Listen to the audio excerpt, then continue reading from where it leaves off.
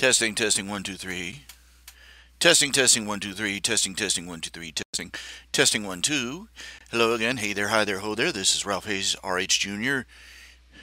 Ralph Edward Hayes, reality check coming to you live over the internet through a system of tubes known as YouTube. Bringing you another broadcast evening of that sad excuse for an internet show, Spleen Squeezins.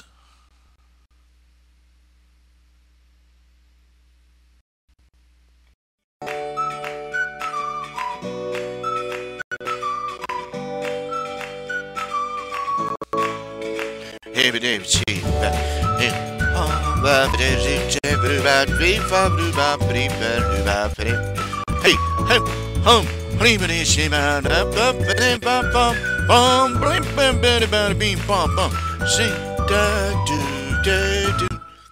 One, two, three, four. And it's me again. Yes. Afflicting my personage across the internet on poor traumatized human beings across the fruited plains and beyond. And for all I know, people in, I don't know, Bolivia are listening to this. Alright. Hi there. Yeah, it's another evening. Another round of moi. It's me again, Margaret.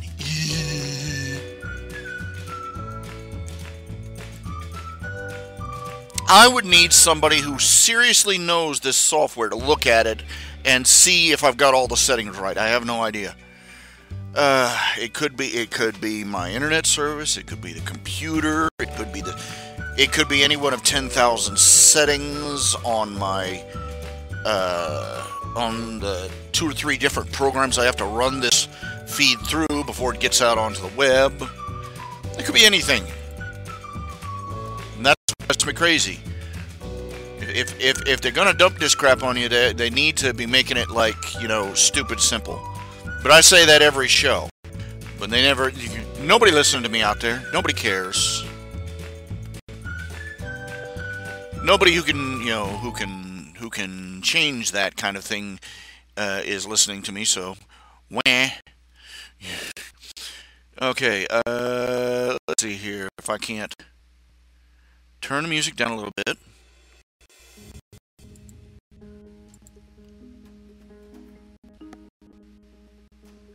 Randomize it a little. I need new music. But the YouTube library is not the only thing I've got here. I mean, I got 32 videos, and it always sounds the same. Just here, 200 videos, and it all sounds the same. This is the reason it's public domain.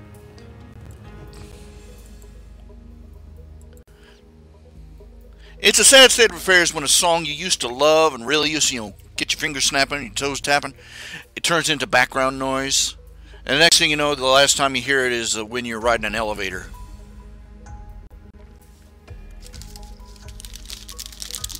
Climbing a stairway to heaven, floor 6. Now.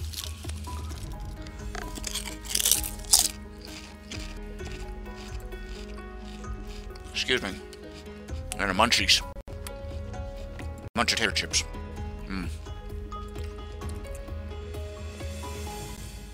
Well, I have to eat once in a while. Now.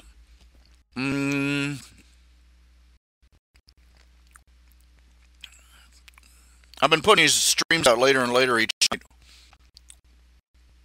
What happens I do is, I'm turning a night out. I've reached the point where I'm asleep most of the day and wake up at like 4 in the afternoon.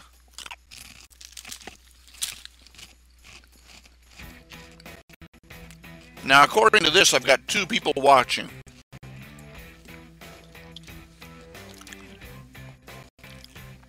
And one of us.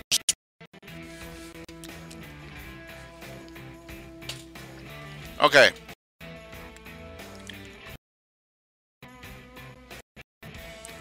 Okay, well, I'm moving on tonight. Wild Wired Weasel gave me a big commission tonight. He's got basically just 4 images here. Might as well start on those right away. I got a stack. I got a stack of backlogs. This is what happens when you take pretty much a 6-month hiatus because you're trying to pass gravel through your kidneys.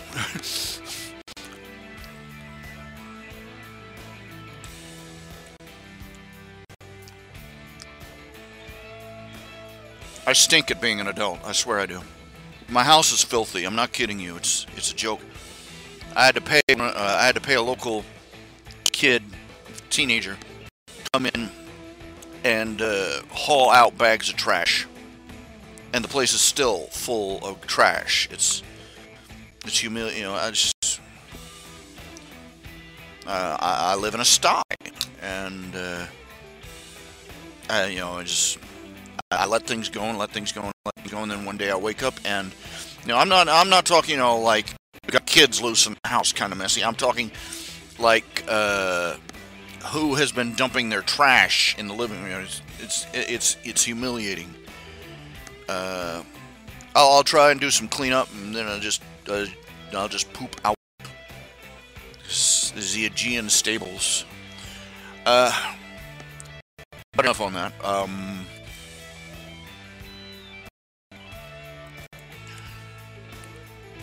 I think I have no audience tonight because Glove and Boots is doing a live stream.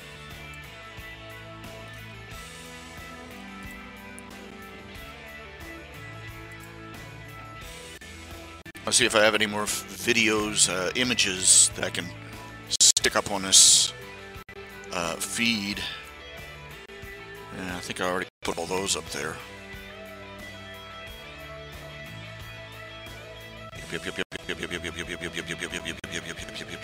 Yep. I'm old. I feel old. I feel old. I feel fat. I feel ugly.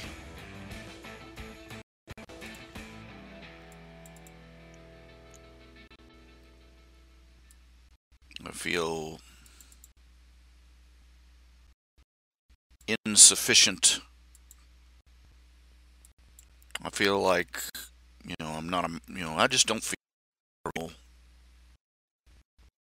I don't feel like a man. I'll be blunt.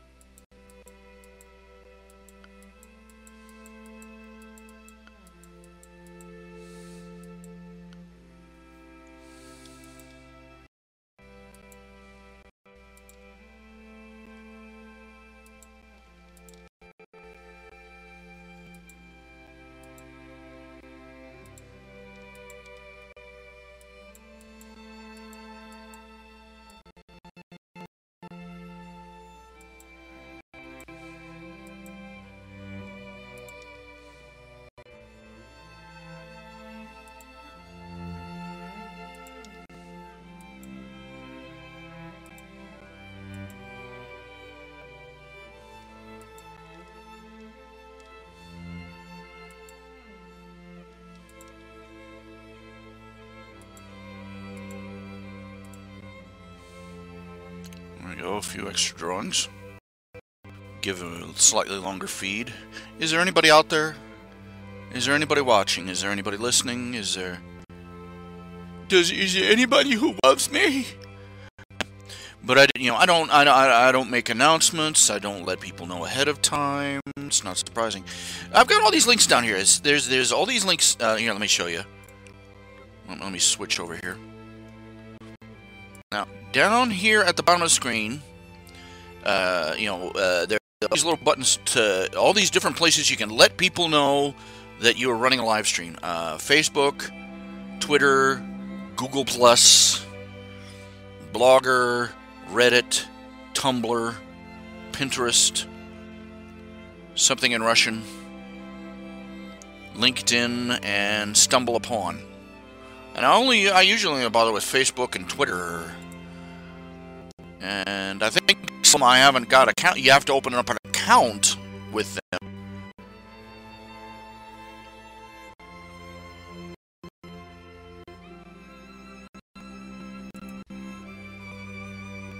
I'm putting. Does anybody use Google Plus? I don't know. Blogger. Got no blogs listed. You have no blogs associated with your account. Would you like to create a blog? No, I would not like to create a blog. I've got enough on my plate.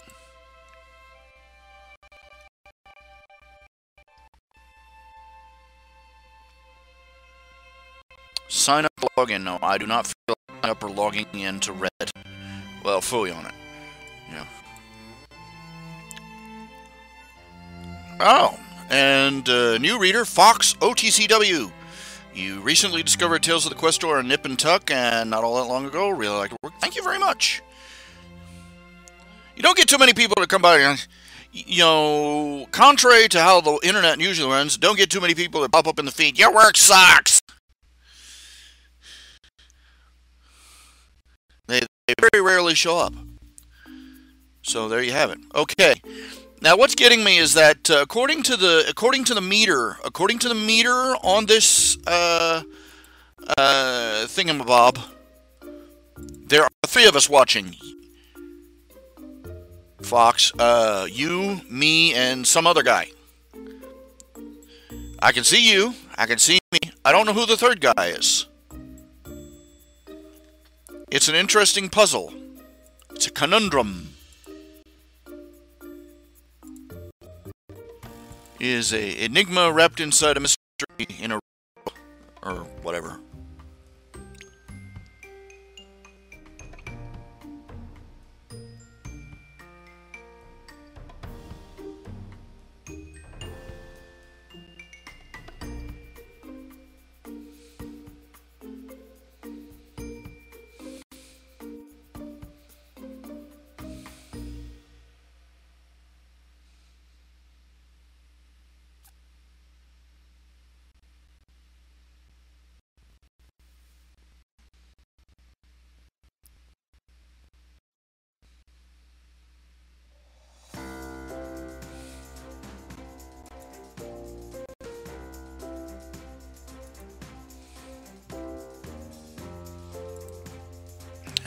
Currently, the images scrolling are some of my other artwork that I've done over the years. Just to have something slide showing across the screen. My feed is so bad that I can't use a camera. I can't really use a camera. So, it's Cartoon Glutton. Hello. But no, that doesn't explain it either. We got 3 people in the channel, and counting myself, and the meter is reading as 4. I do not know what is going on. We have a mystery stalker. We have a mystery stalker. We have a celery stalker. I don't know.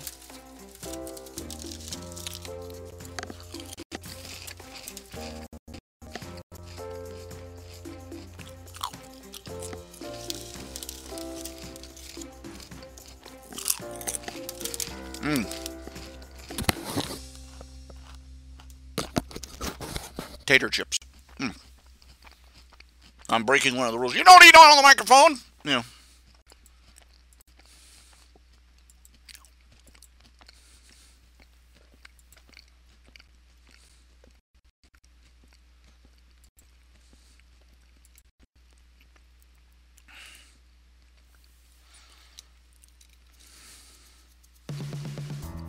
Okay, I gotta draw a Japanese guy in Roman Legionnaire armor, riding a Triceratops. No, seriously, that's what I gotta do here. It's just, that's the first of the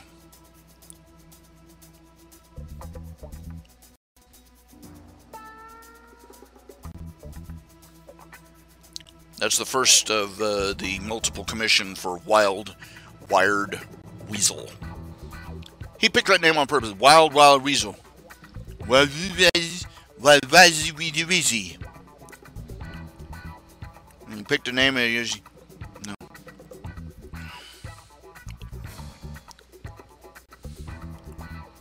I'm amazed he didn't pick Peter Piper picked a peck of pickled peppers for a name.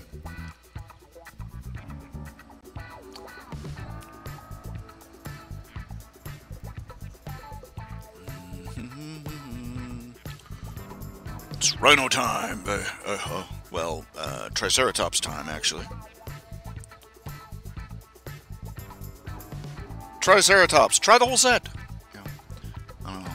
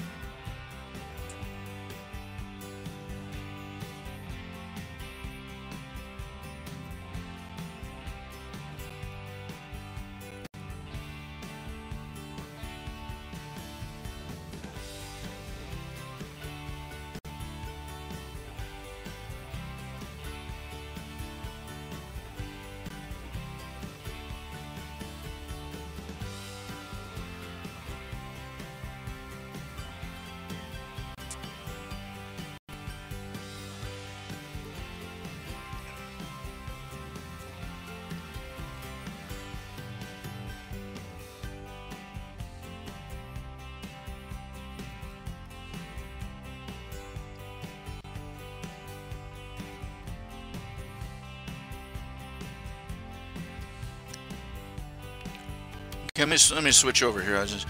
I get awful quiet while I'm drawing, so you need to see what I'm doing, just so you're not, bored. Image. Yeah. There we go.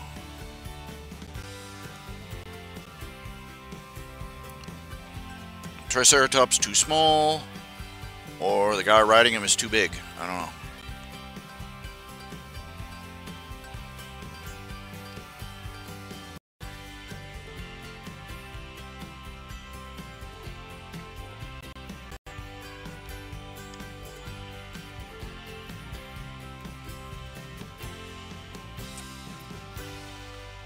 Let's see here. Yeah.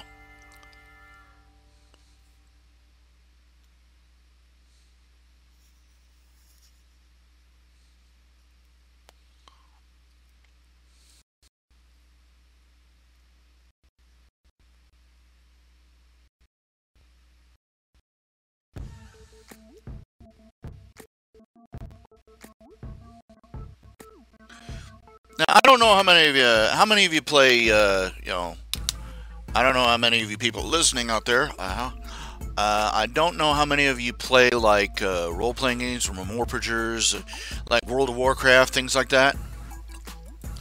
I used to. My old computer I had up until about middle of last year, I could play those games. I played World of Warcraft, and I played WildStar. and I was really big on WildStar. I loved WildStar. I still wish I could go on Wild.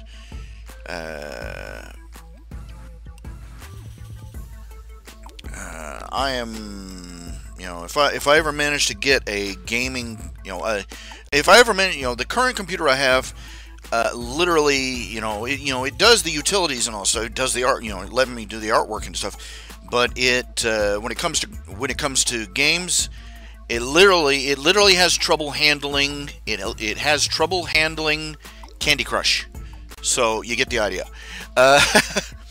Anyway.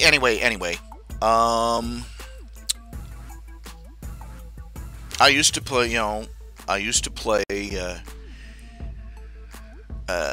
tons of WildStar and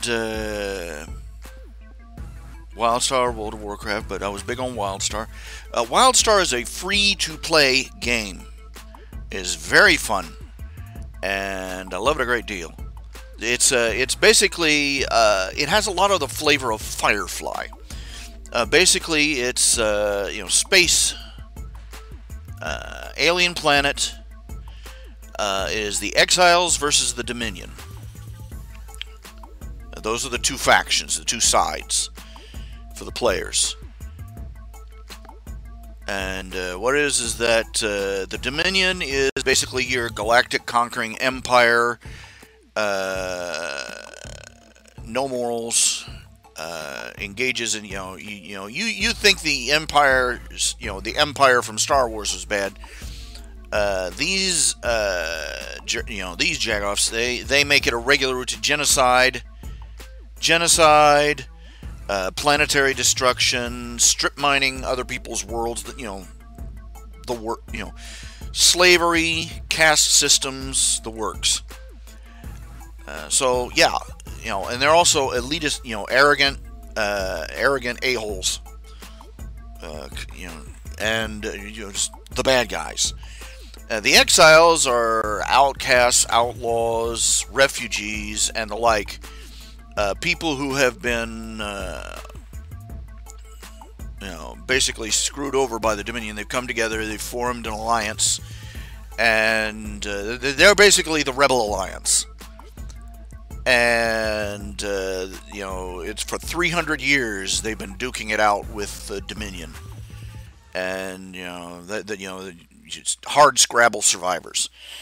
And the story begins basically with an exile explorer discovering the world of Nexus. Now, Nexus is believed to be the home world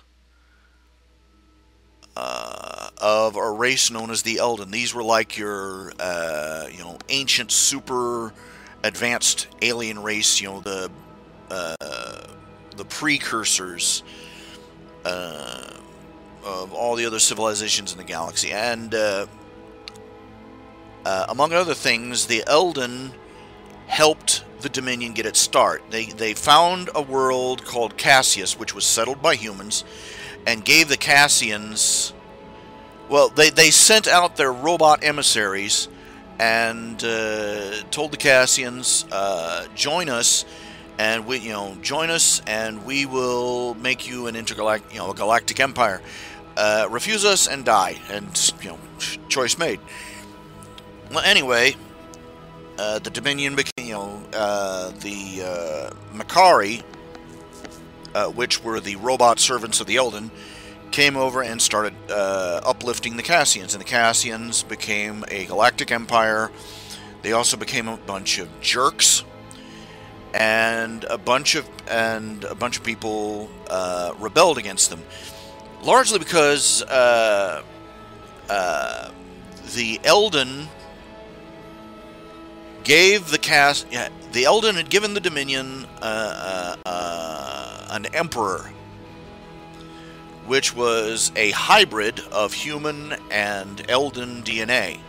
He was Dominus Half-Blood, and basically, by the time of the story, the Dominion civilization is broken down into a caste system. There are the Highborns. Basically, the more Elden DNA you have in your system, the higher ranked you are in their society. And if you're just, if you're just regular human, you're a peasant. Little better than a slave. Serfs and peasants, and anyway, some of those serfs and peasants rebelled. And this is where you get the exiles. And anyway, the two sides, they have found the planet of Nexus. And the exiles, who have who have basically had their homeworlds destroyed by the Dominion, want this as their new homeworld, and they settle on it.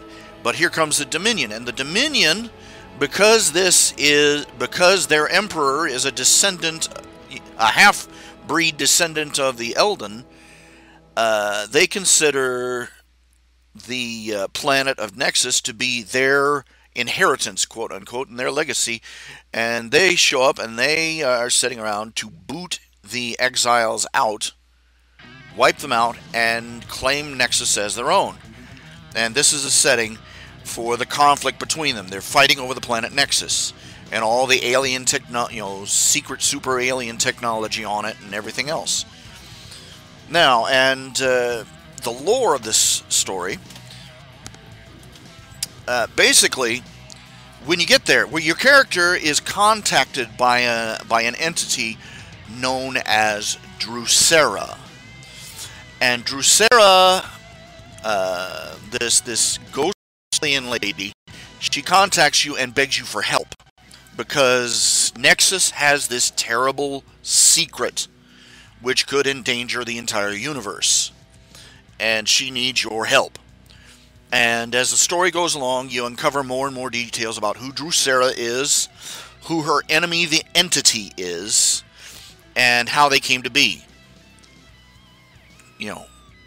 But it's very rich story. It's very, it's a blast and a half to play. It's got a lot of what can only be termed dark humor. It's very, very entertaining, very creative. An incredible number of options for designing and building your character.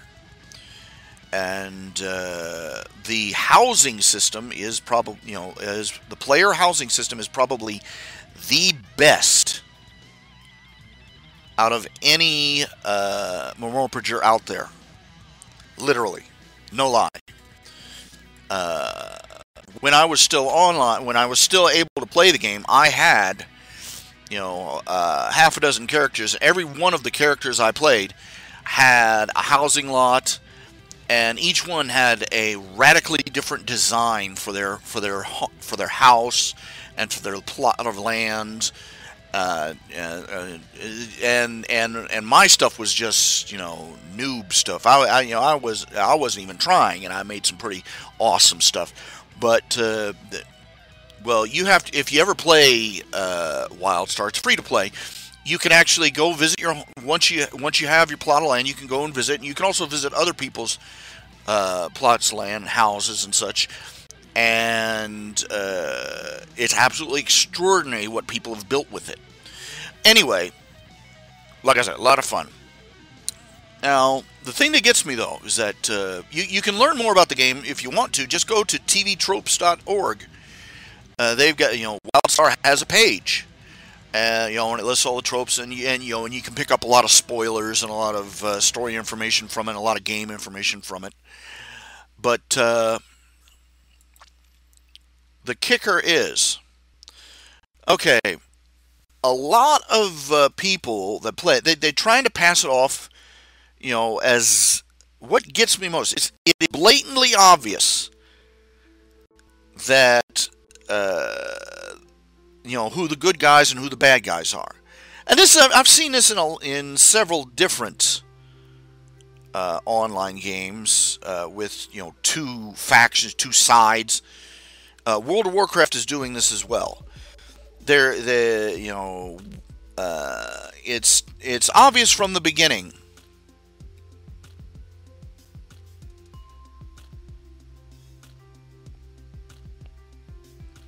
It's obvious from the very beginning that the exiles are the good guys, and and the Dominion is the bad guys. But a lot of people are trying to pass it off as, gray and gray morality. That, the two sides aren't all that different. And they talk about some of the more ruthless things the exiles do in the course of the story and in their lore to survive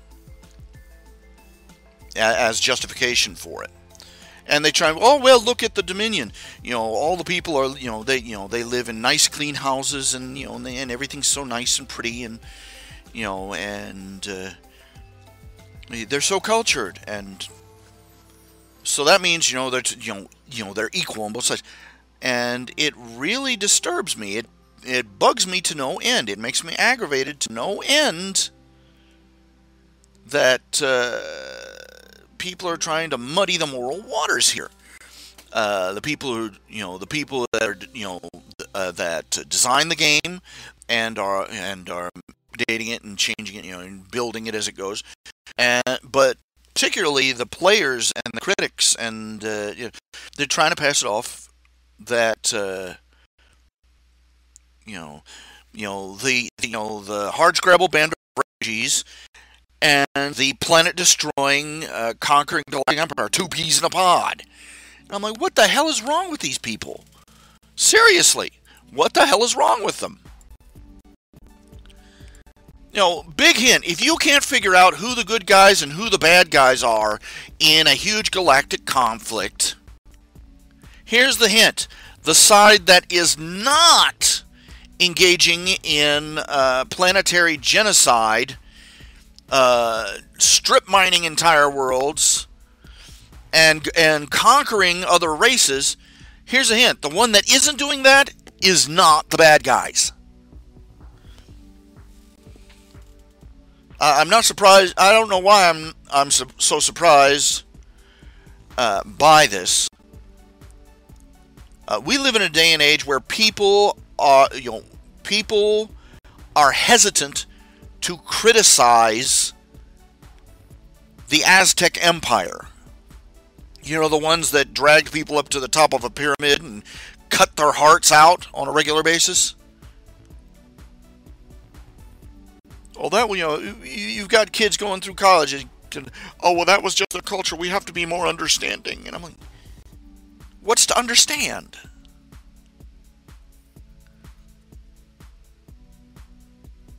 It does not require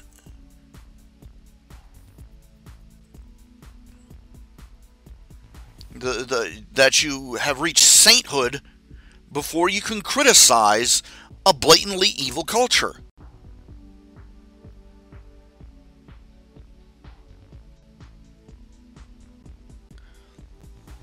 I mean, you don't have to be a great actor to spot a bad one. You don't have to be a great musician in order to criticize a bad one. You don't have to be an angel to criticize somebody for acting like the devil.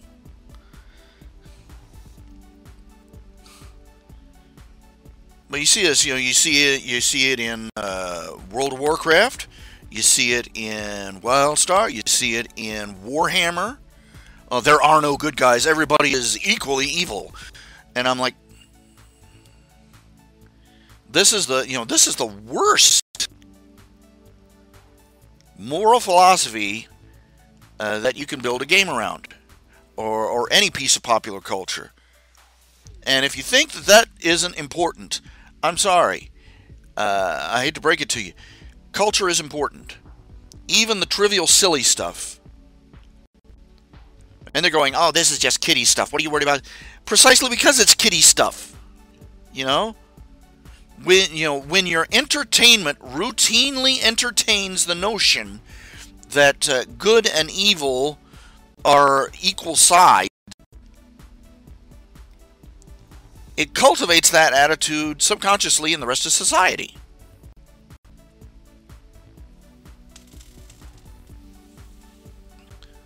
No, the Dominion are not black.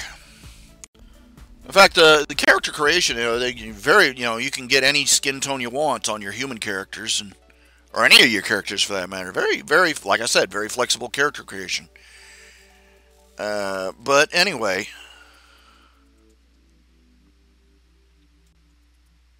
they're British. I'll say this. You will know the humans in the exile humans speak with a southwestern accent.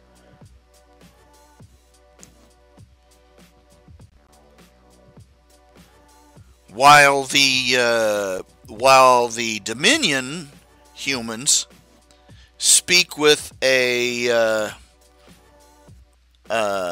New England or British accent.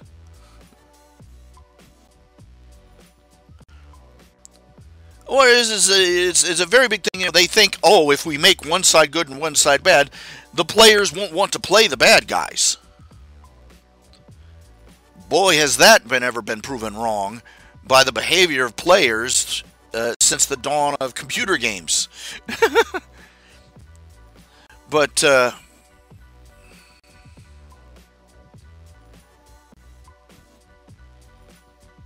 in fact, I find it kind of a sad statement of the fallen nature of man is that so many people, so many players seem to think that the bad guys, the Horde in World of Warcraft, the orcs and the Tyranids and the other monstrous murderous races in Warhammer,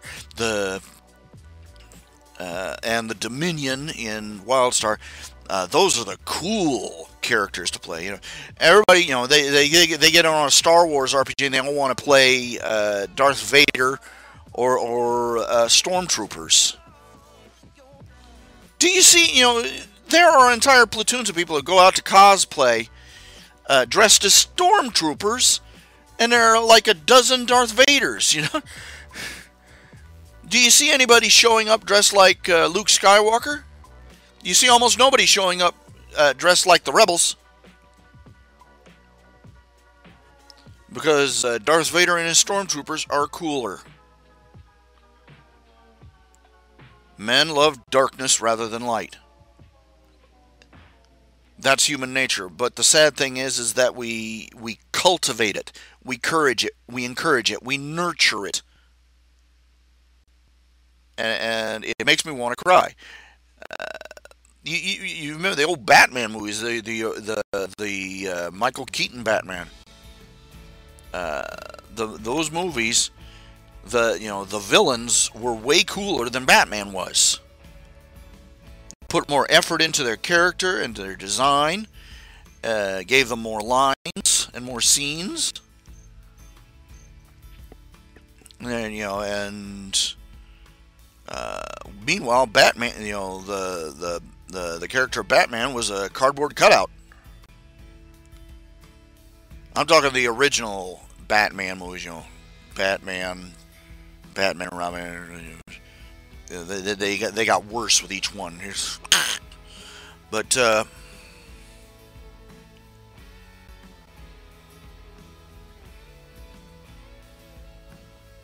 getting back to my main point,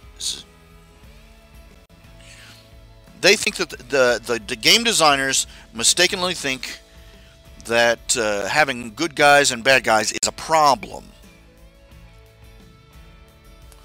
If you don't want to design a game, if you don't want to have a massive multiplayer game where one faction is good and one faction is bad, if you're here's something. Let me put it this way. Here's something that I think is an actual problem with these online games, these memoirpagers.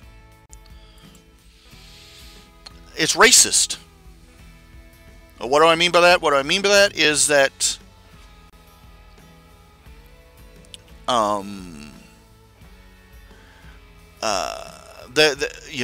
years out, for decades, ever since the invention of Dungeons and Dragons, despite the fact that people have been complaining about it since time immemorial, in these games, if you pick, you pick your side by picking your race. Now, in WildStar, you can be a human on either side of the dividing line. But if you decide your character is going to be a Shua, they are always Dominion. If you decide your character is going to be a Makari, they're always Dominion. If you're going to make your character a Mordish, they're always exiles. The Orin, always exiles. There's no option. In fact, World of Warcraft is the first online game like this I've seen. When they introduced Mr. Pandaria and they introduced the Pandaren race, the Pandaren race is the first race I've seen in any of these games where the character can choose which side they join. Your Pandaren can join either the Human Alliance or the Orcish Horde. And I'm like, why don't they do that with all the races? In any realistic scenario, there would be criminals and outcasts and quislings on both sides. There would be crossover. You would see orcs that sided with the humans and humans that sided with the orcs and trolls that sided and back and forth. But no, you pick a race, you've picked your destiny.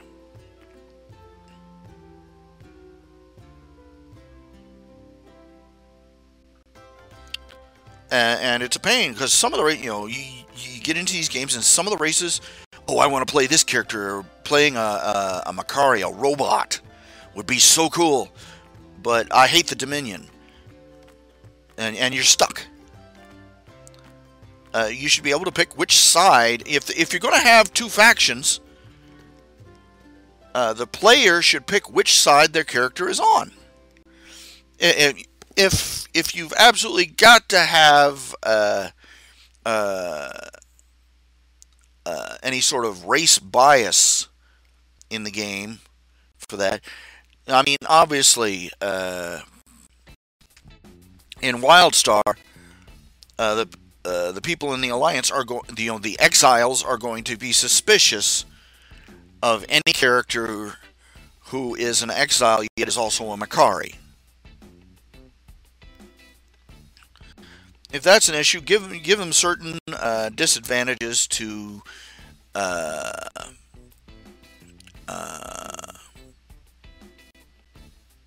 how well they get along with the NPCs, certain that kind of thing,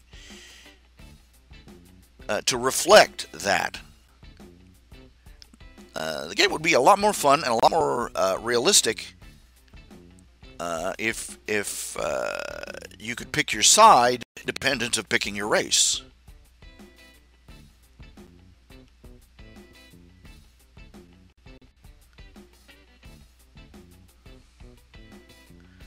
That's the point. People think good is boring because good they think is supposed to be the norm. We live in a very pampered time where we expect equality, liberty, justice, things that we've taken for granted for a long time. This is part of the reason that you do need an evil faction to present a serious challenge to the good guys. To illustrate that it's not all going to be a bed of roses. It's not going to be as easy as it is in the real world, or as it seems to be.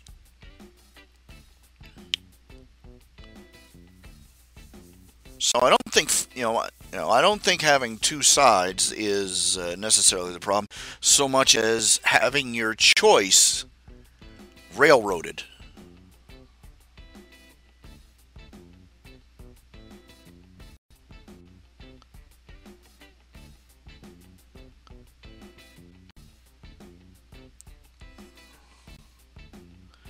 Now that's the big disadvantage of that's another disadvantage of online multiplayer games versus, for instance, pencil and paper games. You can obviously a lot more flexibility in an online in a pencil and paper game. You can, if you want, choose to play a character that's in the evil alliance, but is striving to bring them down from inside. You know, if you want to play a very nuanced character like that, it's feasible.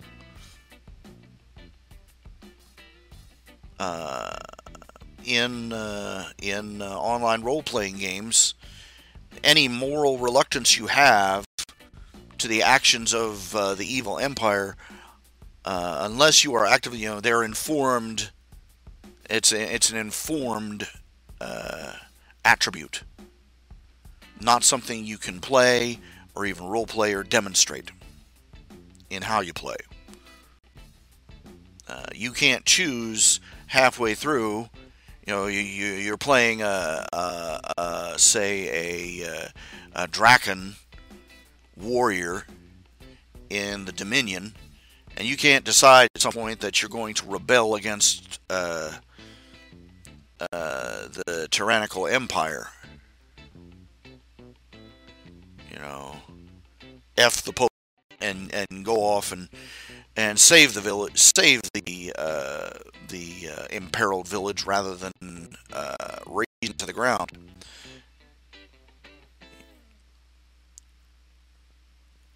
That's another thing. You can't change sides.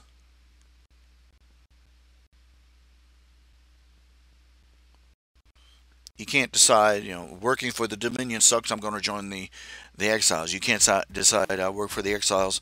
I like how, you know, I like the cushy job over here in the Dominion, and you can't switch sides.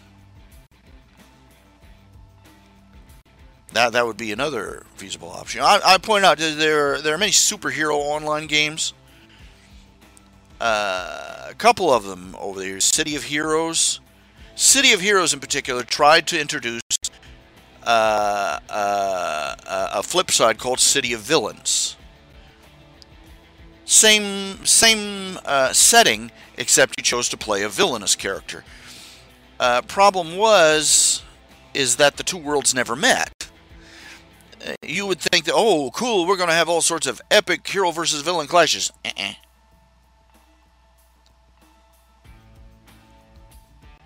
The PvP was entirely on your own side. And the PvE was you trying to level your way up through the evil organizations. You didn't actually face off against superheroes. And I always thought there was a much easier way they could have done that. Instead of creating two entire different you know, islands of adventure, give the characters, you know, you've seen the morality meters on various games. Give the characters a morality meter. They can choose between heroic and villainous missions, and the more heroic missions to do, the more they are recognized as a hero.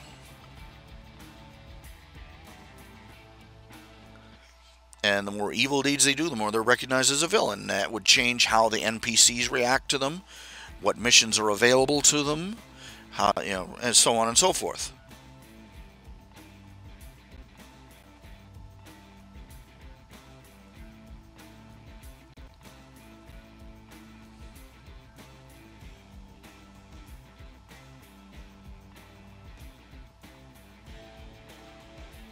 There's also the problem that when you have a good versus evil scenario in the game, anything more complex than like Galaga or Pac-Man or Space Invaders, where the morality is simple, you fight to survive against people that want to destroy you. People invariably complain that the scenario is contrived.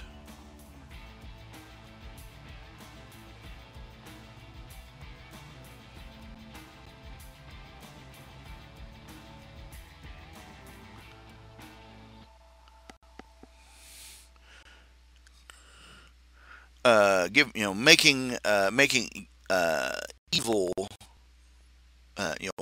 making consequences consequences of being evil is rather simple. Program them into the game.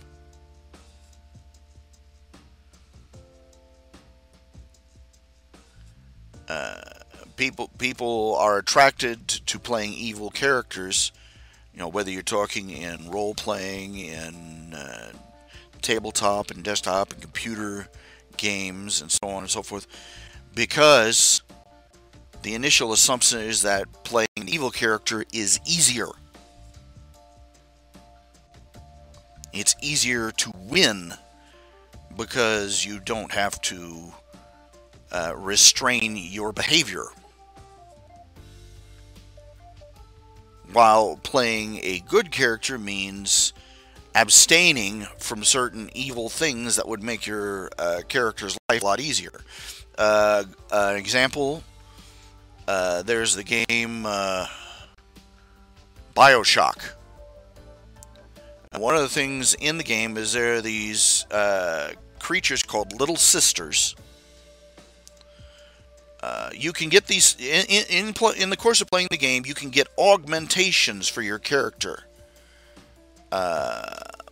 and these augmentations are fueled by some sort of energy plasma that you can harvest from your enemies. And one of the quickest and easiest ways to harvest this plasma is by killing the Little Sisters, which are basically just little girls, innocent little girls who wander around the city collecting up the plasma from various monsters when they die. You can get a big surge of the plasma by offing one of these little girls, which is why they're protected by the monsters known as Big Daddies.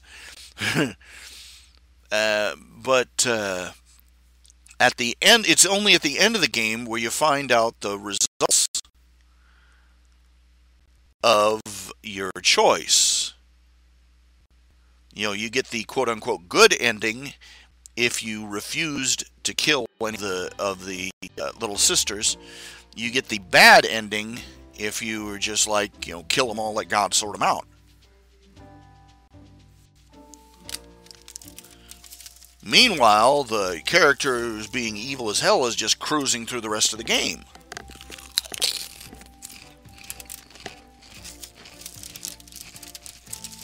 Then there's Undertale, where your two options are pacifist or genocide.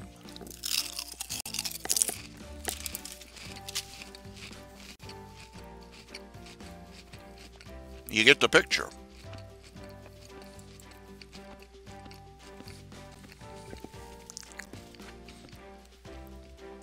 The issue is that many of these games, it's a long, difficult process to encode rewards and punishments for ethical choices, because people on one side or the other will invariably complain vehemently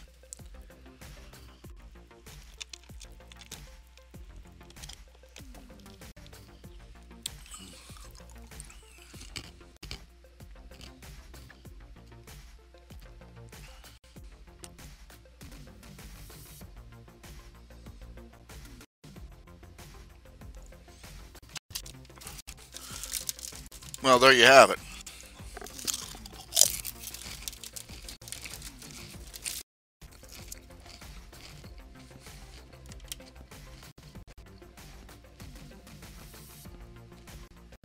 And let's be honest, it should be a side issue. People play games for fun, not to be confronted with convoluted and difficult to balance moral conundrums.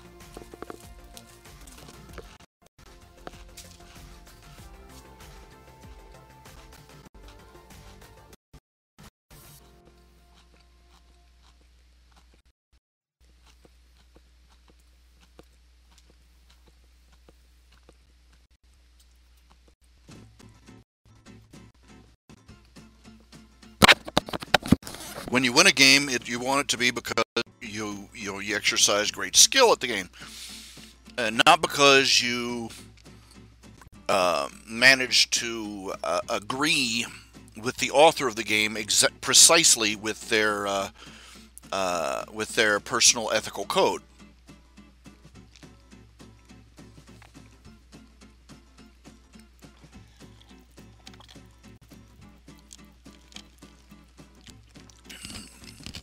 For instance, I would get particularly annoyed if I played a game where I was punished for not celebrating a gay wedding.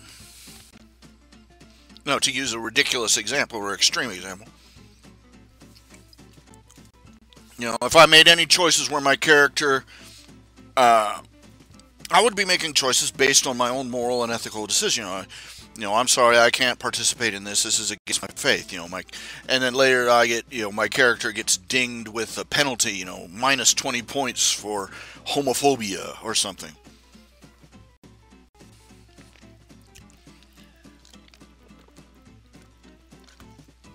I would not appreciate a game where I was expected to pantomime liberal morals.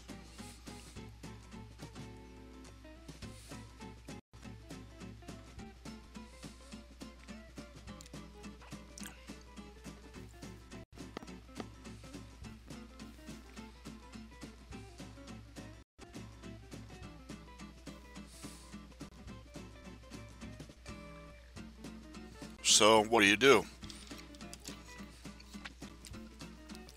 Good part of the problem is that a lot of the things we considered that were once common sense understanding of right versus wrong, we have had a great deal of pressure over the past half century or longer to abandon those values for pretentious and arbitrary reasons that had nothing to do with the actual moral question.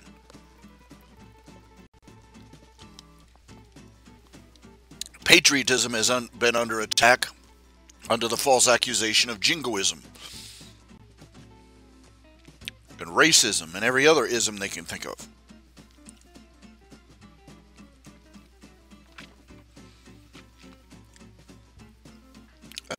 They talk about racial pride, but God help you if you're a white guy and take pride in your cultural history. Because that obviously means you're an Aryan, racist, bigot, Klansman, Nazi. As if the only people that took pride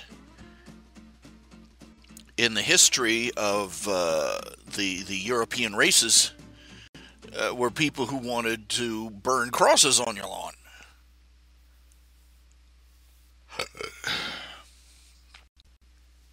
It's inconceivable to these people that you can take pride in your own culture without taking somebody else's culture down.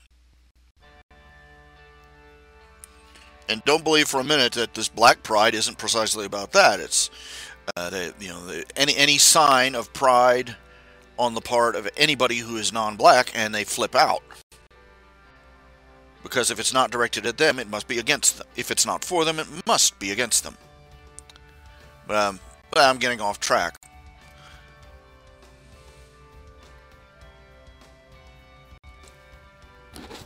Now, games and morality. There should be simple things. We used to understand these simple things.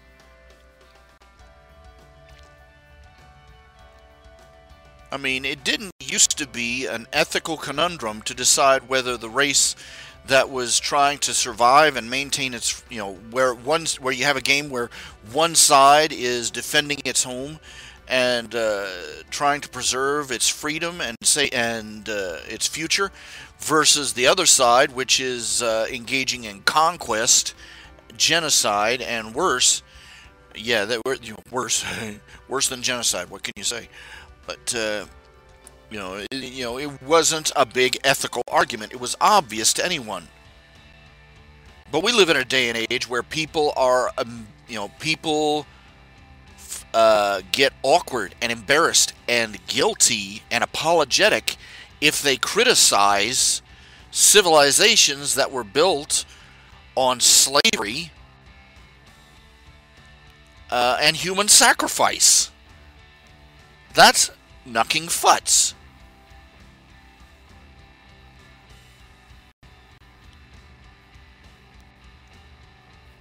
That's, that's Dane Bramaged,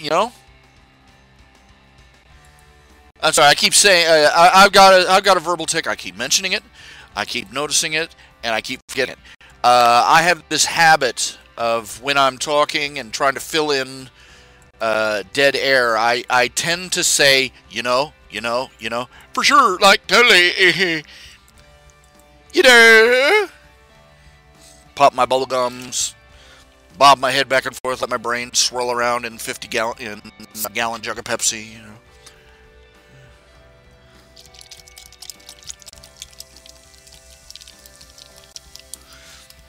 Okay, I'm drinking some Dr. Pepper right now. I really shouldn't be.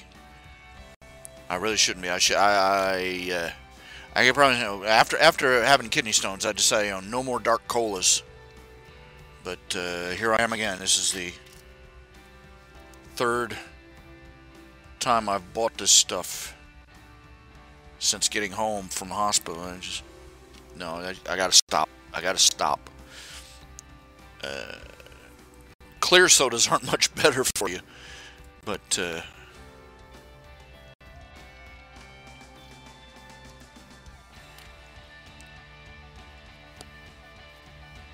people are morons. I remember superheroes and villains being compared. Oh, you're not so much different, Batman being compared to the Joker. I remember an episode of the Batman cartoon.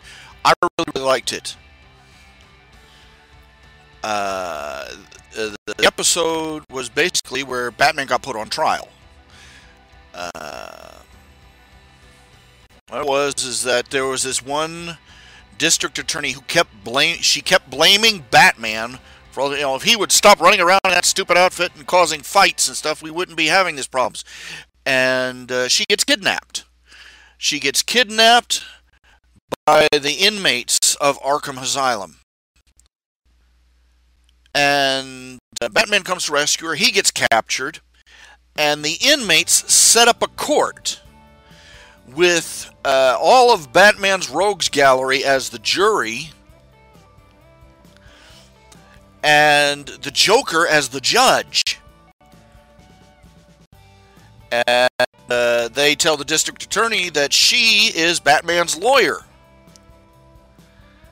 And they're accusing Batman of making villains out of them all. And the whole episode runs, and this attorney, in the interests of saving both their lives, she does his case, and she not only she just dismantles every argument the villains throw at him.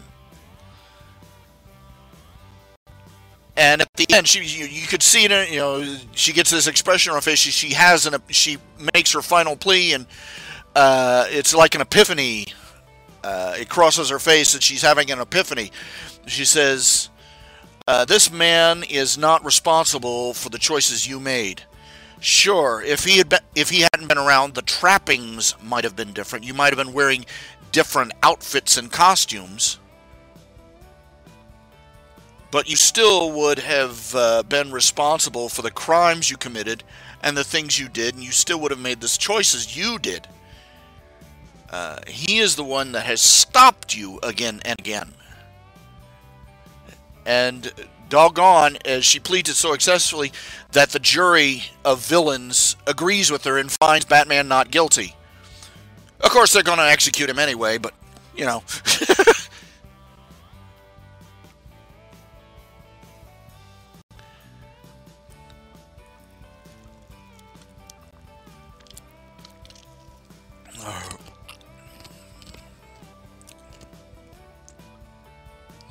Mr. Cartoon Critic, prejudice against patriotism is how the idea of the militia and anything associated with it is demonized. You know what the fundamental problem with that is that, well, I agree with you. They demonize the idea of militias.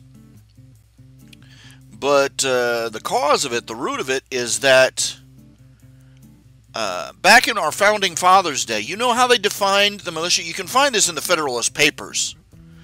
You know, the papers they wrote, you know, the letters they sent back and forth when they were composing the Constitution and the Declaration, you know, the Declaration of Independence and the Constitution. And, quote, the militia shall be defined as the whole of the people, all able-bodied men and women, with the exception of a few public officials. When they said well-regulated, they meant well-provided for, well-equipped. And a militia referred to every able-bodied person in the community, including the political leaders. We have it the exact opposite way around now. They have it that the only people who are allowed to carry guns are those who work for the government.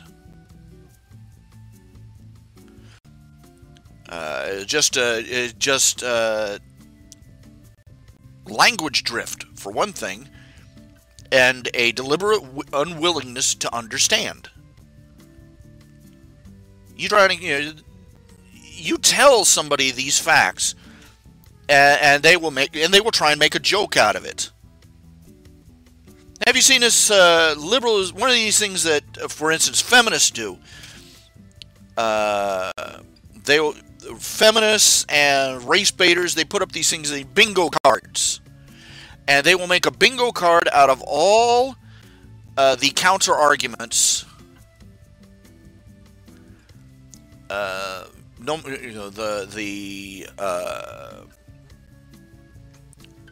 various counter arguments that people bring up to their rhetoric, and it's a deliberate mockery. Rather than answer the arguments, they trivialize them. You try and explain to somebody, when they said militia, they meant, and they are basically going, la la la, I can't hear you, la la la la la, la la la la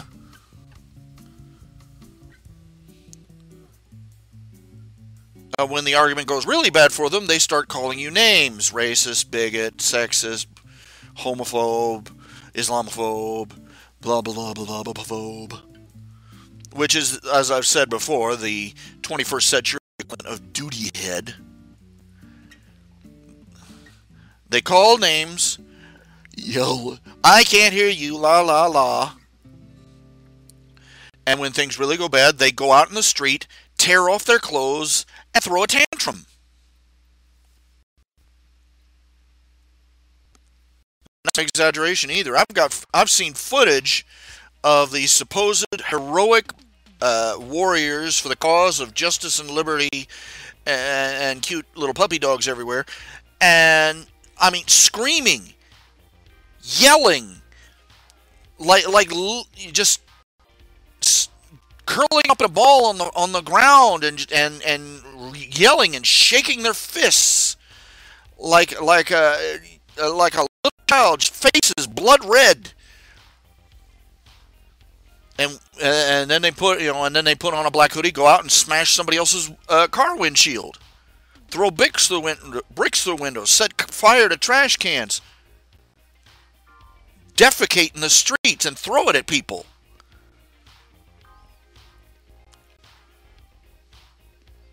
They're not only immature children, they're the most horrible, feral brats you have ever met in your life.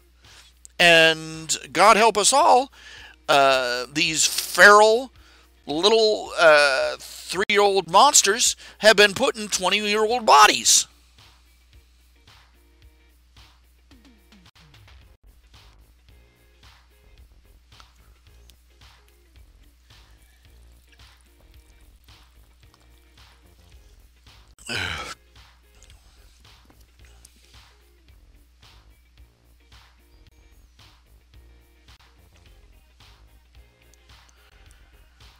These people who can't behave like adults when things don't go their way.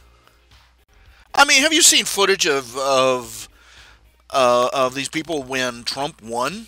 The announcement of Trump won, screaming and crying and bawling and howling like a little child who had their ice cream cone taken away.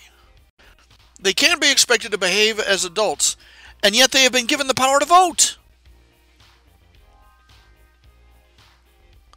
You can, they're worse than children because you can paddle a child. At the very least, the child's smaller than you. And, there's the big issue. It's as Cal Thomas put it, every generation, our civilization is invaded. It is invaded by a whole new generation of amoral, selfish, violent barbarians. And the only thing that saves us all is that they are way, way, way smaller than us.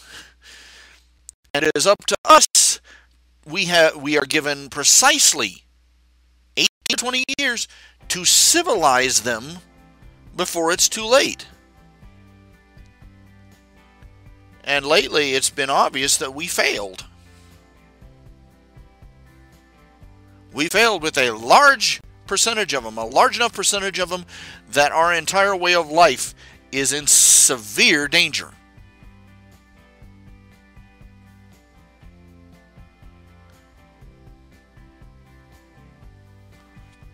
You got people that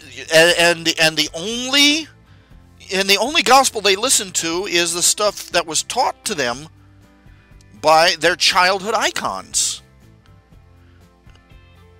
These are people who think Bill Nye the Science Guy is, that. What's the name of that black man, African American man? They keep consulting him on science. What is it? G something? They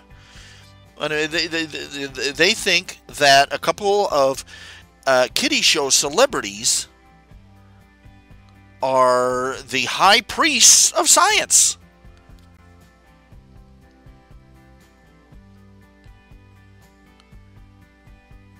Our generation, my generation, it was people like Mr. Rogers who had a staggering influence like that. But now we got people, we got a guy who is so morally and ethically confused that he's out there gibbering about global warming and believes that there are more than two genders. Oh yeah, he's a scientist. Hello, Bill Nye, X and Y chromosome. Remember those? And they worship at his feet. Neil deGrasse, that Tyson, yeah, that's him. Hard to remember name.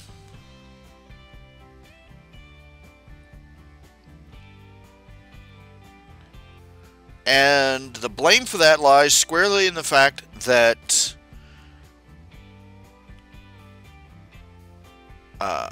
parents, for generations, the biggest influence on a child's life was the local church and their parents, and not in that order. But as I said before, we spent the last 50 years, maybe 50 to 100 years, with everybody except the parents being a bigger influence on the child. Deliberately, by design, and the parents cooperating with it every way so that they can have more me time. I've griped about this before, like I've said before. From the moment, the moment the child exits the womb, every effort around the child revolves around keeping them as far away from the parents as is feasibly possible, while still keeping tabs on them.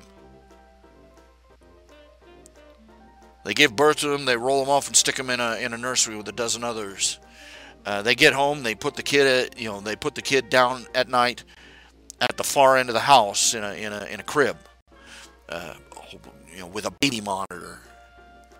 The kid turns 3, they send him off to daycare, nursery school.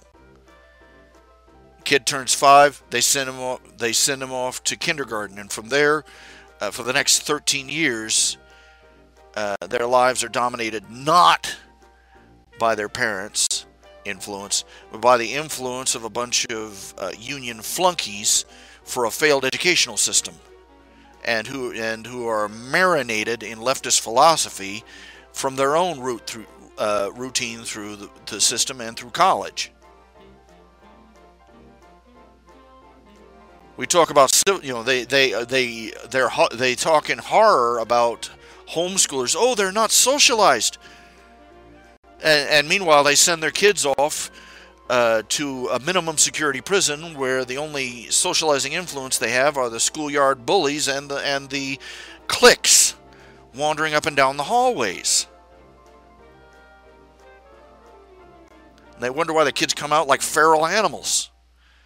We send our kids off to Rome, and we send our kids to Caesar to be educated and indoctrinated and moralized, and we're astonished when they come home marching like Romans.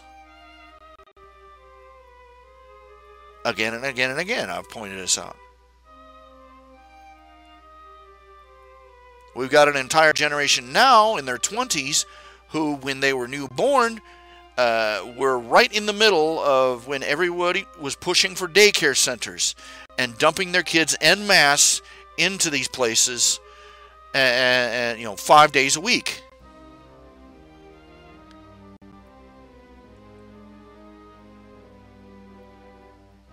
I'm sorry, for over 10,000 years, human beings who were miserably poor compared to how we live now somehow managed to raise their own damn children. You didn't see somebody in ancient Rome. Oh, you didn't see somebody in in ancient Rome or Greece or Babylon or Sumeria or Persia running off. Oh my! I'm just so busy in the fields today. I'll have to drop little Susie off at the daycare center. Here's 5 drachmas, honey. Buy yourself a juice box. No, they raised their own kids. Heck, they slept in the same room for safety and for comfort.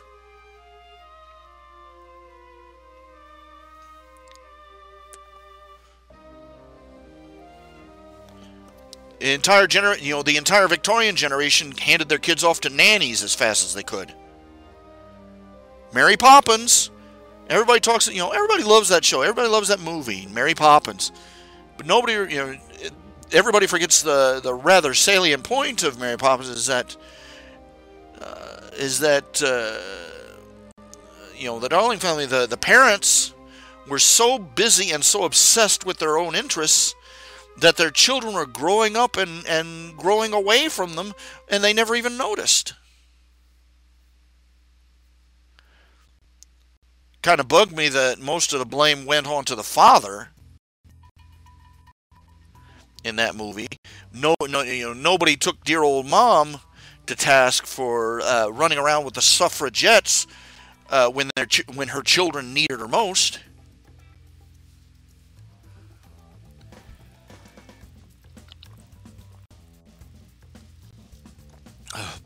Our daughters will adore us, and they'll sing in grateful chorus.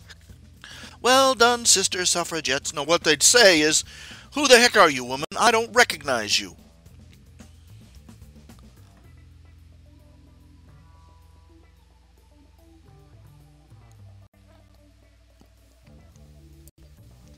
They needed their mothers even more than they needed the vote. They would have gotten the vote in time. But you can only have a mother once. And only for a limited time. Can you dig what I'm saying?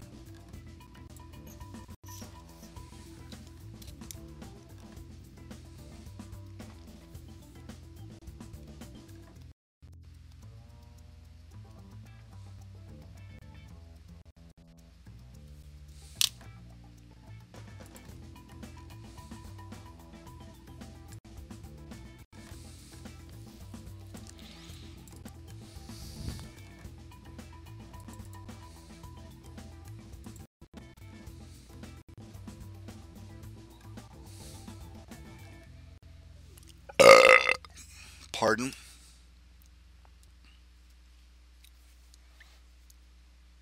Better out than in.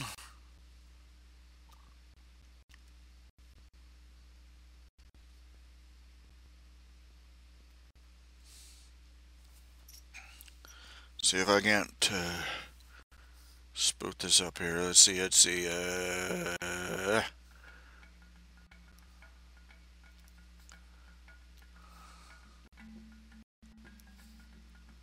Time is so brief. We wasted.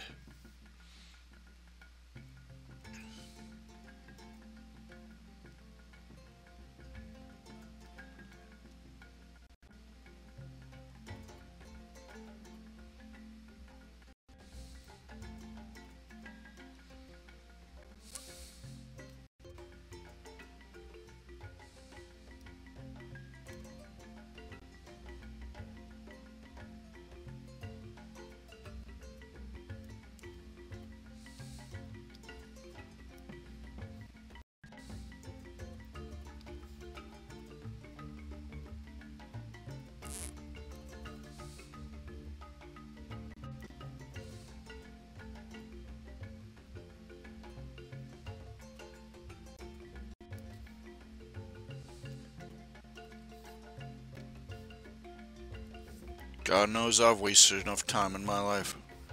I'm going to be standing before God's throne shaking in my shoes, trying to explain why I wasted so much of it.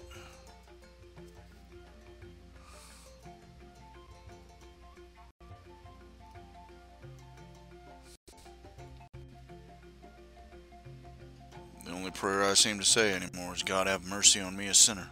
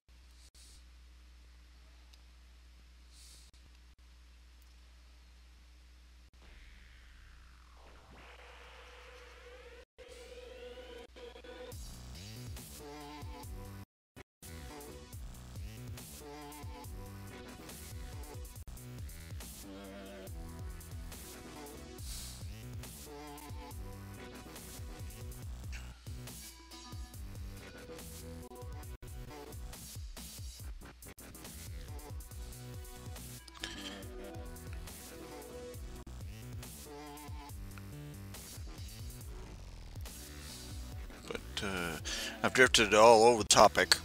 I've drifted all over the subject.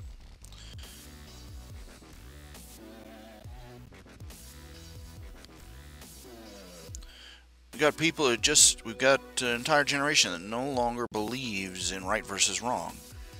Or rather, they believe in right and wrong. It's just that their code for right and wrong has blabbery lunacy.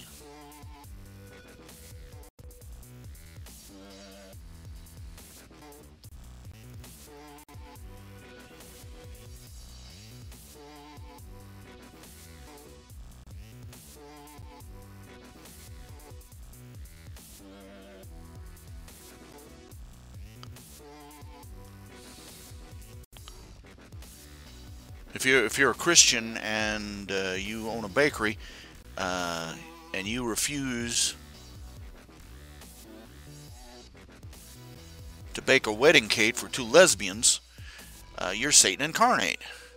But if you work, if you're a member of ISIS and you spent the last weekend rounding up Christians and chopping off their heads, rounding up young women and stoning them to death for refusing sex to the men of your troop, you're part of a religion of peace, and anybody that criticizes your faith is a xenophobe.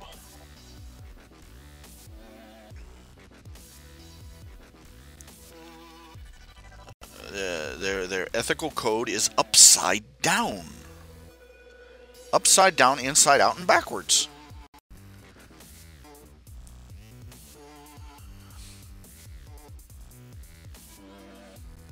It's a miracle they can put their shoes on their feet. Hell, they can't even figure out which bathroom to go to. My Lord.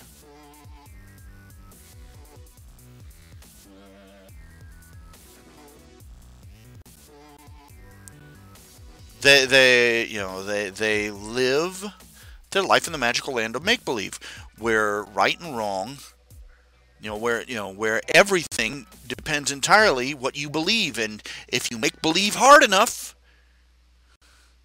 it's true. And only mean old meanie pantses tell you otherwise.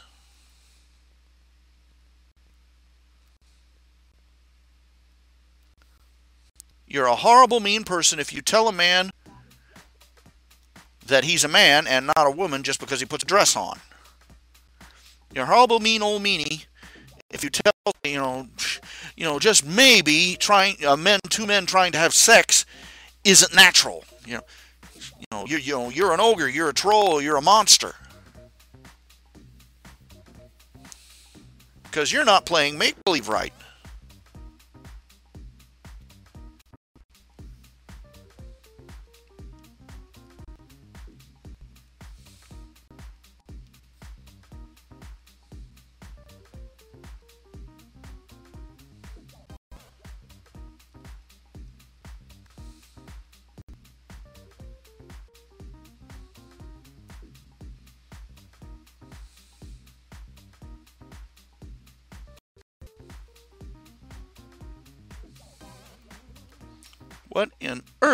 What on earth can you do with something like that?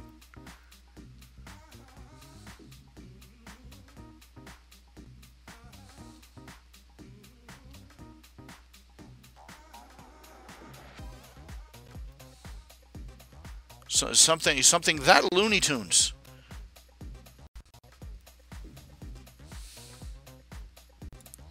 There are people. You realize that there are entire movements of people. Take your own guess as to how long it is before these people become "quote unquote" mainstream. You got people out there that insist they're reincarnated from the burning times. In my first lifespan, I was a witch who was burned with her book of secrets for her crime. For her crime of witchcraft. That's bad enough. That's bad enough. Then you get to people who insist that they are reincarnated elves and fairies. I'm not lying. These people actually exist. There are people out there that I have talked to online that sincerely, honest to God, believe that they are reincarnated dragons. And they are regarded by our society as sane.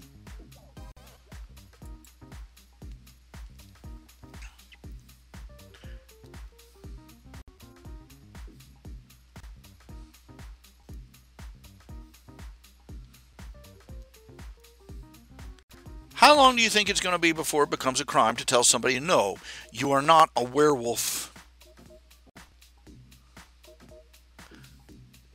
You got people out there that insist that they're werewolves. And you point out, look in a mirror, I don't see, you're not changing. It's a full moon. You're not a werewolf. And they go, well, I'm changing on a spiritual level.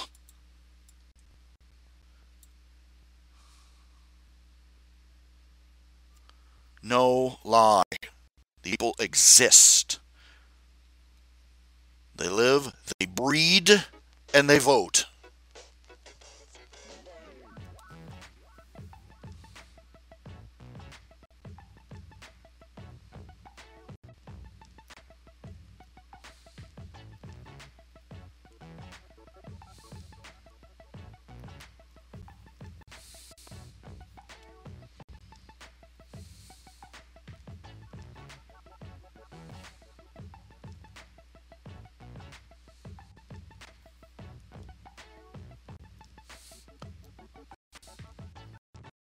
Can you dig it?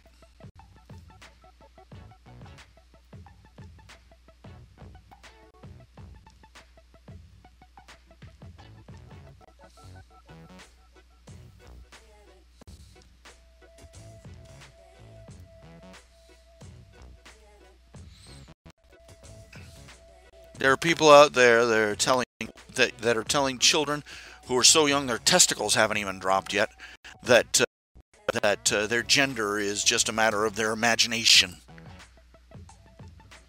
There are two gay women out there, two lesbians, who have adopted a child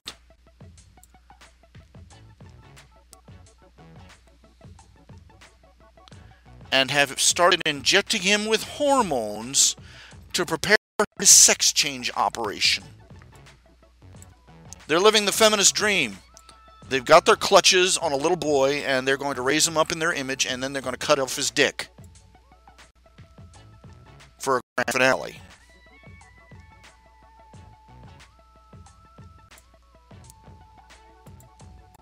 Villages used to show up with torches and pitchforks for this kind of crap.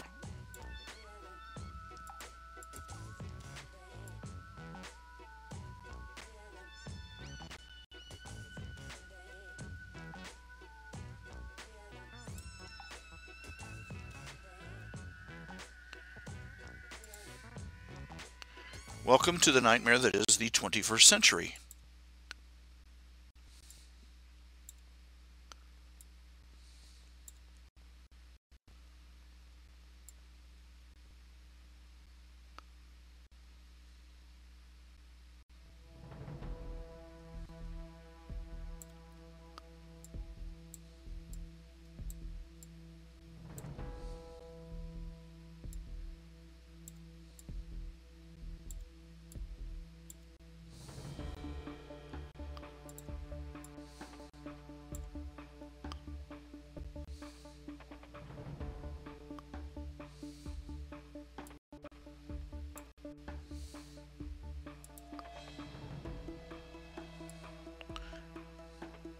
These people go to your kid's school, and basically they're out to try and get as many children as they can to traipse down the lily-strewn path that they have gone.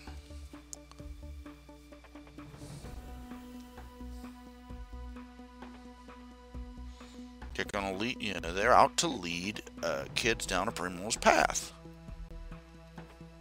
And our moral superiors running our schools and our government and everything else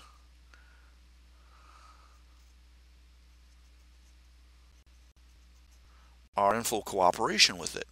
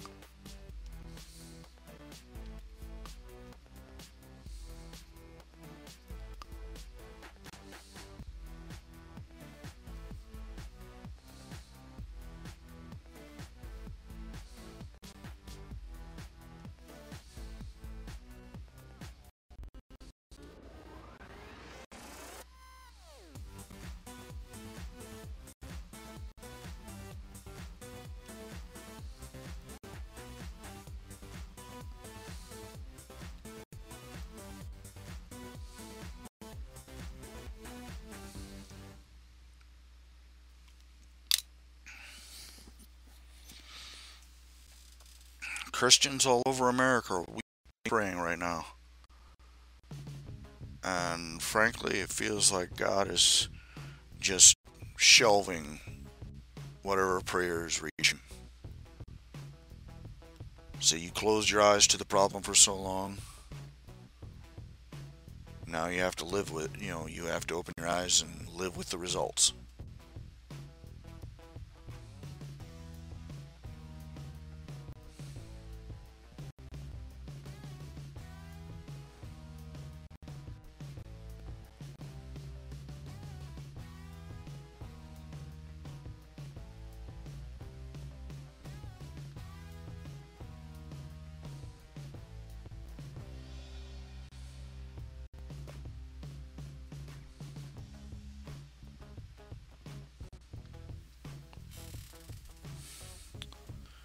Yes, but it used to be we used to lock people up like that. That's the sad thing. Guy who believes he was a glass of orange juice. Not the weirdest thing I've heard. You know, it's actual common, well, not common, but it does happen with a certain frequency. There are people who believe that they are dead.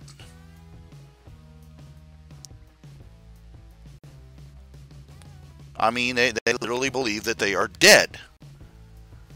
And nothing you can do, nothing you can just tell them, shakes them of this conviction. Told a story of one guy who's new at psychiatry, and he's a graduate, and the more experienced therapist said, "Don't bother trying to argue logically with him; it won't work."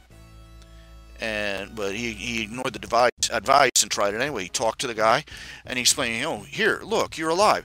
Do living people have a pulse? Yes, living people have a pulse. See here, do you feel this? That's a pulse. You have a pulse, and and so on down the line.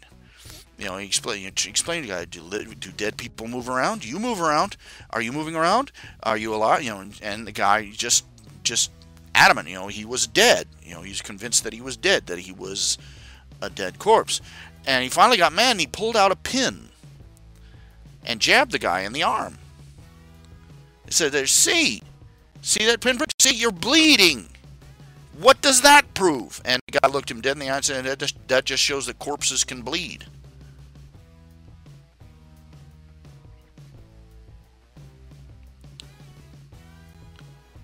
I believe the saying is you cannot use logic and reason to argue somebody out of something they didn't get there by logic, where they didn't get by logic and reason in the first place. What will work, God only knows.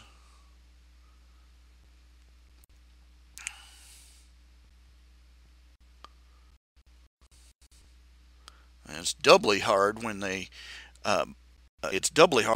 convince themselves that they're the only reasonable people in the world. The guy who thought he was a corpse was convinced that he was the only sane guy in the room. The only sane dead guy, but still the only sane guy,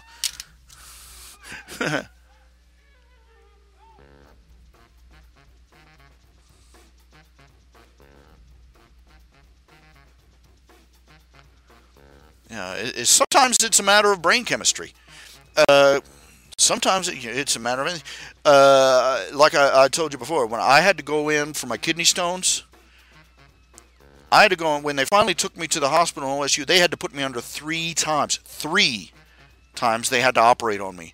First, they went in the first time and they said, "Uh-oh, the stents they put in, the stents they put in the first time have been in too long." Grand sum total, I had to go into an operating room 4 times. The 5th time, I was awake while they pulled the stents out. Thank God it was a quick process, but my God, the experience. Never want it again. But anyway, they put me under 3 times for that operation in 1 week. The first time, it was bad. I came out of the, I still had a tube down my throat when I started to wake back up. And let's just say I was a less than happy individual. I was too disoriented to do anything. And I'm like, I'm just lying there. Please hurry up, please hurry up, please. They had just finished me up and let me come out a little bit too soon. And I was awake, and I could feel that tube down my throat. And I can explain to you, you can breathe. You can feel your rib cage moving in and out, but you can't feel the air in your throat. And it feels like you're drowning, like you're getting no air. That's how it feels. And I had to focus on the feel of my rib cage going in and out and in and out to keep myself from going into a ballistic panic. Fortunately, I was so drugged that I couldn't do anything but lie there and breathe in and out and in and out. Or I might have, I eventually reached one point. They realized that I was awake because I was waving my arms around. And somebody came around, "Are you okay?" They said something like that. I gave him. I apologize. I flipped him the bird. Yeah, he's aware. But anyway, I'm drifting off the point. Is the second time around was the weirdest, because when I started coming out, I literally could not feel my arms and legs. Not that they were numb. I mean, you have something that's called proprioception. Proprioception. It's an internal sense of your body that lets you feel, where your arms are, how high your hand is raised, how many fingers you're holding up. It allows you to touch your fingertips to your nose, that kind of thing. And how far apart your hands are, everything. Even if your outside is completely numb, you can still have some sense of that. It felt like I had no arms and legs. And I was so bombed out on whatever man, good stuff, man. I was so bombed out of my mind that for at least, it had to be at least 15, 30 minutes while I was coming out of it, I was convinced that I was a giant snake.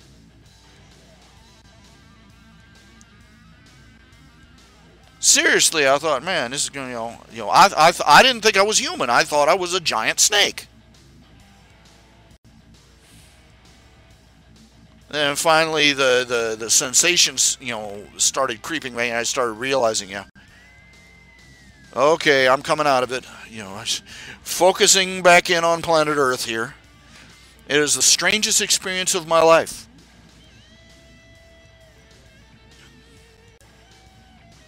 But the third time, the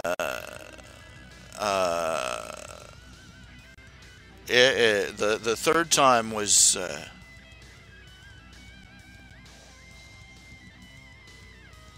paradigm shattering. I woke up, and for whatever reason, I was in pain. I mean, I was in pain. No, in pain doesn't describe it. I was pain. I couldn't feel, the surgery or anything where they had been working or anything. But the third time when they went in and stitched me back, pulled the kidney stones out and the stents out and replaced them and cleaned everything up and sewed me back up. But when I came out from under the anesthetic, I was nothing but pain. I didn't have arms, I didn't have legs, I didn't have face, I didn't have a body. It was like I felt like I was floating in a void, and that I was composed entirely of pain. That is the only sensation I could feel. I couldn't feel, I couldn't feel my body. I couldn't sense anything, hear or see or taste or touch or smell. And the only information I was getting was pain. It felt like I was a cloud of pain. And I started pulling my awareness together, and I think the first words that came out of my mouth are, "I am pain." They must have, they apparently translated that as, he needs some more pain reliever, and I think they gave me something, because things started clearing up after that. I started feeling like I had senses and organs and dimensions again. The pain was horrible, and it was something like a transcendental experience, or the exact opposite of one. Like going all the way out and out the other side.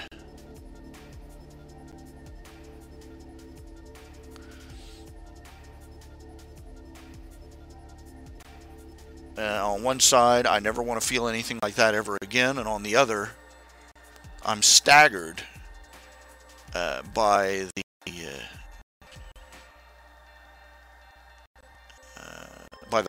of experience that I was on.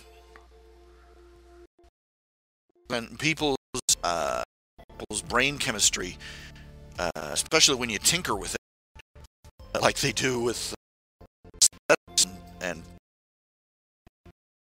you don't realize what is real. You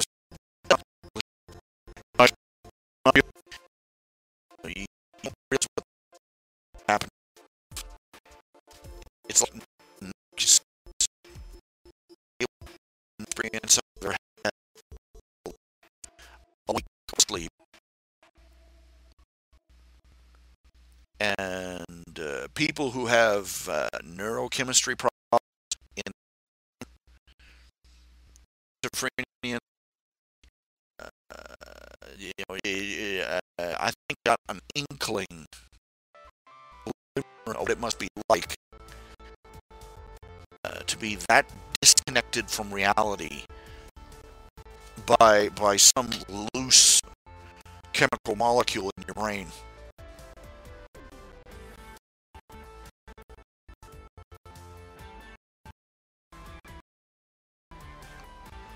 Like I was saying, these people that believe that they are corpse, it's a dissociative disorder. They believe there may be a neurochemical root to it.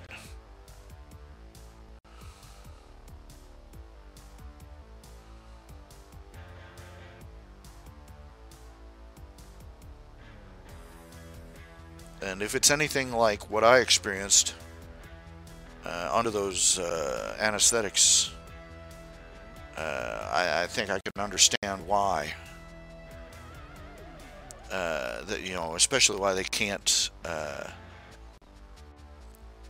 pull themselves out of where they are logically, because every sensation from their bodies, from their brain, inside out, is like being cut off entirely from any logical input.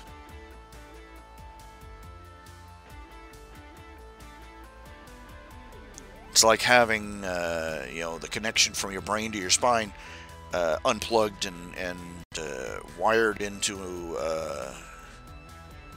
something else entirely. The data makes no sense.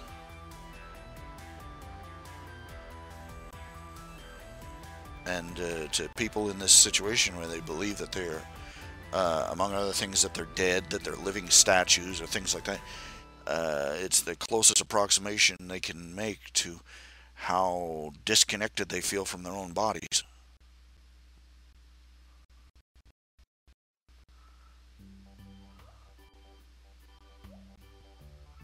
The really bad problem is that, there's only so much I can do, Archangel.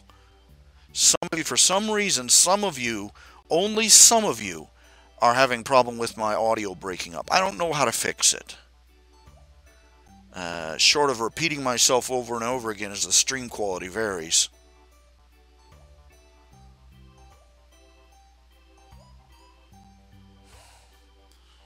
We've got people who are inflicting a dissociative disorder upon themselves.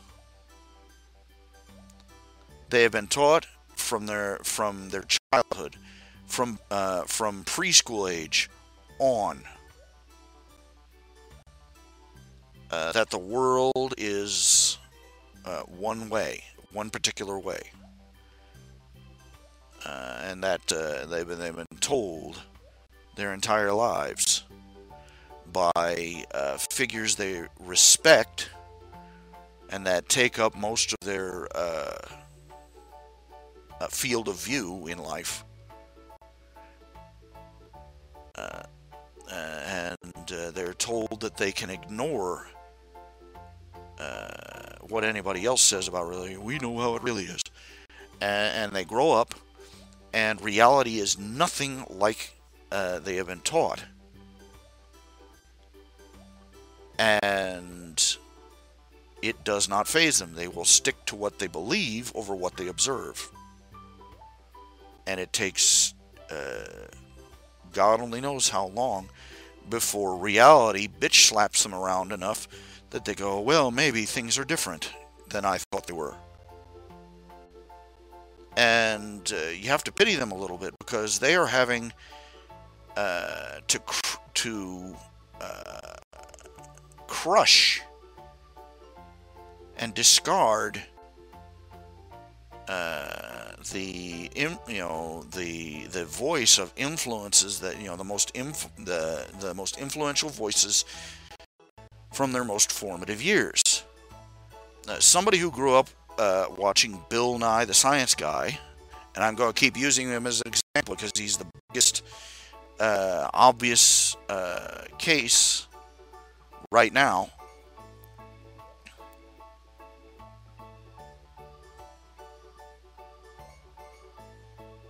He is, it is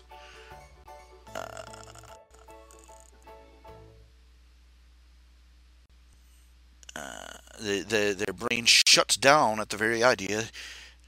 Oh my gosh, you mean Bill Nye is wrong? What do you mean Bill Nye is wrong? Bill Nye is the science guy. Where do you get off saying Bill Nye? I remember it was about a year ago, 2 years ago.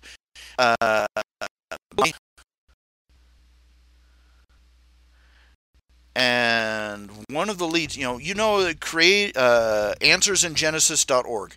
That organization, the answersingenesis.org, the people that work in Answers in Genesis, they're not just crazy. They're not crazy Bible thumpers.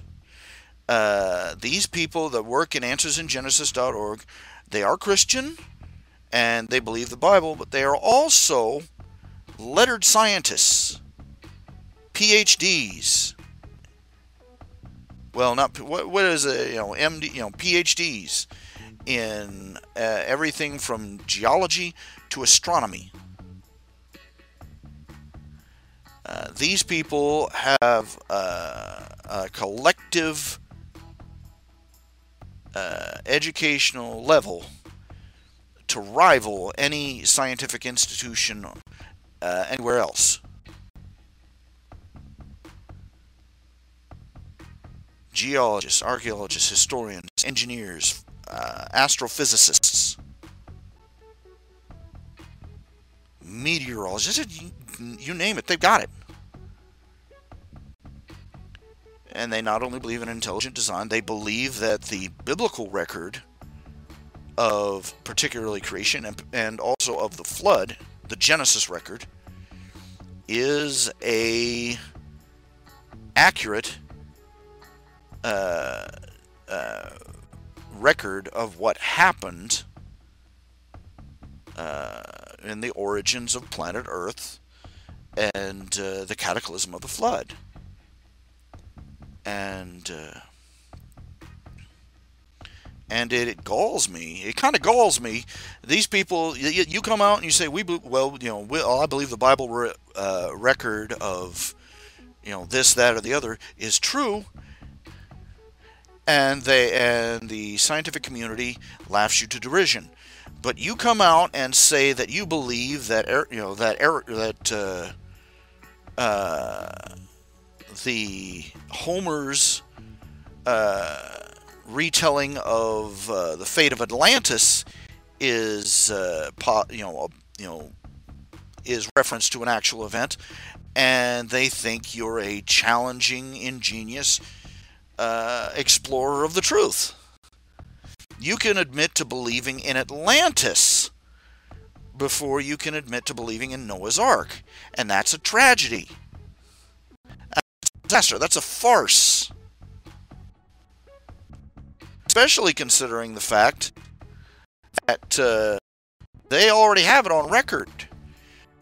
They have used the Bible historical record to find lost cities and archaeological locations already. Surprise, surprise.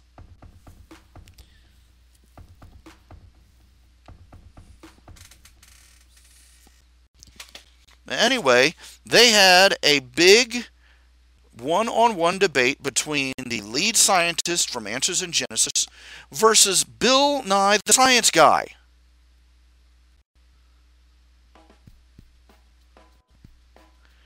And I was like, what are you people thinking? One man was a scientist, an actual scientist, one who did research, one who submitted papers for evaluation by peer review, an actual researcher and explorer. The other was a children's show celebrity. That is, that should have been regarded as a farce. Worse. I hate to, I've seen this man from Answers in Genesis. I've watched some of his lectures before online, and I hate to break it to them all, but he is a boring lecturer. He plods. He's monotone, and unless you are really interested in what he's talking about, he'll look fast. So they're putting this plodding, awkward, stuttering scientist up against a celebrity who has had a lifetime of experience of getting children, people with an attention span of 5 minutes or less, to listen to him rapturously describe, children's level scientific facts. And what a surprise that the majority, you had tons of people coming out on YouTube and on Facebook talking, Bill Nye wiped the floor with him. Not on facts or reason or logic. He just looked better.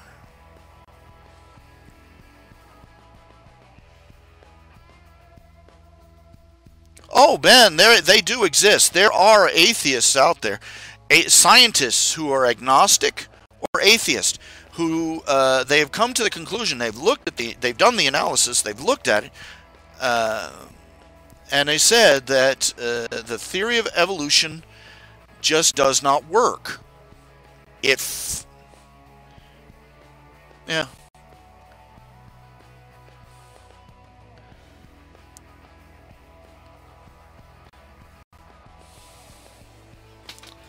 The purpose of debates is to sway the opinion of the undecided.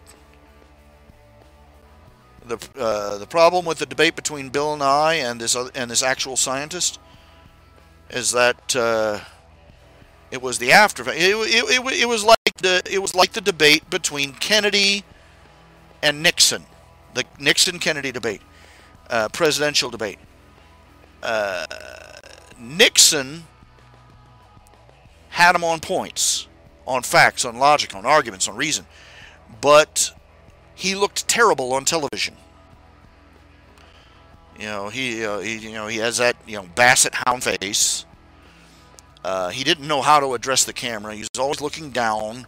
He had a droopy face and he had a 5 o'clock shadow, while Kennedy, had his nice perfect hair and his nice perfect smile and his nice handsome face, and he knew how to address a camera.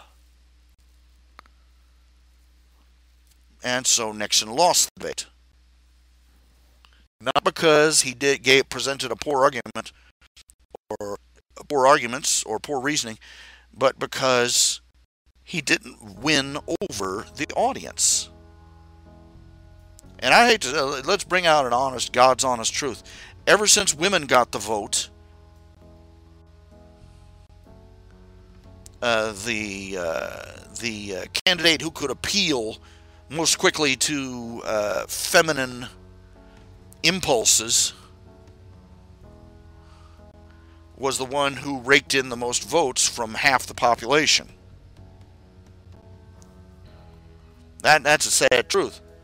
I mean, men will make evaluations on poor reasons, but women tend to be motivated more by emotional appeal. That's human nature. That's the nature of women. That's reality. And moreover, when a man is trying to make an ethical, intellectual appeal to them, they will listen to him more closely if he looks like somebody they would like to marry, or failing that, sleep with.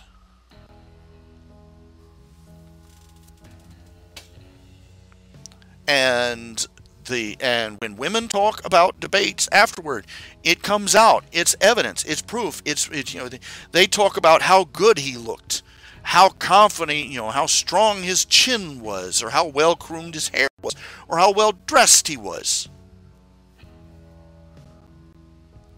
And nowadays they don't even try to pretend. They're willing to, oh, he was so hot.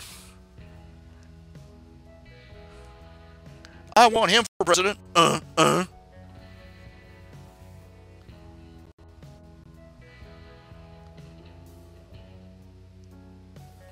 There was a reason. There were reasons that women did not have the vote for such a long time. Because there were, nobody likes to talk about why women weren't given the vote. Oh, men were just oppressors. No, they thought they had reason to believe, cultural reasons to believe, that women would be less motivated by rational thinking and more by emotional appeal.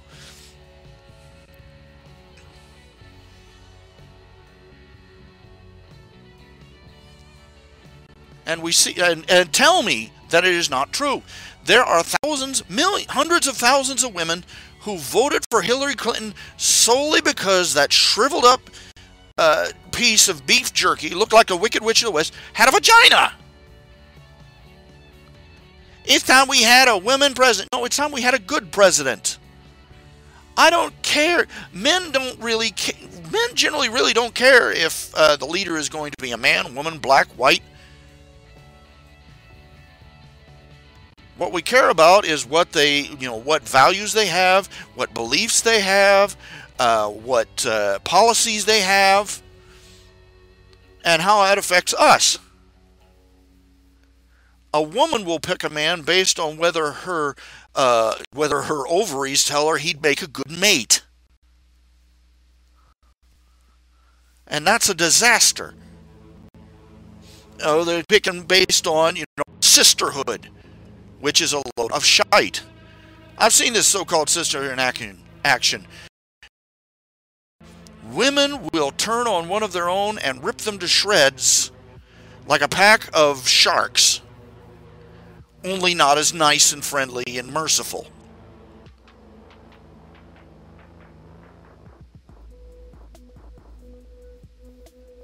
But God help you if you admit that it's a bad idea and got the vote.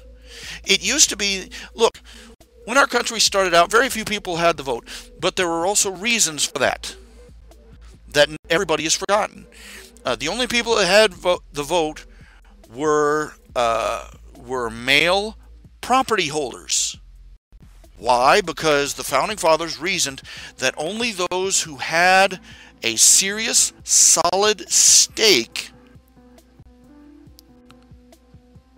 in the well-being of their nation, such as owning land in it, would make serious decisions when discussing about discussing who should run it and how the laws should govern it. One of the cultural touch posts was for thousands of years is that women made emotional and less rational decisions. And generally speaking, they weren't put in places of power in the government for that precise reason. Whether that is true or not, we can argue that, but that was the justification for it. That was the justification for not giving women the vote. And it is really depressing is that this modern generation of women seems dead set and determined to prove those old sayings right by their behavior.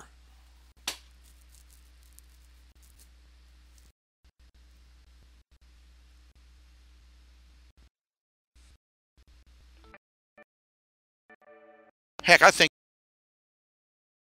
the majority of people who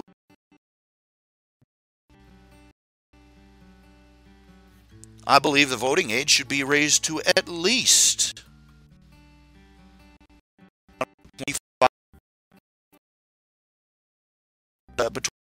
between 25 and 30 is about the age that you stop about mature, where puberty has stopped for a sufficient time that you're thinking clearly. 25 is about the age you get out of college. Even with a longer. 25 is about the age where you have stopped being a child, stopped being a student, and you have spent at least a few years working for a living, trying to keep a roof over your head, and maybe even caring for a couple of kids.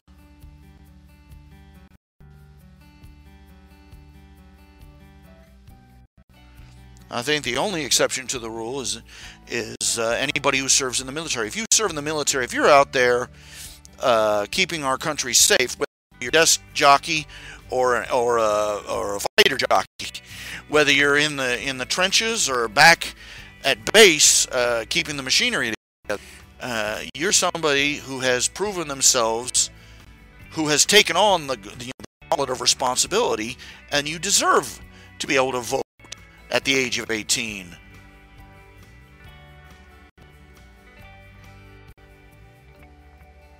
Everybody else, stand and deliver.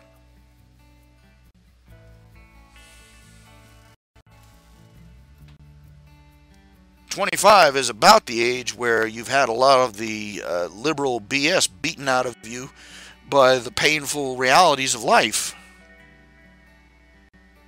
All the airheaded, silly, childish notions that are so popular among the intellectual elite in our society.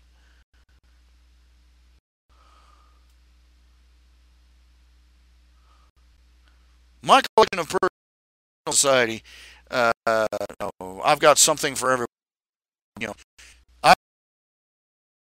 that's guaranteed you're going to hate.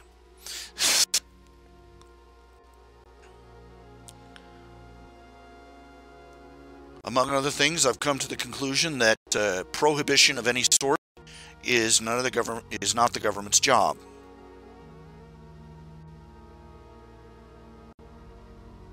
And no, I'm not just for personal purposes. I don't care if somebody uses radiation. I don't care if somebody smokes. I don't care if somebody smokes grass just to get high and have a fun time, eat a Twinkie on a weekend.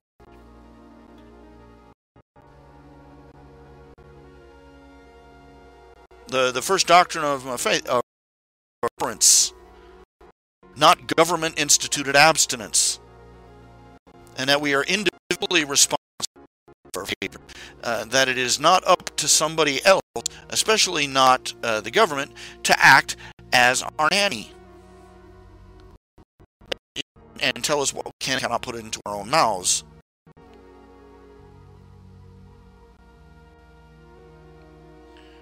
I think the government should have the right to if you go out and you behave in a drunk and disorderly fashion,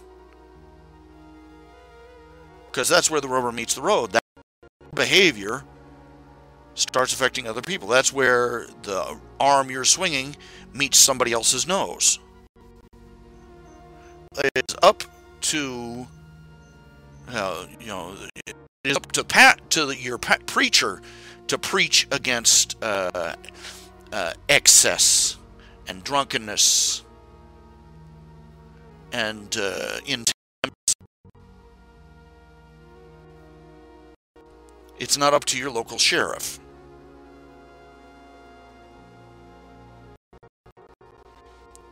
You have to stop and think. The whole problem with prohibition is that it criminalizes a substance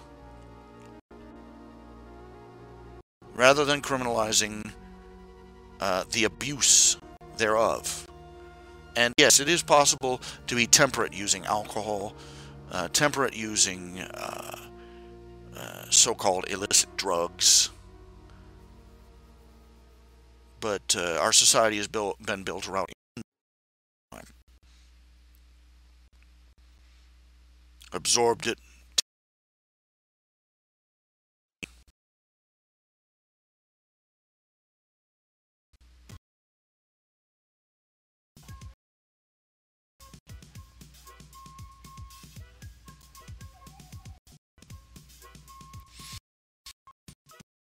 I think that at the 25, maybe even 30, mature adults that we have term limits on the president. We should have term limits on every other branch of government. I'm not so particularly thrilled, with the idea of letting judges stay in power until they die either. So, I think all three branches should have some form of term limits, because it's been demonstrated that what used to be a system of picking people to represent a region has become picking somebody who is going to die of old age sitting in the halls of power. Ted Kennedy, Teddy the swimmer, Mr. Backstroke, that drunken murderous sot. He died of old age, farting through boxers on a seat in the halls of power in Congress. Strom Thurmond was over 100 years old when he finally got out. Senator Byrd of West Virginia, a member of the Ku Klux Klan, and the Democrats called her, the conscious Senate. They thought he was a wonderful guy.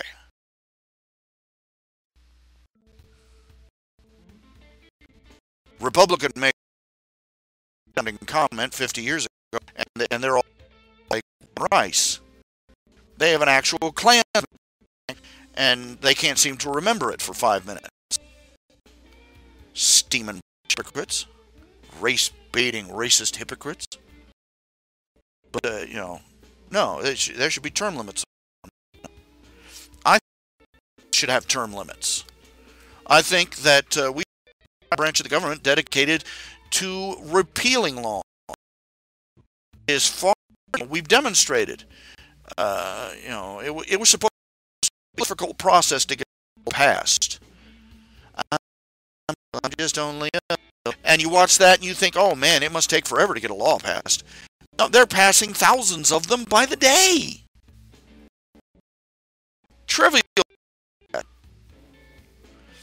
And we've got so many laws in the books that the average American citizen commits 3 felonies a day about their day-to-day business. And what does that tell you? The government has to do is watch you long enough. If they want to throw you in jail, they decide they hate you. They can pull a Daniel on you. You remember the story of the Lion's Den?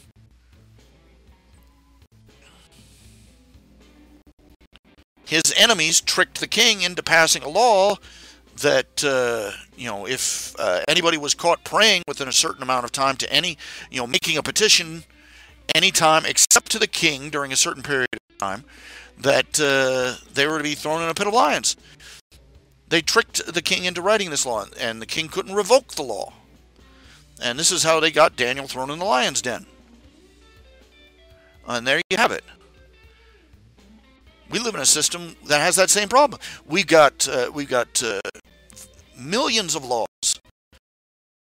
The laws governing the sale of cabbage from state to state would fill a bookshelf.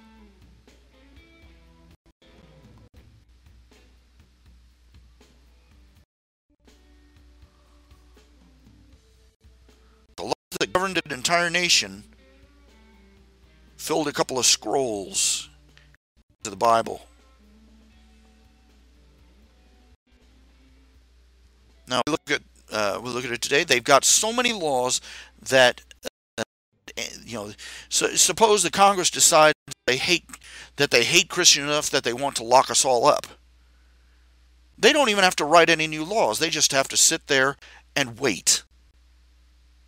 And they will find something, anything, sooner or later, you'll park in the wrong location of a particular over-the-counter medicine or anything, and they can run you into the local wanted to take the Branch Davidians down. No matter what you say about the Branch Davidians, whether any of 99% of what they said about the Branch Davidians was a lie. They were from wife pedophilia, and it came out. It was a bald-faced lie.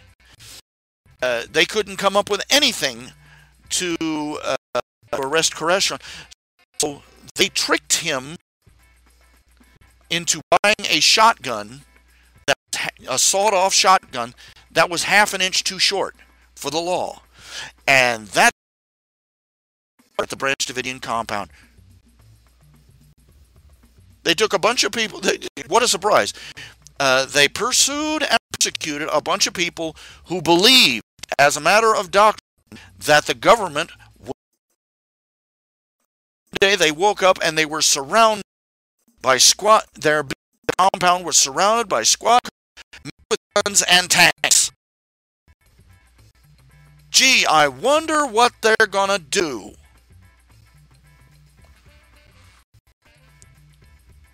Caught the ATF bat, turned fire.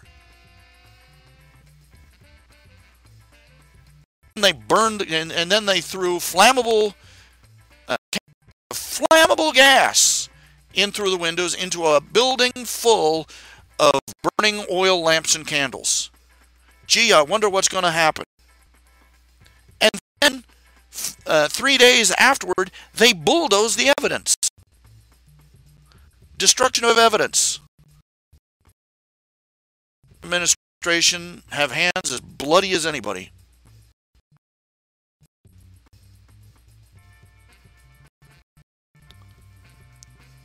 If they want to, frankly, what they did to the Branch Davidians, what they did to the survivalists up on Ruby Ridge, that was a test run to see if they could, with wiping out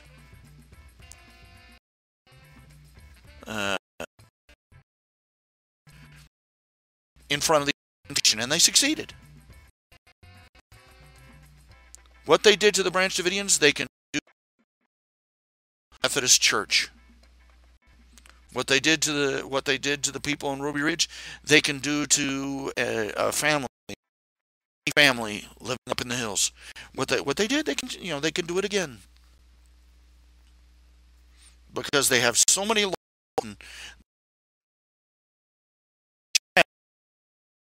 A system where level of constitutional amendment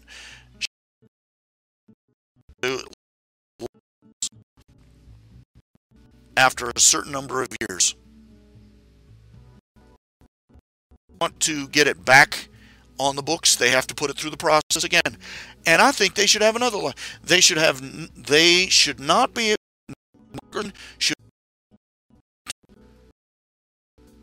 a bill signing to be voted into law unless the bill has been approved by petition in the state. If he wants to pass a law for making it illegal to sell green eggs and ham, he has to go out to his home state and get at least a certain percentage of his home state to sign a petition saying, yes, we approve of this bill to make it against the law to sell green DC, and run the bill through the regular procedures to get it signed into law. And only after it has a sunset provision tacked on the end that says this law will lapse after 20 years or 10 years or however long is appropriate.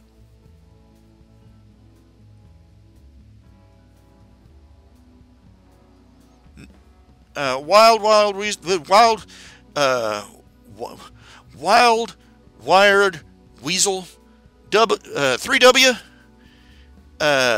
Don't believe for a minute that the government is too inept to get vendettas done through the legal system. Don't believe that for a minute. I'm sorry. Too many people that crossed Hillary Clinton ended up having accidents. And the government swept it under the rug.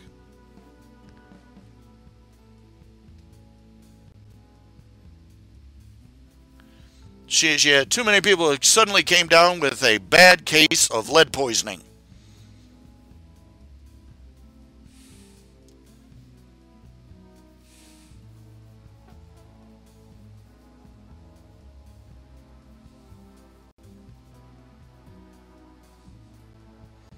You get my point, though.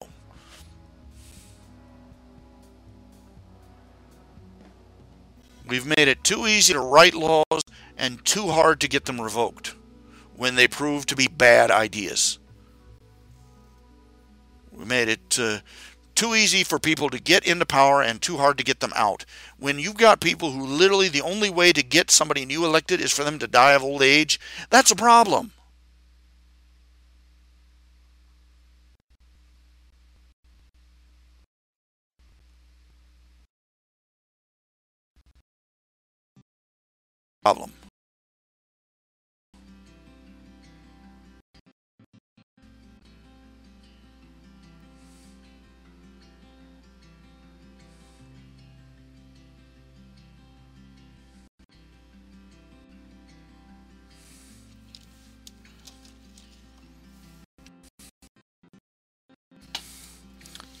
I think that you can't tell people that certain government should be shut down. They freak if you say that.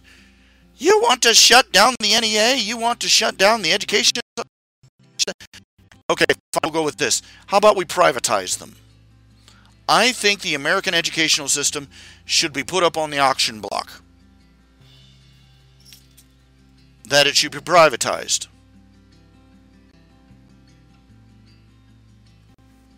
Second, I think it should. I think mandatory education should be revoked. We got people who are trying to educate their kids at home. They go out. You know, they start homeschooling, and then the cops show up to steal the kids.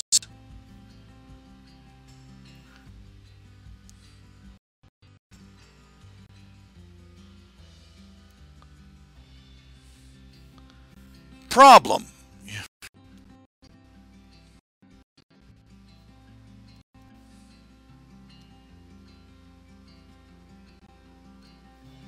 I'm having to draw. Okay, here. Let me show you what I'm doing. WW. Let me show you. I'm calling you W.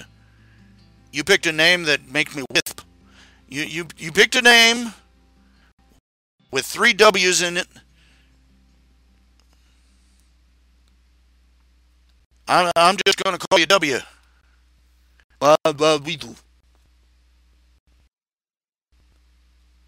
National Endowment for the Arts.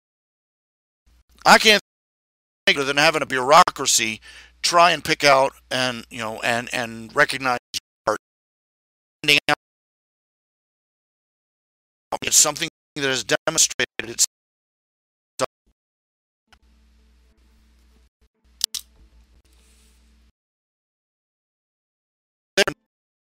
entire section of the internet that reflects quote unquote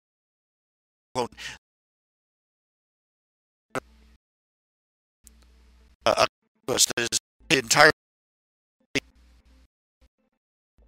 Washington D.C. The fact that people who live in Washington D.C. are ever going to see these pieces of art, that alone makes it an unjust and unfair system. Taking money from everybody and spending it on the elitist interests of one small city.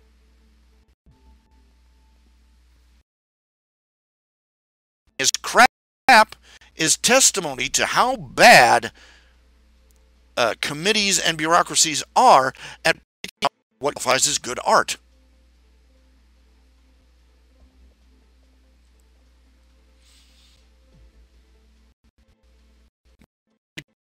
where some guy makes an art installation in a gallery or museum, and that night the maintenance, the janitors come through. They see this pile of crap in the middle of the floor, sweep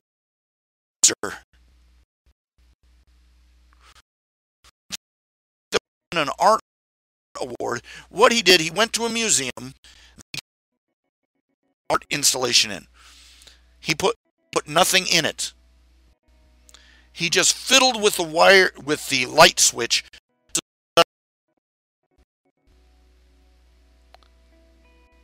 Gave it a sounding name and left.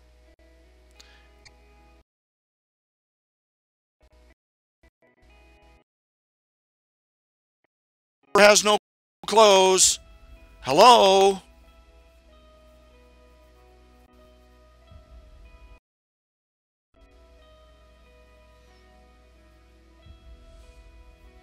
Oh, the sad thing is that, yeah, short, angry artist with bad mustaches.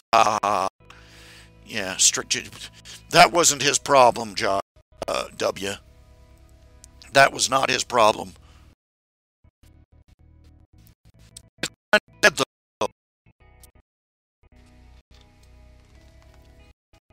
You had a kid in a college kid goes off, gets involved in idiotic political movements, and then wrecks a country. Gee, does it sound familiar?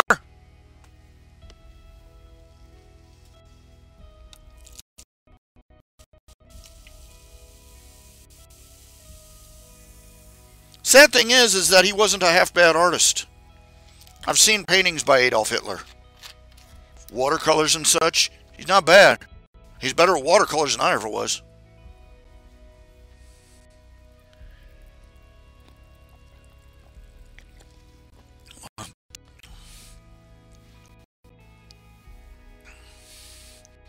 If the art community had, if the fine arts community, he'd probably just been relatively obsessed with,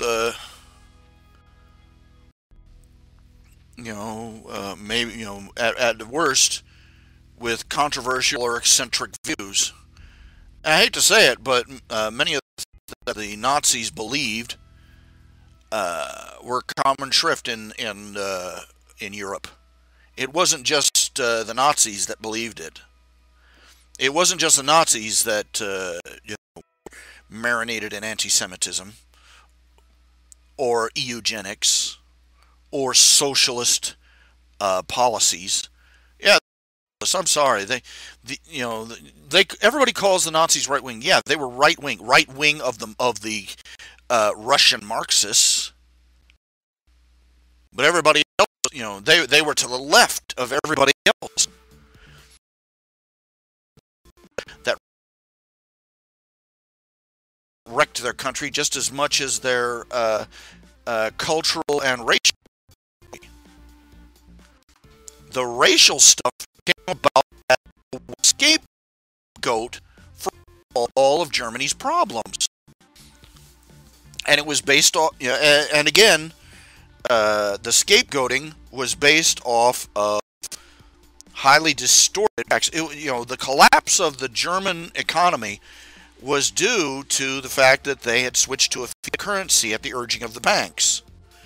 And the banks were using, you had fiat currency, you had fractional reserve banking, and you had, surprise, surprise, they ended up with runaway inflation that resulted in the collapse of the German mark.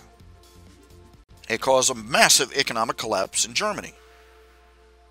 And it just so happens that the Jewish community, as is common throughout most of history, was involved heavily in the banking industry. Well, that just gave them another excuse to hate the Jews. And so when Hitler came along and blamed the Jews for the deprivations, the disaster of their country, they had at least a half argument. It was a perfect storm of uh, corruption, greed, bigotry, and social and economic catastrophe.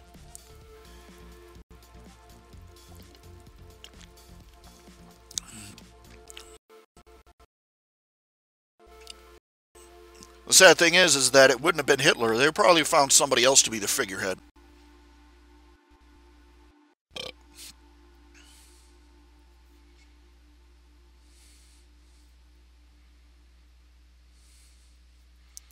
Oh, that's sad. Obama deported more people than any of the presidents. What a surprise! Also released more terrorists onto the streets than any other. Than let's go with that.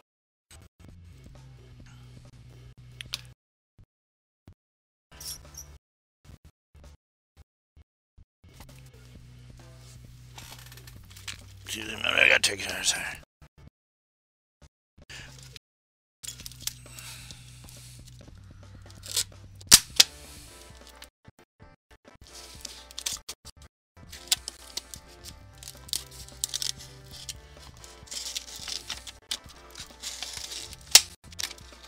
But it was Hitler that invented anti-Semitism. He wasn't really responsible for the rise of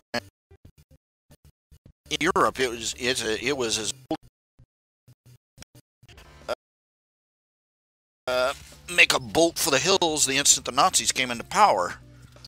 Is probably, oh, they're blaming the Jews for everything. Must be Tuesday. Now,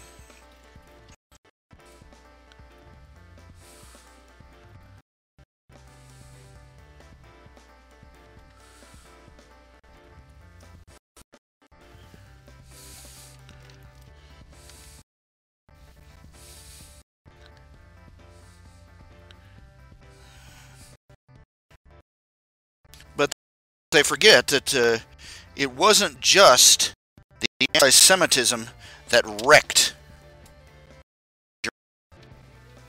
It wasn't just the racism. It was all the political ideologies of the left that they adopted as socialists. I'm sorry. Socialism comes hand in glove with like eugenics and tabloids to even say since World War II, but are making a comeback through a back door. All the evils of Nazi Germany are making. They're coming in through a different door. Being a useless eater. We talk about merciful death with dignity for the. We don't talk about selective breeding or eugenics. We talk about quality of life. We don't want these children to grow up with, we don't want these poor children to grow up handicapped or lame or blind or any of these other things. They're so much better off dead. Before they're ever born. We don't talk about that. We recolor the brutal evils of Nazi Germany and compassion.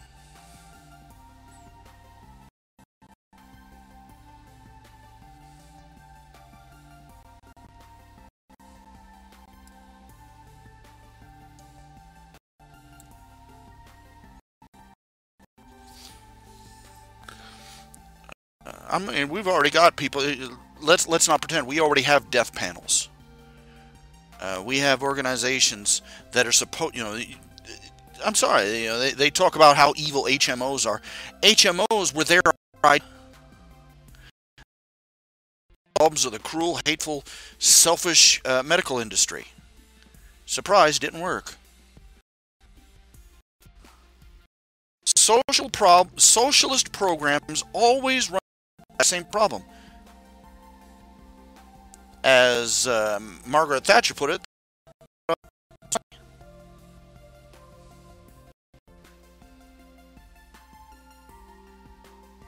they reach a point where somebody goes, we've got because too many people have signed on to it.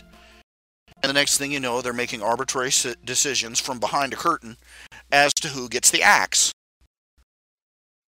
In Canada, come for their for your dog.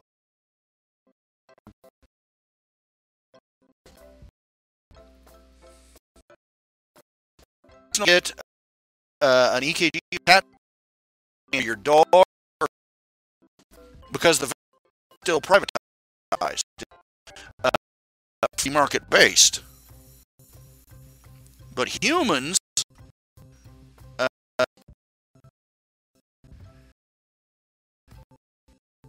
CAT scan machines, you know, the machines they use, there are those in one American city. There are more of those machines in Cincinnati, Ohio, than there are in the entire region of Ontario.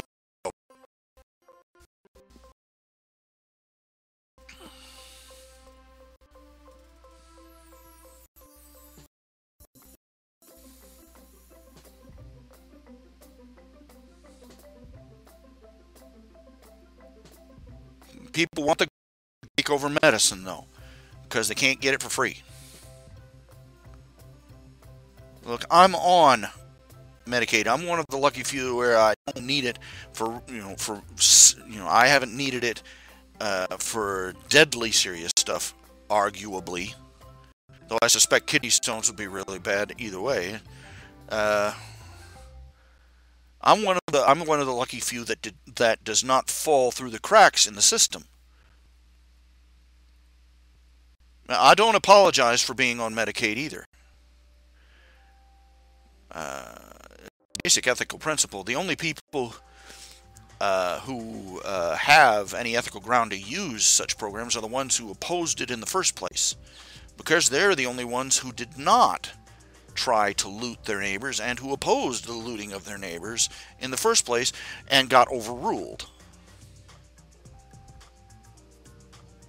And unsurprisingly, let's put it this way, most of the social programs we have, the welfare, the Medicaid, the public education system, Social Security, we wouldn't need any of these programs if it weren't for the existence of these programs.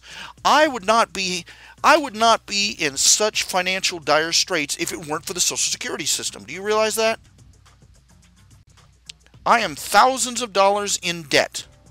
The last evaluation, I am $7,000 in debt to the IRS, almost entirely because of Social Security taxes. I am, my income comes from, doing this. Doing commissioned artwork, and so on and so forth. And I am hovering, every year I'm hovering just above or just below the poverty line. Right now I'm about 50% of the way to, up. I am about halfway to the bottom poverty line. Things have been kind of bad this year. But I still owe thousands of dollars in taxes. And you're going, how is that possible? Very simple. Social Security.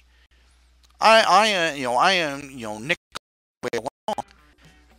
I don't have, in order to pay Social Security, a self-employed person has to make quarterly tax returns. I do not have enough money at any one time to make quarterly tax returns at my estimated amount. I'm supposed to estimate how much money I owe the government, and then I'm supposed to send it in 4 times a year. Well, what a surprise. I usually don't have it, because it goes out almost as fast as it comes in at this level. Having to either try and pay it all, on April 15th, or make a payment schedule, add it to what I already owe, and, and hand them a little bit each month. I have been paying them a varying amount from about $70 to $100 a month every month for about 3 or 4 years.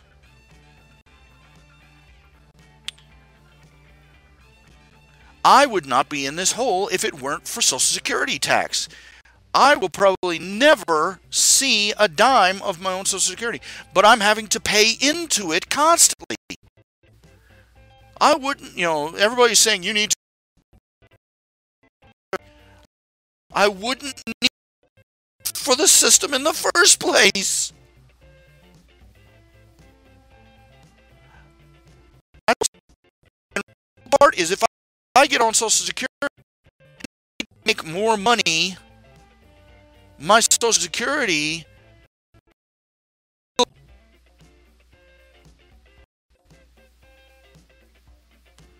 this is, here's a quick reminder.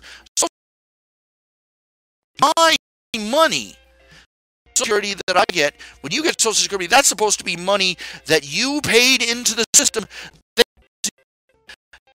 Here's another big hint. You could put that same amount of money into any bank under a basic savings account and come back more money. You give it to the government, you don't get it, you get the whole amount back. And what's worse, because of their monetary system, inflation eats it up. You put in $1 50 years ago, now it's worth a quarter. Because of them.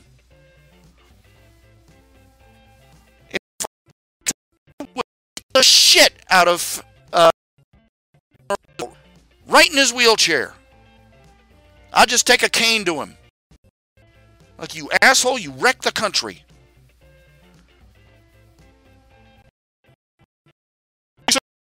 Tail end of World War II.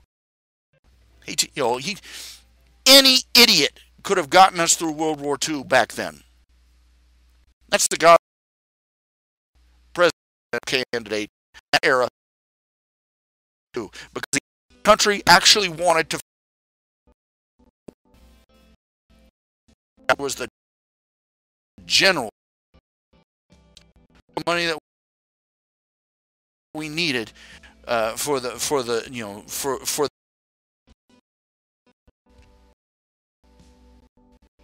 just the rubber stamp and the figurehead.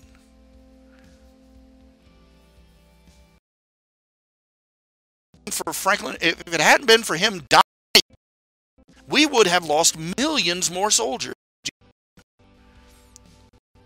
Right up until he died, he was opposed to us using the nuke on Japan. His own general people would die if we do a land invasion of Japan. But prepared for the land invasion of Japan. To hand out to soldiers who would be wounded in the effort. Literally stamped out enough of these things to fill a battle from end to end.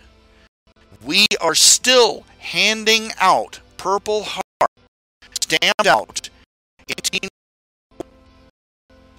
to soldiers wounded in the service of their country. That was how they expected 1 million casualties on each side.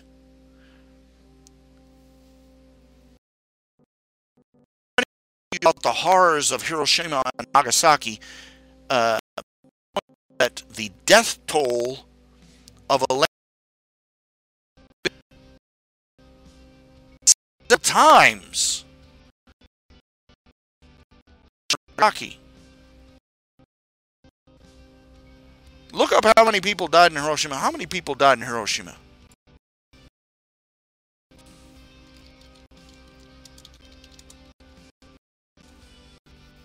Let's see, Hiroshima death toll. Hiroshima, and 80,000.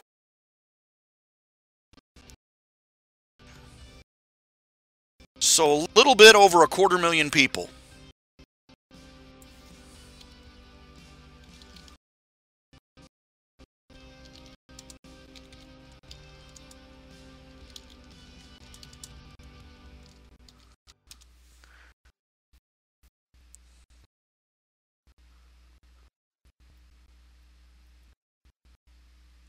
See.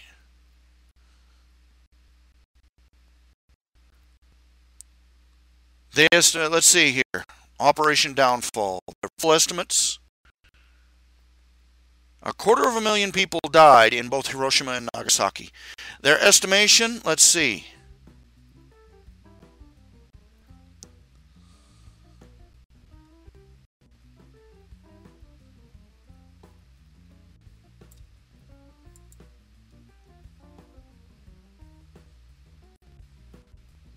I'm looking for the...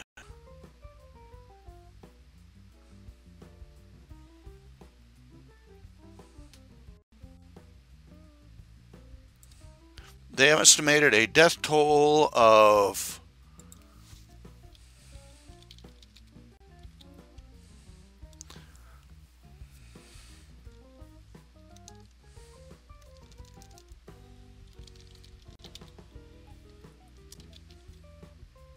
Let's see here. Estimated casualties. They expected the U.S. 6th Army to suffer 514,000 casualties.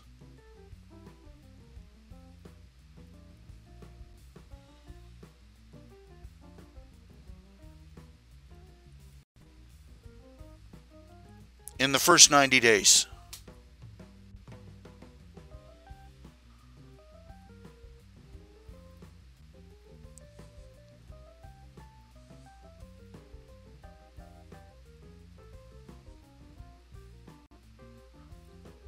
The death toll of Americans would have been twice the entire twice the number of people that died in Hiroshima and Nagasaki in the first 90 days. On top of that, that's not counting Japanese deaths. Plus, the entire country of Japan would have been torn up to shreds. It would have been a 50 million hole golf course.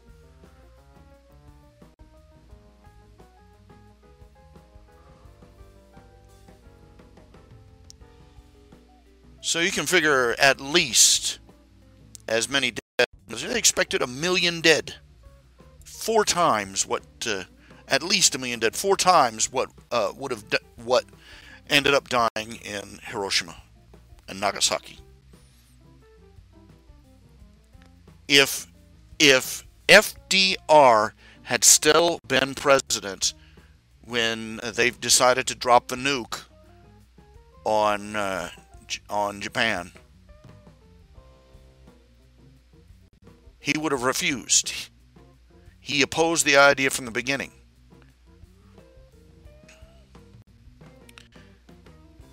And basically 1 million people more would be dead. And the nation of Japan would have been torn to shreds end to end. Thousands of years of culture and history pounded into rubble. Japan would have looked like Europe did afterwards. And Europe was a horror, a travesty. And the Japanese were buck crazy. They had that culture. They had a culture of war. Thousands of years old. They found out afterwards that they were taking the children, having the children take pieces of wood and sharpen them into pointed stakes, and instructing them that when they saw an American soldier, when they saw a soldier in uniform, they were supposed to run up and stab the American soldier in the gut with that sharpened stake. They were sons of bitches. They were going to do what the Islamic bastards in the way the Islamic bastards are using their children against Israel. Yeah, this is a big thing among these people. The PLO, they'll take kids, fill their arms full of rocks, and send them out to chuck rocks at Israeli soldiers or tanks as a distraction, while the Pakistani soldiers sneak up and open fire. Or they'll get kids a bomb, or this is the fun one, they'll give the kids a gun themselves or a bomb or some other weapon and send them running straight at these soldiers. And they say the Israeli soldiers are coming back devastated because they have had to, because these kids will come charging them at them with weapons or with explosives, and they'll have to drop them, they'll have to shoot them. Or the kid will kill, at least kill or injure them and the men behind them. And this is a sort of thing that the Japanese were perfectly willing and ready to do. They were going to spend as much time, the soldiers were planning to hide up in the hills and stage holdouts against American troops. They were planning on sending civilian children charging at American troops. It was going to be a bloodbath. The nukes saved millions of lives. I'm sorry, I hate to point this out. I hate to be the one to point this out, but they had to drop 2 of the fuckers. Pardon my language. They had to drop 2 nukes on Japanese cities before the Japanese would surrender. It took 2 of them. 2! I'm sorry, if you dropped a nuke on most other countries back then, they would have handed in the towel immediately.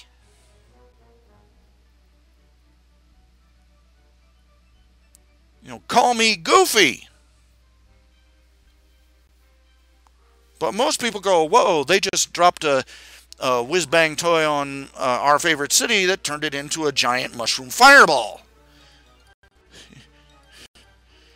Maybe it's time to sue for peace. Let's give a peace a chance. But no, the Japanese watched 2 cities full of people go up in smoke. And then they've spent the last 80 years milking the rest of the world for sympathy for it. I'm sorry, the next time I see if I ever see a demonstration or a display on the tragedy of Hiroshima, I'm going to bring out some photographs of the Bataan Death March and the rape of Nanking, and I'm going to make a collage and put it up right next to it. The Japanese were not innocent little victims of the war. Their children were tragic victims, but these people these people wanted to conquer the Pacific, and they were willing to commit unspeakable atrocities to do it. They were just as bad, every bit, if not worse, than the German Nazis.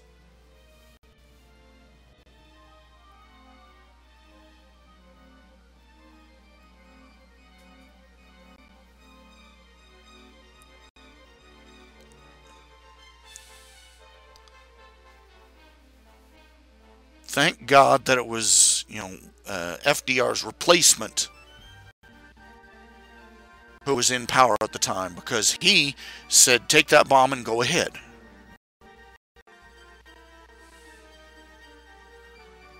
If FDR had been in power, Japan would have been a ruin, and millions would be dead. And nobody would have ever called him on. They would have stood on top of a pile of corpses and praised him for not being so icky as to use nukes. FDR ruined this country. He was hand in glove with other military policies, may have been, but he lived in an age back when the people in the Democratic Party and the left still, at least had some kind of a. But his domestic policies,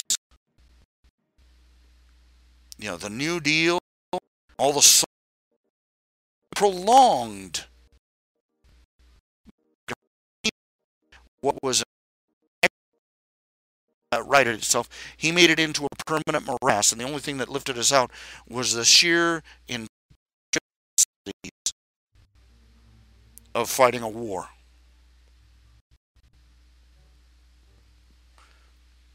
And improving your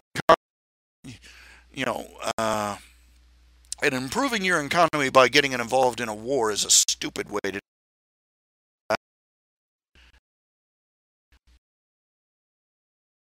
the economic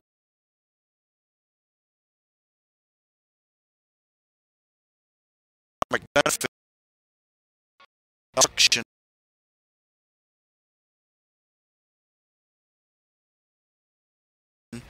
or by lost opportunity, you know, inventions or in a progress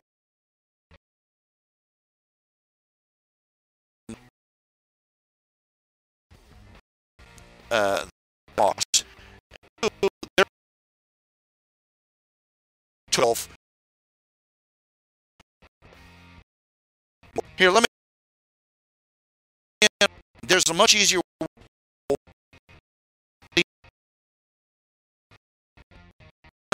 with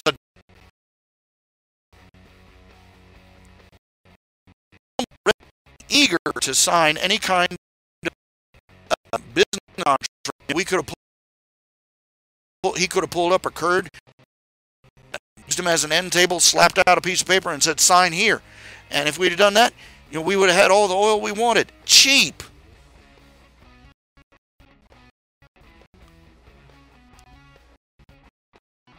We waged a war into bad,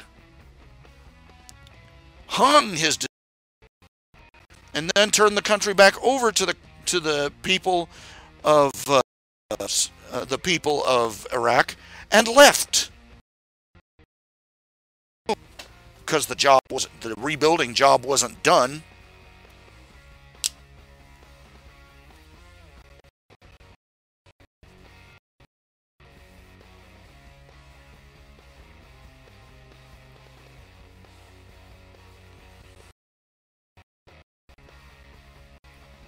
And we didn't take a single drop of crude oil with us.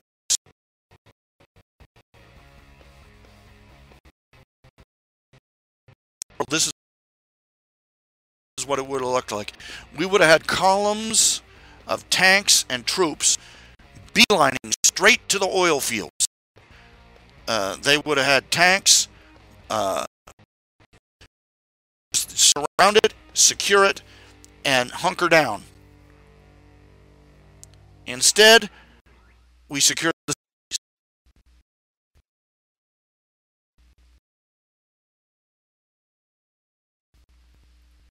insurgent.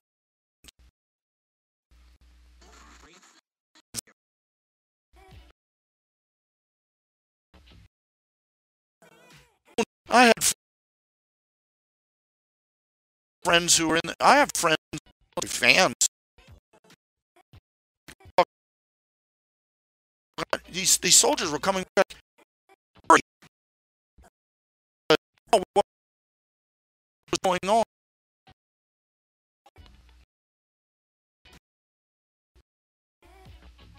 And it wasn't, and the two had nothing to do with each other.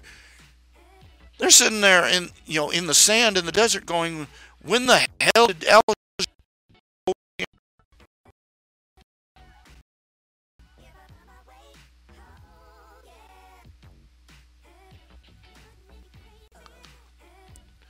You ever seen that photograph from Vietnam? That South Korean soldier putting a gun to a guy's head, getting ready to blow him away? You ever see the picture? It's iconic. That picture? The guy being executed had just been caught. He had been going through that village, killing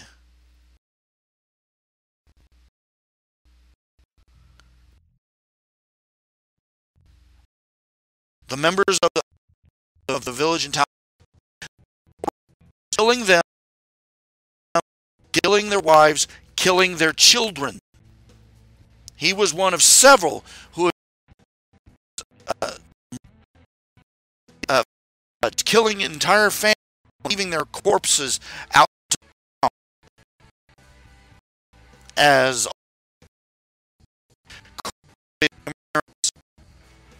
The South Korean had shot to summarily execute any of these illegal combatants that he caught. People like that.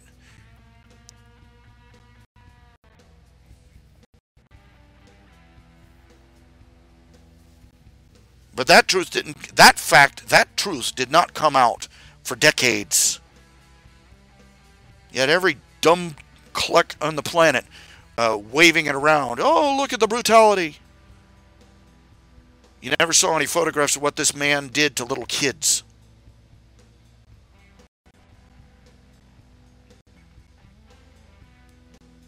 Like the shootings at Kent State. Everybody has photographs of this one girl standing over the dead body of her friend. Nobody has photographs of what these kids were doing. These kids weren't just, these kids were every bit as, they were worse than what the 99%ers have been doing on the streets. The Occupy Wall Street crowds. They were out there rioting, starting fires, smashing windows, destroying stuff. They were out there throwing bricks at the troops. As in, if you got hit in the head with one, it would kill you. And they mobbed and charged the soldiers there.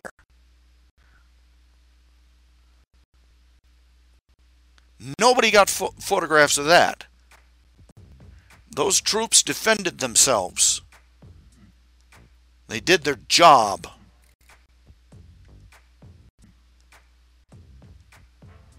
And the left turned it into, see the oppression inherent in the system.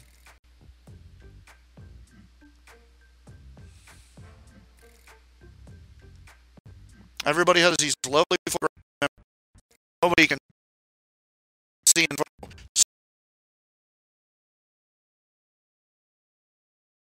Soap was I'm serious. I'm dead serious. I'm not being sarcastic here. They thought that bathing was unnatural.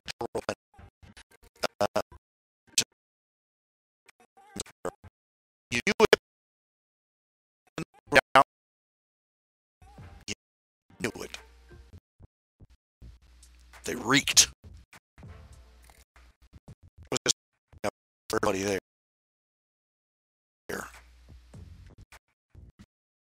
And the filth and the shit. They don't show the things that got up in the background during that big love hymn.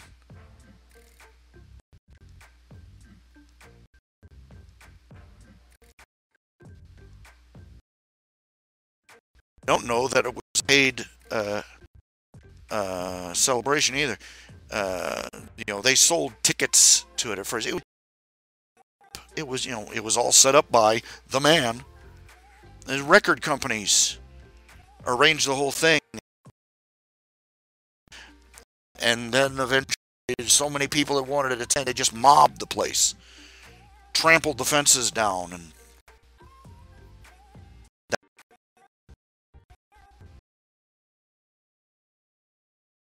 bunch of drug-addled, smelly, filthy hippies.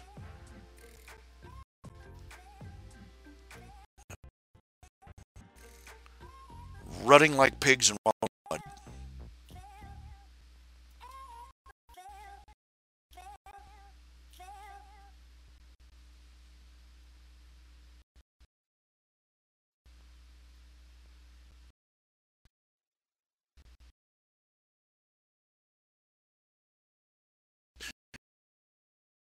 Fighting against people who rewrite history, who lie.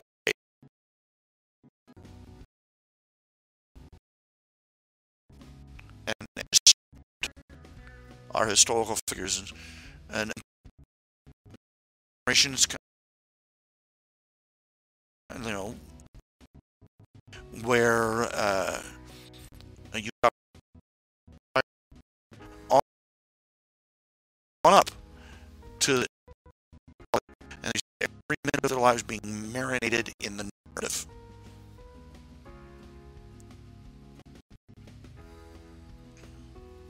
Even as anybody to tell them different, got marginalized.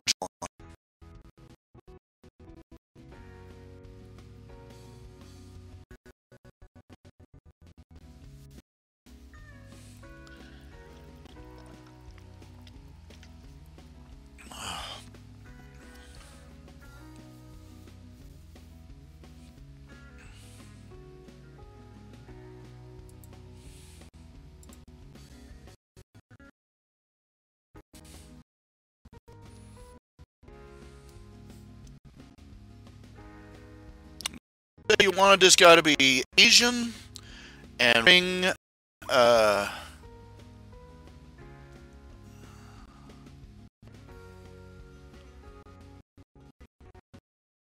Legion armor. Oh, come on.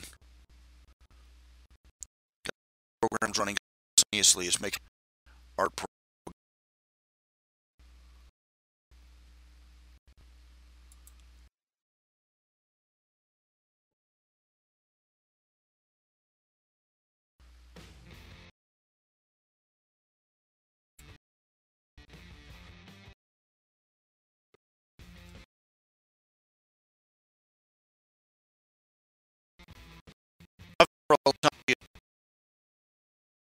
We fell asleep under their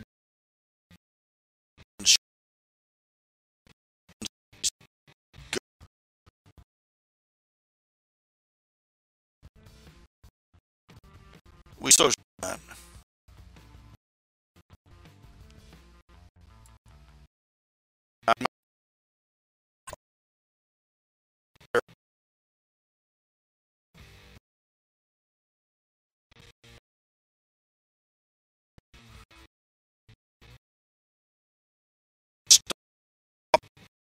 Fire resources.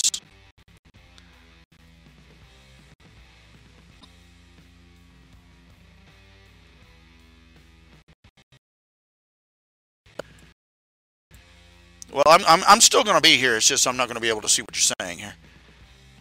Turning it off. Giving it a minute. Oh yeah, it's running a lot smoother without Firefox on it. It just eats up too many cycles. So I'm not going to be able to read any of the commentary you make if I do it this way. But let me try it for a minute to see how it works.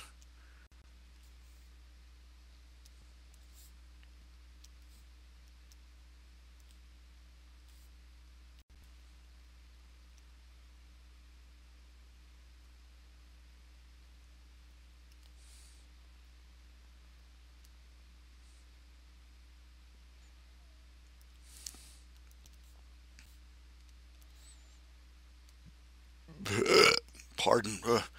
Drink a lot of soda, have a lot of gas. You know, one of the channels I like to watch is called Facts on YouTube. It's like Irish people try this, that, or the other. You know, they try stuff from various places around the world, various foods and stuff from around the world. They try a lot of stuff from America. They love our pie. I'll say they don't like our candy too much. They love our pie.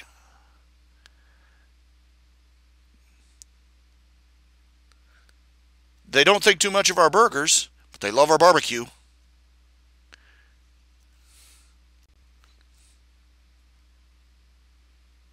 It's just interesting. It's hysterical watching these people, these thick Irish accents critiquing various American comestibles. They gave them some they did a one where it was all about burgers and sandwiches and stuff, regional sandwiches, and they gave them it was a cauliflower burger. Broccoli, I think it was either broccoli or cauliflower. One of these California, it's just as good as real meat sandwiches, And one guy tried it, he looked at the camera, he said, it tastes like a floor mat. I like to pee myself. Faith and is like having Lucky the Leprechaun dish food. It's like, oh, Faith and McGuire, it tastes like a floor mat. I think they did a show where they tried cereal, or they tried Lucky Charms, and they go, you know.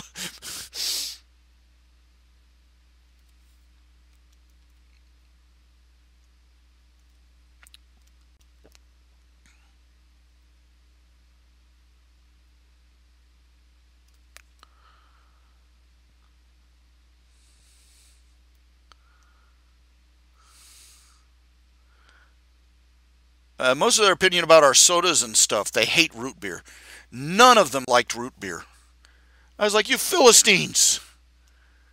Root beer is love, root beer is life, you know. And apparently, then they did an ice cream thing later where they were given different kinds of floats and such. And they finally got a root beer float for the first time, and they tried it and they hated it. And there's one long-haired Irish guy. He looks at, there, we tried it. We tried the right beer float. It stinks. Shut up. All the commentary had been nagging them that they hadn't tried they had hated root beer, but they hadn't tried an actual root beer float.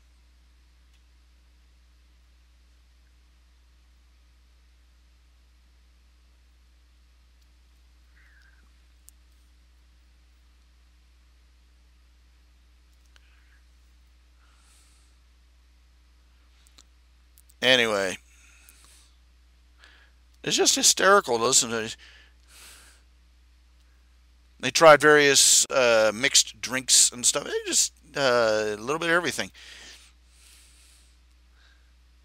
And they do one. There's another channel where they have kids. These kids try various foods from around the world. Couldn't be more than 10 years old.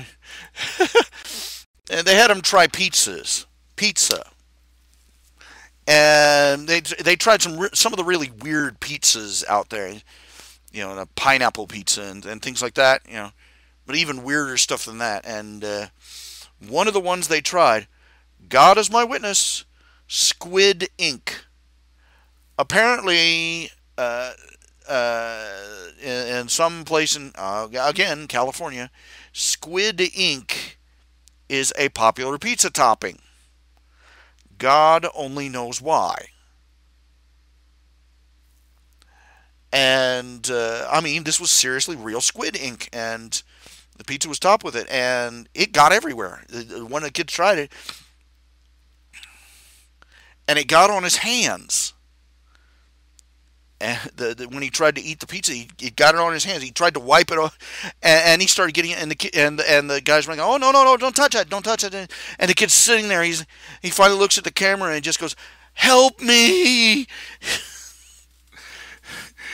Help me!" He's just shaking his hands in the air, and the cameraman like to died. It's just. Like, who was this genius that came up with squid? Who looks at stuff coming out of a squid and says, I'd like to try that on my mozzarella,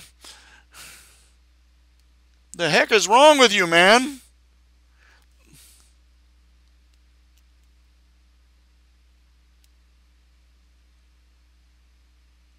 One of the most common things they have to say about, whether it's kids or adults, whether it's Irishmen or German kids, it doesn't matter. One of the most common things they say is just too sweet. Too sweet. Not enough flavor. And they had kids, and they gave them, they had both kids and adults try Twizzlers. I love Twizzlers. So at least when I can get I love the ones that are there's this one flavor, pink lemonade, and they have juicy filling Twizzlers, and I love those. Yeah. I used to get them all the time. I can't seem to. I can't do my own grocery shopping because I can't drive myself anywhere. And now I have to ask somebody. I have another guy, somebody else that does it for me. And I swear to God, I can't get that guy to pick up things I put on my list to save my life. And I'm like, I know that store. I know where they keep stuff. It's right there. It's right in this place. It's right in this place. Look here, look here, look here, look here. And this is the name brand. God help me if he doesn't come back with the exact wrong item half the time. He'll come back. I'll give him a list with a dozen items on it. He'll come back. Some of the, about a fourth of the items will be wrong. A fourth of the items will be missing. But at that point, I don't care anymore because I don't want to send him back. Because one of the things he does is that I'll give him the list and I'll ask him, "You'll be back tonight, right? You'll be back in a few hours, right?" He said, "Oh yeah, oh sure, absolutely." And he'll be gone 2 or 3 frickin' days.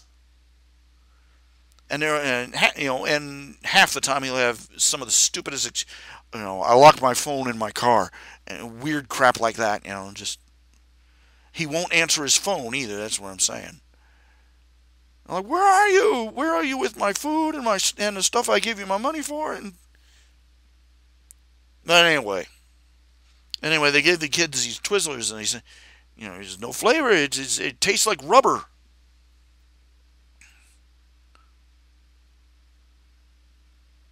And what can you say?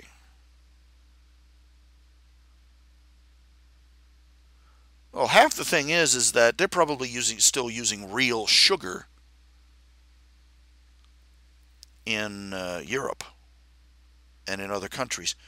In our country, you see, back in the 60s, you go back to the 60s, so many things went straight down the toilet in the 60s, I swear, I was born at just the wrong time. I was born in 1971, just as they completely took us off the precious metals standard, and when they started printing, our money, our paper is backed by nothing, and our metal coins are basically pot metal now. I arrived just in time for them to stop using real sugar and everything, because the local farmers lobbies, they lobbied and got protectionist tariffs and taxes put on foreign sugar, because we don't grow that much real sugar in this country. But the politicians were pandering to the corn farmers, and now everything is filled with corn syrup instead of real sugar, real cane, or even real beet sugar. And the thing of it is, corn syrup, it's harder for our bodies to digest. It's harder to process, into glucose in our bloodstream. And I believe it has a higher glycemic index, if I remember correctly. And it's just harder on our bodies all the way around. Worse, it's not as good as real sugar. It takes nearly twice as much corn syrup to have the same sweetness as cane sugar.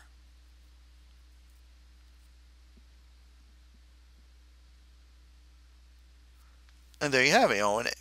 But everything we have, because it's so cheap, everything is sweetened with corn syrup. And so, they're making a market out of it now.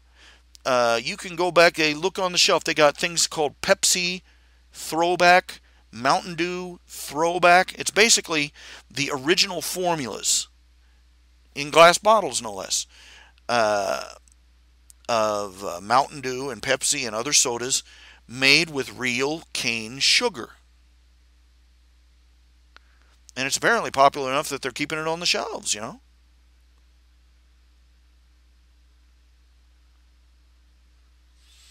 But there you have it.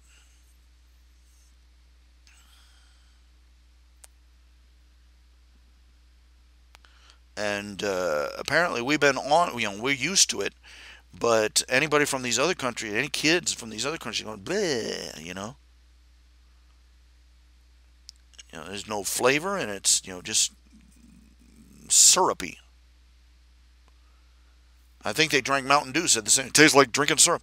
You go off of things like soda and stuff for a while, it tastes like drinking treacle when you go back on it. Of course, it doesn't take you too long to get used to it again.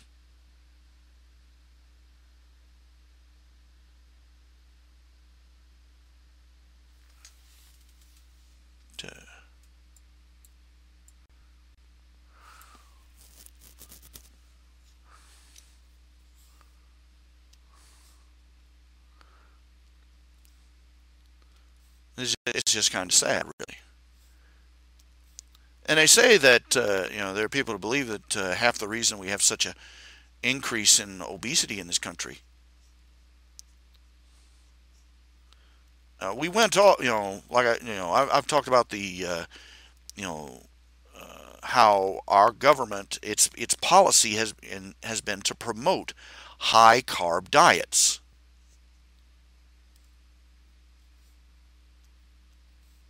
And if you don't know, you look at the food pyramid.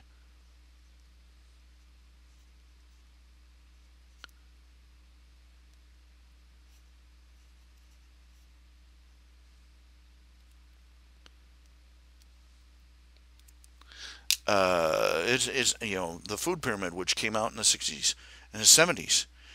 They pushed hard for people to eat more and more grains.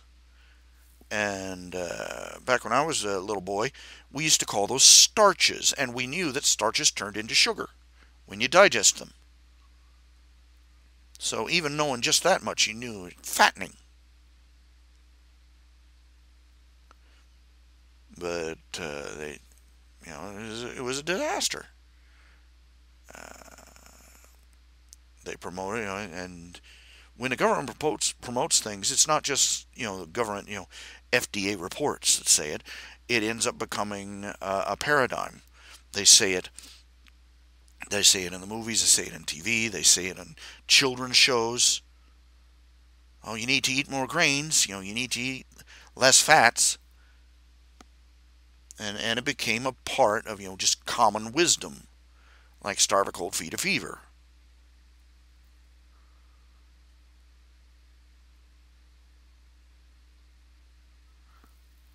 And right up there with starve a cold, feed a fever, high fat, artery clogging, high fat diet, which was another piece of rubbish. And our government has been pushing us to eat the most unhealthy diet that they possibly can. Uh, these things that are just not good for us. White flour,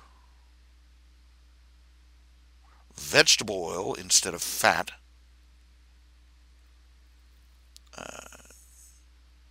corn syrup instead of sugar or honey or brown sugar or any number of better for you natural sweeteners. When white cane sugar is better for you than the sweetener that they provide you with, what does it tell you?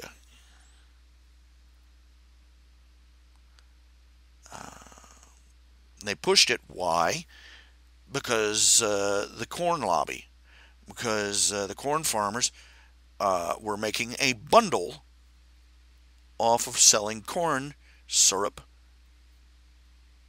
to the food market.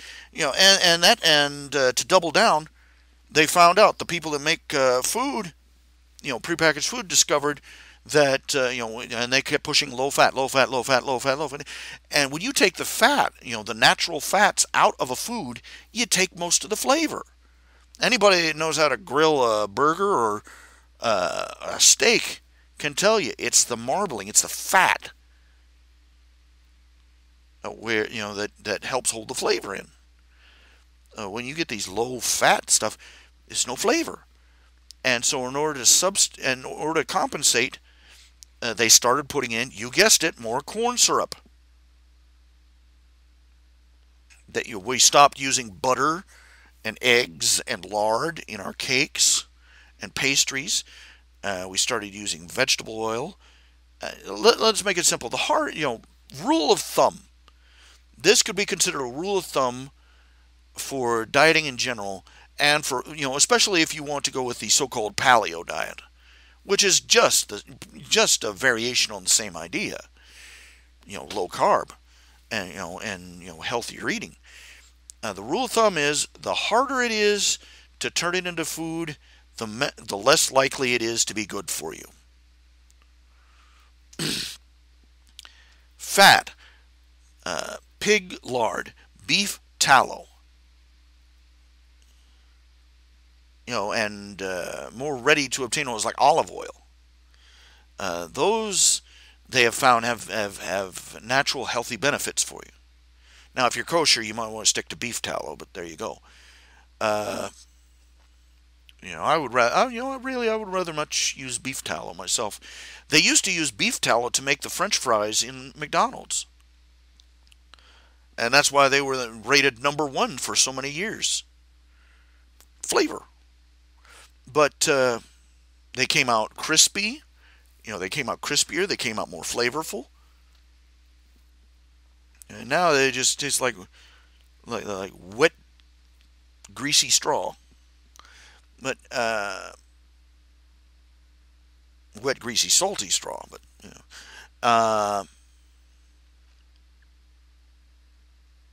you take the fats out of a food, it doesn't taste good. They put corn syrup in there, and they also use vegetable oil, which is again made from corn. Let's put it this way. Think of it this way. You eat meat. There's plenty of fat in that already, naturally. Your body's designed to digest meat and to digest the fat that's in there. The types of fats that are in there. And the cholesterol. Yes, the cholesterol is not the villain they make it out to be. Dietary cholesterol has absolutely nothing to do with the cholesterol in your bloodstream. And the cholesterol in your bloodstream does not have the same relationship to heart disease as you think it does, or you have been told. But you eat meats, you eat olive oil. The fats are right there. You eat meat, you eat butter, milk, and the fats are right there, and your body's designed to digest them, to break them down, to use them. But you take vegetable. Do you know how much? Let me put this: how much corn would you have to eat to get the cup of vegetable oil that's in your food? How much corn would you have to eat to get the amount of corn syrup that is in that bowl of in that bowl of Frosted Flakes?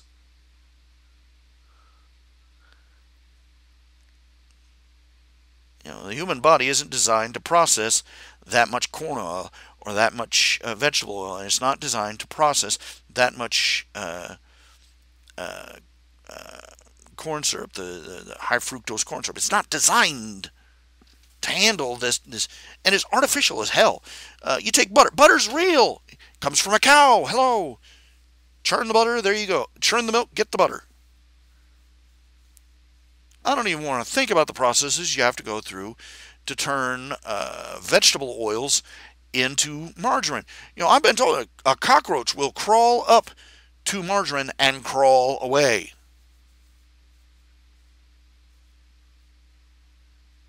The only other thing I've heard, the only other food substance I've heard that about is Vegemite. Good Lord Almighty.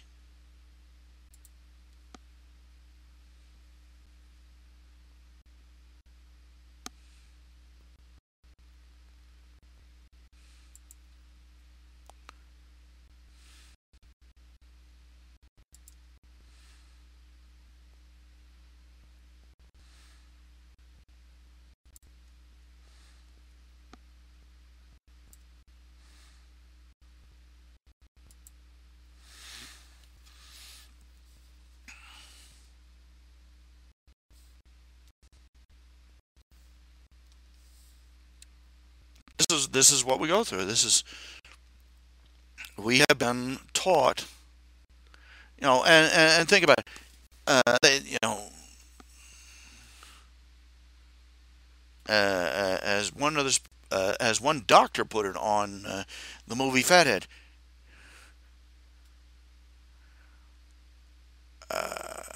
The phrase artery clogging high fat diet.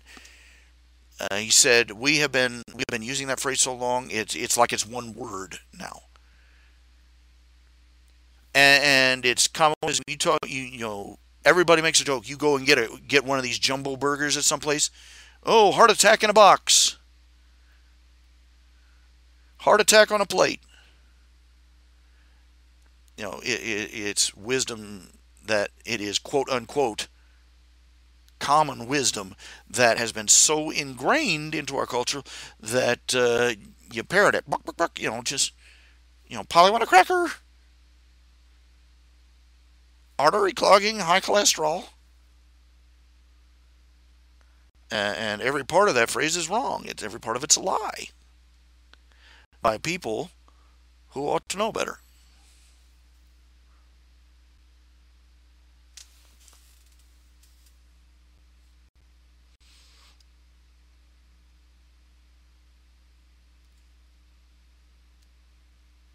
Do you want him wearing boots or sandals?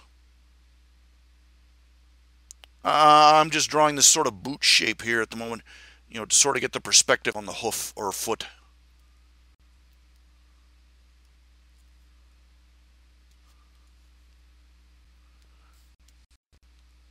You get down off of that side, you're going to be bow-legged as heck. Guy walks in, looks like he's been sitting on a barrel all day. Oh, you got Triceratops leg there, buddy. Shut up and get me some ice.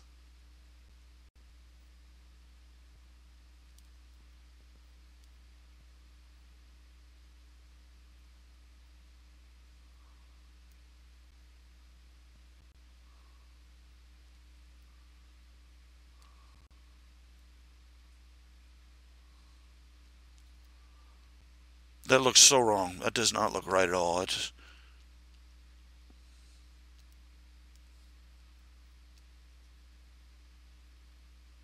I'll have to look at some pictures of some elephant legs.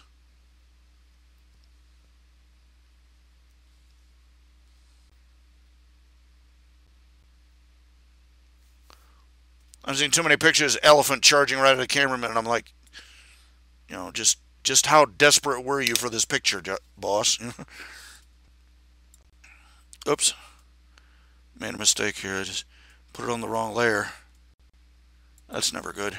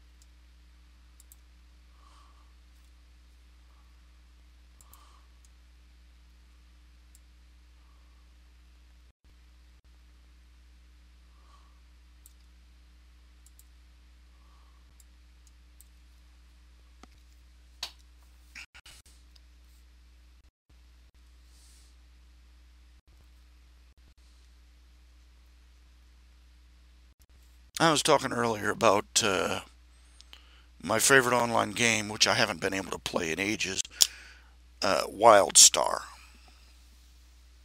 I'd give anything right now. Um, um, if I ever get like $500-600 together all at once, it is going to have to take, you know, almost divinely inspired strength to keep myself from going out and spending it on a new computer. You know, one with a good graphics card that can play that game again.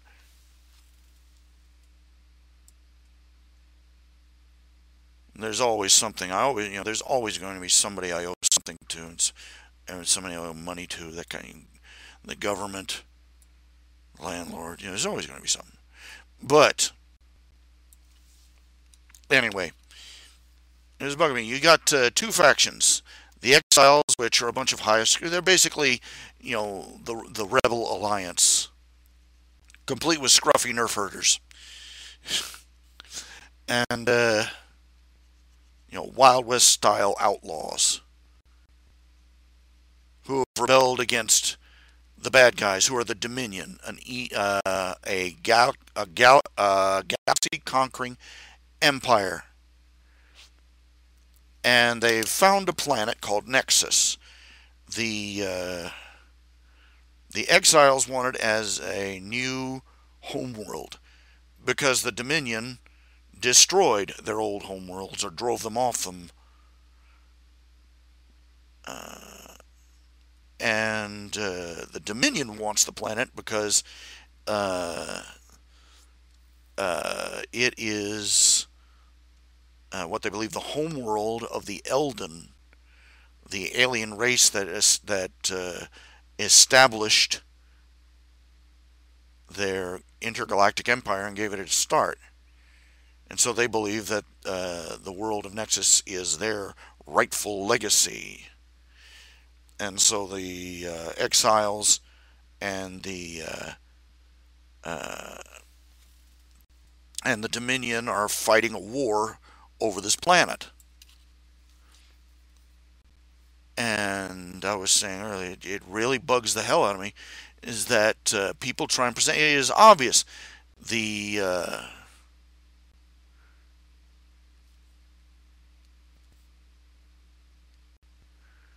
They're rough, hard scrabble, and they've had to do a lot of, and if you look at the lore, they've had to do a lot of questionable things, to put it mildly, to survive. But it is very obvious that the Exiles are the good guys. And the Dominion, for all that is, high cultured, and wealthy, and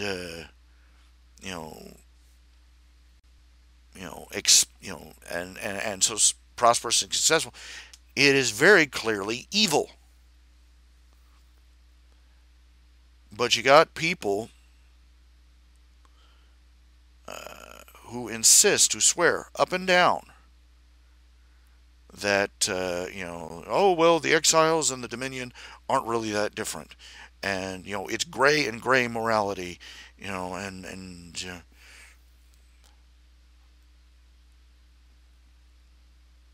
I don't know why I even have the energy to be surprised, or I don't know why I'm outraged. That requires some level of surprise. And we live in an age where people are afraid to criticize cultures that behead people in the streets, that stone women to death, and enslave and use little boys as sex slaves. We're afraid to say outright, this is evil, because we don't want to be thought of as judgmental and prejudiced, and we just have to understand their culture. I don't know why it surprises me.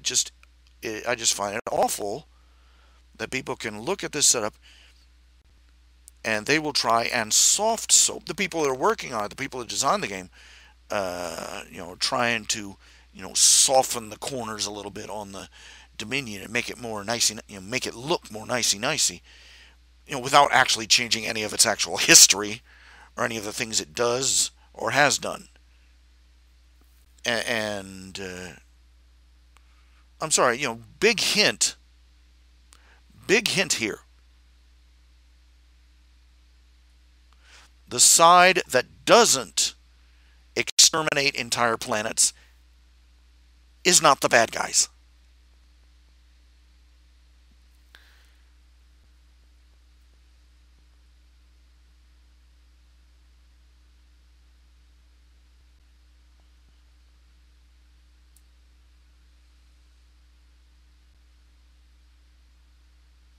I hate to break it to you, but no matter what BS people throw at you in any war, At least one side is the antagonist and the other is on defense. That alone should be a big freaking hint as to who the bad guy is and who has the moral high ground.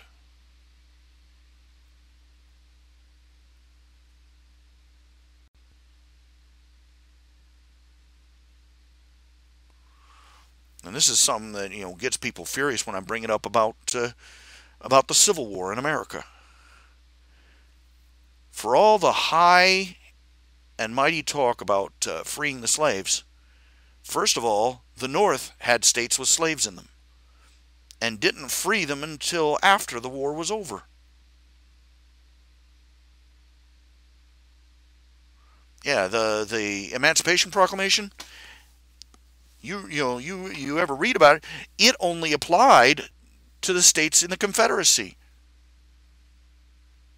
It was just Abraham Lincoln giving the southern states a big upraised middle finger. It was about as meaningful as spitting at the wall. It didn't free anybody.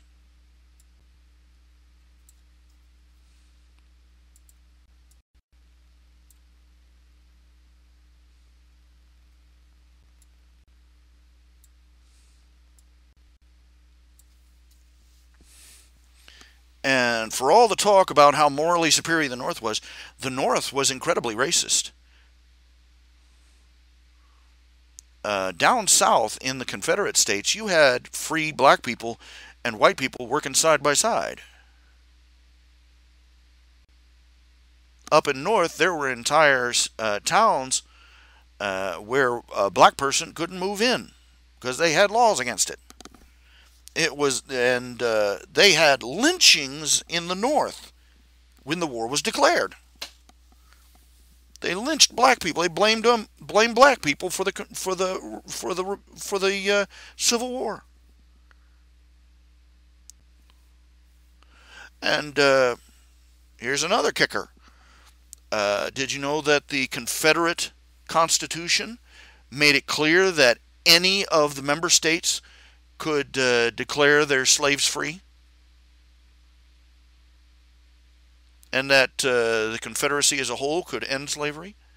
Did you know that in the North, Abraham Lincoln was arresting editors from newspapers, shuttering newspapers down for criticizing the war effort? Just violating freedom of speech all over the place. But in the South, they didn't. They had people printing papers all the time that disparaged the whole Confederate rebellion, and they were printing as free as ever. Did you know that there were there were hundreds? Nobody knows for sure how many, but there were hundreds, maybe even thousands of black people who fought for the Confederacy.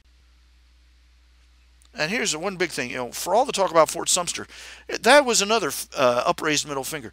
Did you know that Abraham Lincoln, the South sent representatives to try and speak to President Lincoln to try and make sure that the separation was amicable, peaceful, and everything. And President Lincoln refused to speak to them. He refused to address their complaints about Union troops in Fort Sumter. And think about it: a foreign state, has a fortress at the mouth of one of your port cities, and and an important port.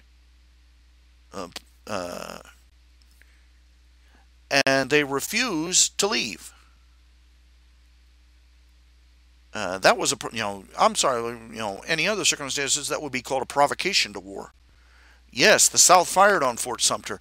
That was because they were finally got tired of playing all around the mulberry bush with a deliberately antagonistic Lincoln. They drove the people, the soldiers in Fort Sumter out, and let them leave. But then, I'm sorry, when it comes down to this, the North talked a lot of BS about slavery, but that wasn't an issue. They didn't give a damn about slavery. It was, uh,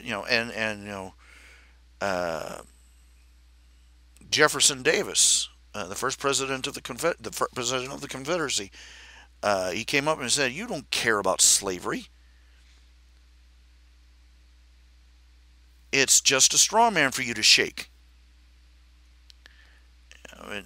Because the North, among other things, was using the slave issue as an excuse for reducing the number of representatives that the South had in Congress. That's why they instituted the two-thirds law. It was the North that pushed for the two-thirds law, counting every African American slave in the South as two-thirds of a man, to reduce the number of representatives in the House of Representatives for the southern states.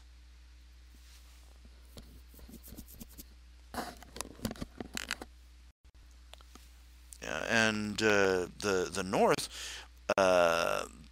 most of the government largesse, all the government spending, most of it was going into the North, while the South was languishing.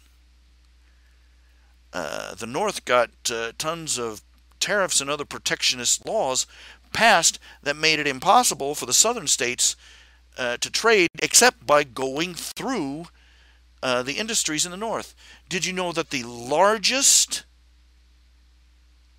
the South, they stopped trading for slaves with Africa before the North did.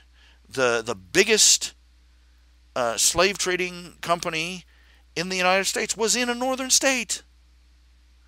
They'd go over to Africa or wherever, pick up slaves from the the Muslim trade routes, and then come back and sell them in the Americas.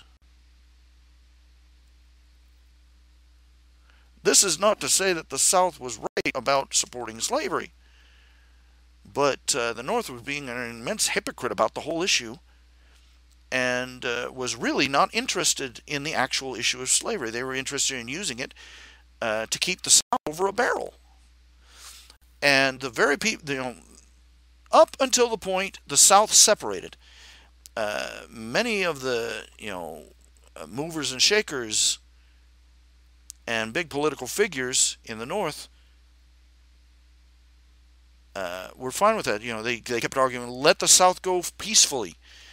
And then word started passing around. They realized that if the South became a separate state, there went their tariffs. Because once the South separated, they wouldn't have to pay the tariffs anymore, and they would be able to trade cotton openly with other countries. And they would lose all that sweet, sweet tax money. And suddenly, these same people who asked for peace were suddenly screaming for war. At the end of the day, it comes down to this. The South tried to leave the Union peacefully, and the North responded by rounding up an army, marching south, and killing people.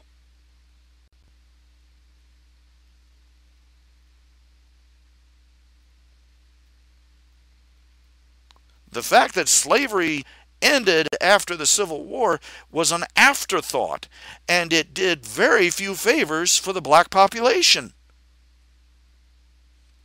It left them stranded with no education, no options, and they're still waiting for their 40 acres and a mule. The North promised the slaves in the South, they promised the black people, oh, we'll loot your old masters and carve up their property and give you 40 acres of it and one of their mules. That's basically what they said.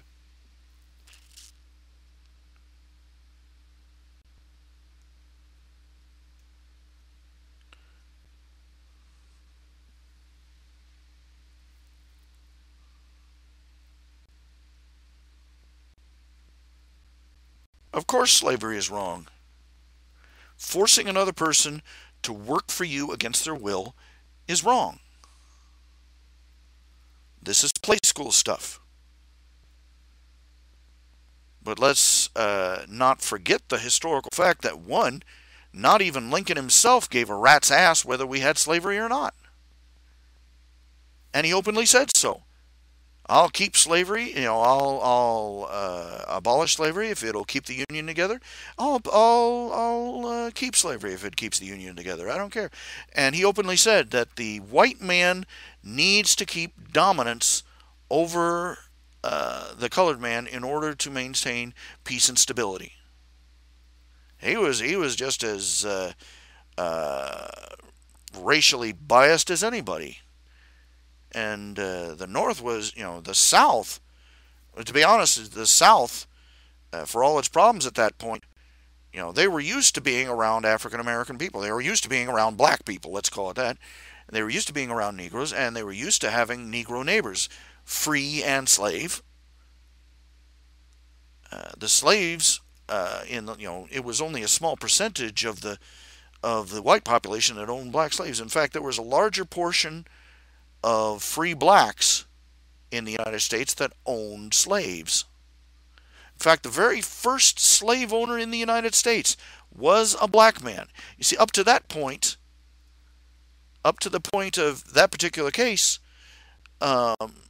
we had indentured servants. We didn't have lifelong slaves. People were coming over, and they had a contract, and they basically decided they would be free after they had paid the cost of their transportation to the new colonies. But this slave owner, this black man, decided that the slave he had, was his property for life. Went to the courts and got the courts to agree with him, and it was all downhill from there.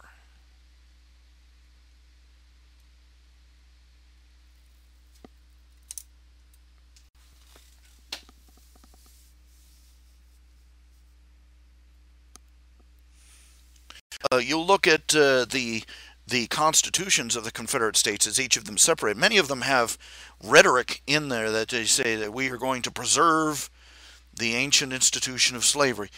That's pretty awful. But it's nothing less than what Abraham Lincoln himself said what he'd do if it was necessary to preserve the Union. And furthermore, the largest reason they were using it is because at that point, the only time the North brought up slavery was to use it as a verbal brickbat in an argument. Like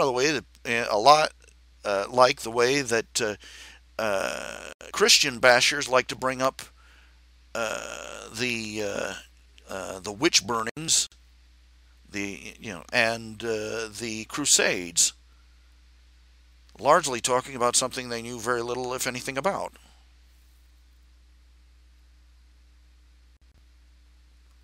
And ever since that, we have been getting the whole issue wrong on many points ever since. The civil rights movement of the 1960s, huge mistake in certain places. Should people have equal access to the government? Should they have the right to vote? Yes. Should they have the right to attend or take advantage, avail themselves of government-run institutions such as they stand? Yes. Should they have the right to go into a private business and demand service? Well, morally, ethically, no. Why not? What's the difference? Again, I repeat to you, private business.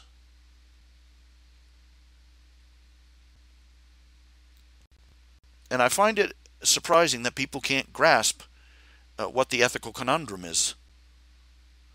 Oh, well, they should be able to walk in and order a sandwich. No, they shouldn't. They do not have a right. You do not have a right to anybody else's goods or services. No, not even if you throw money in. They should have every individual should have it's called freedom of association. You should have the right to refuse service. anyone to refuse to work for somebody else.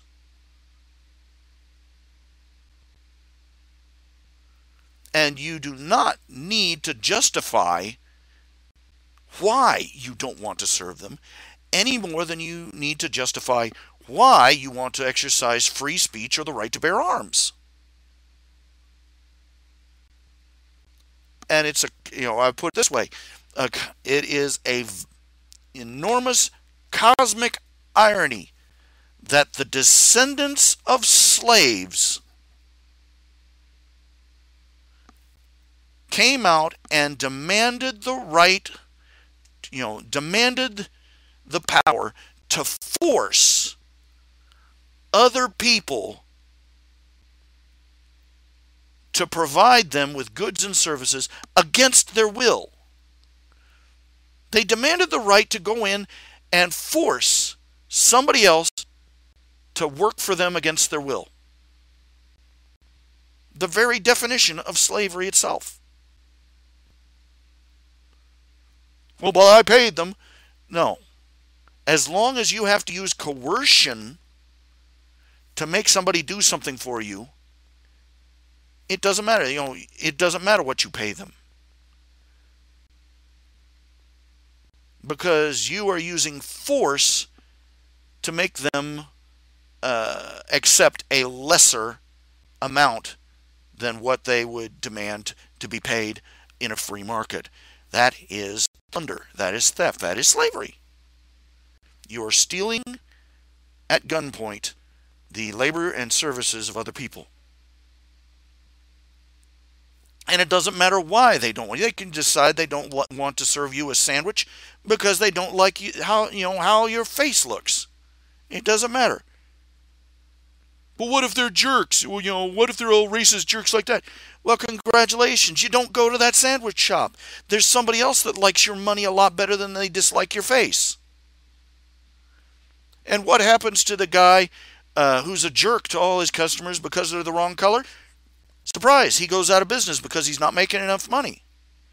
Or, imagine that, other jerks who agree with him start shopping there while everybody else goes and shops at the other store. It's the beautiful circle of life. Freedom of association. And congratulations, they've self-segregated. You no longer have to go into a store wondering if you're going to be rubbing elbows with a closet racist. Ta-da! I can't think of anything I want less than a sandwich made for me by somebody who hates my guts. Here, let me put a little salad topping on. There you go. I wouldn't trust food made by somebody who hated my race or culture or religion or anything else about me. And I hope to God I'd be smart enough to go somewhere else for a sandwich. These people weren't making a point about freedom of speech or freedom of any kind. They were making the point that now it's our turn to force you to slave for us. And they mistook the service provided by a private individual running a business for the services provided by a representative government. That's another problem with the public school system, is that they took something that should have been a private industry, made it a public privilege, convinced people that it was a public right, and pretty soon people couldn't tell the difference between something provided by the government and something provided by an individual person, and why they should be different.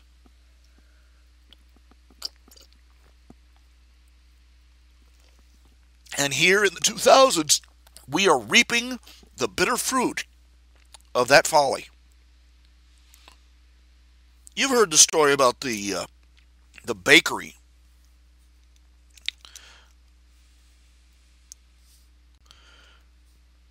These bigoted, homophobic Christians refuse to make a wedding cake for two nice lesbian girls, right? That's how they present it. They're just being stuck-up racist pigs. No. What they don't tell you is that the instant that they heard that this ordinance had been passed, these two women, using the term loosely, went out and started trolling. They deliberately went from bakery to bakery to bakery to bakery until they were miles from where they lived in an entirely different community. And, they found a Christian bakery. And then they came in there and they said, we want you to make it for our gay wedding, smoochy smoochies. And they said, we can't do it. We're not going to do this. We're Christians and we're not going to participate in something that our faith and our religion says God called blasphemy, just called, an abomination. And they said, jackpot! And went running to the newspapers, boo-hoo-hooing, wee all the way home, and started a witch hunt. And they destroyed these people's lives. They sicked the government on them. They lost their bit, and hit them up with a huge fine. And despite all the support people, they finally had to shut their business. They destroyed those people. They used it as a weapon. Precisely the thing, you're going to use this to persecute our churches for our belief. Oh, we would never do that. Oh, you're just bigots for saying that we would do something like that. And what did they do? The very instant the law got passed, that was the first thing they did. The first thing that happened. And now there are, I guarantee you, right now there are militant going around looking for an excuse to attack. And look what they did to Chick-fil-A. All Chick-fil-A did, the owner said, we value family values. And isn't it interesting that they find that the gay community finds family values threatening?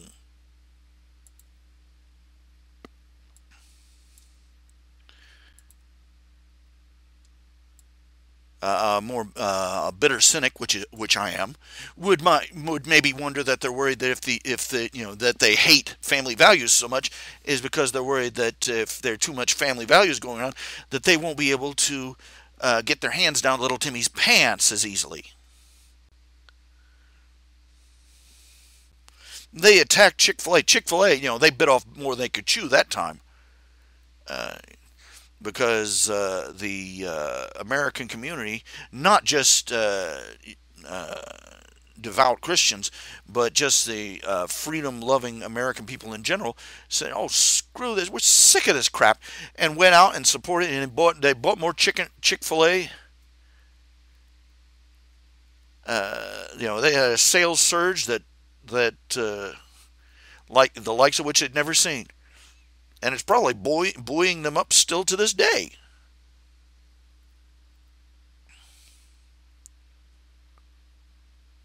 The only people that weren't happy about the gay community trying to attack Chick-fil-A was the chickens.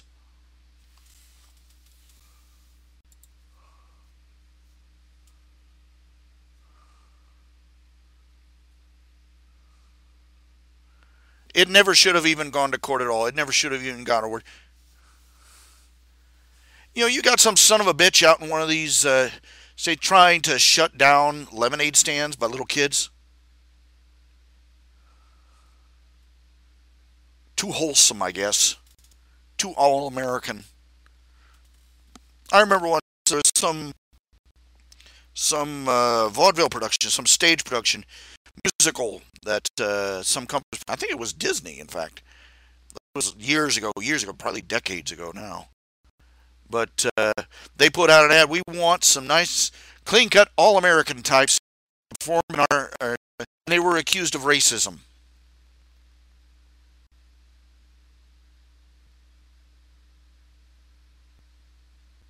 Because they wanted nice, clean-cut, all-American types to perform, and it's some sort of Yankee Doodle, dance and song extravaganza.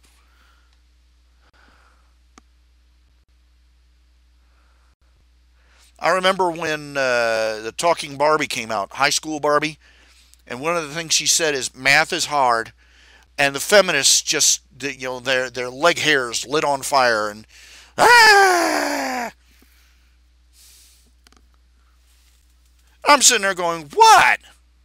What? Every other kid on the planet is going, what deal? Yeah, math is hard. It is.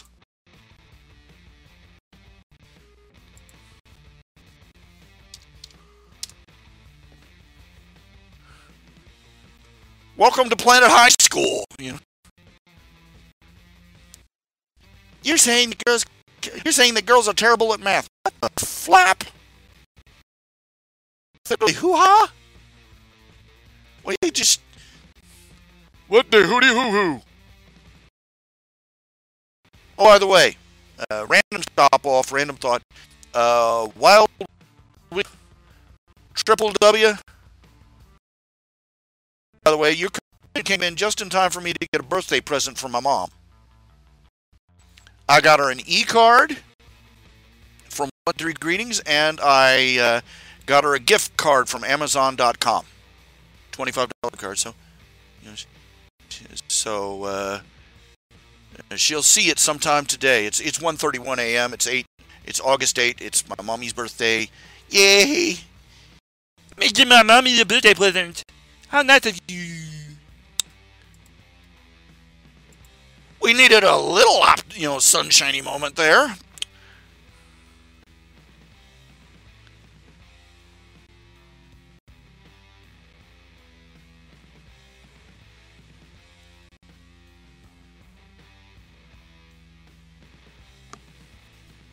Feminists are nuts. I'm sorry. Let's address this. It's not the problem. The problem is not that feminists are extremists. The problem is that feminists believe things that just aren't so.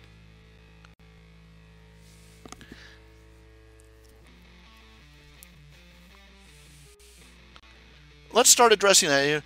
It's not, the problem with leftists isn't that they are exclusive. It's not that they don't have a big enough tent for everybody to get under. It's the problem is that the things they believe just aren't so.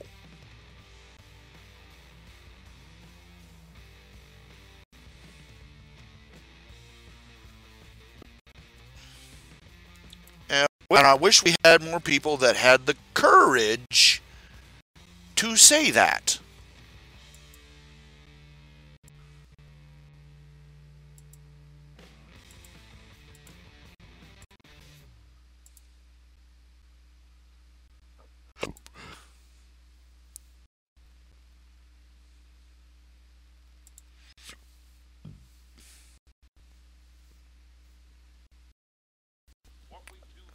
That's what the communists used to do.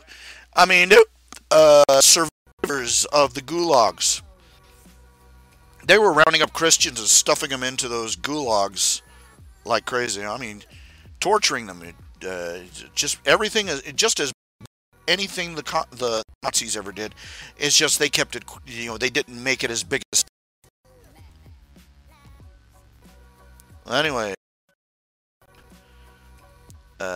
The Christians in these prisons, they'd get together, and they would have sermons. Their pastor, would try and preach to them from the gospel, and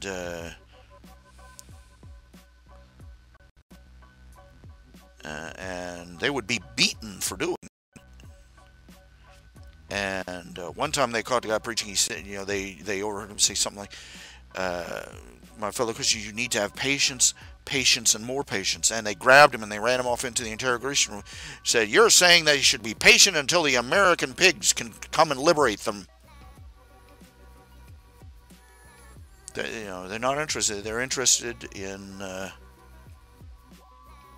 This is no surprise that they do shit like this. This is not a surprise that leftists do like this. This is no surprise that the wicked, the demented, and especially the lost should behave like this, because the truth sickens them.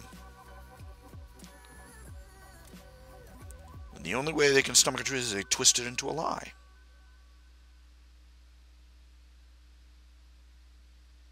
They will rewrite history to suit otherwise known. They will then we've reached a state where they lie to themselves about everything, even their own bodies, and they threaten brutal violence against anybody who tries to wake them up to reality.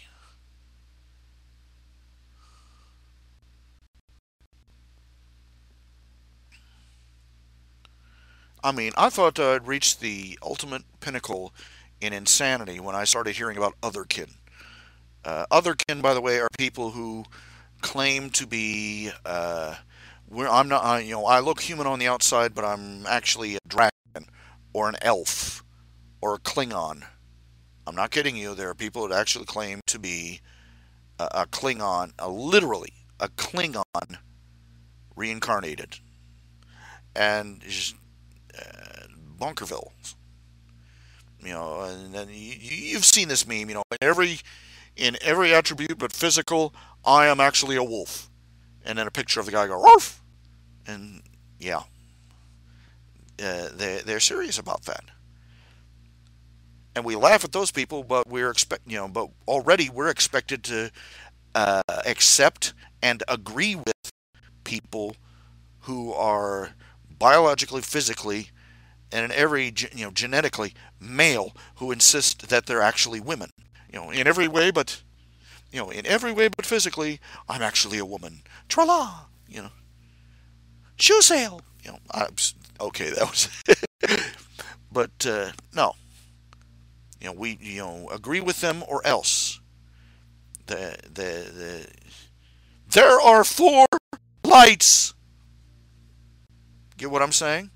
Same practice, same principle, same idea, same concept.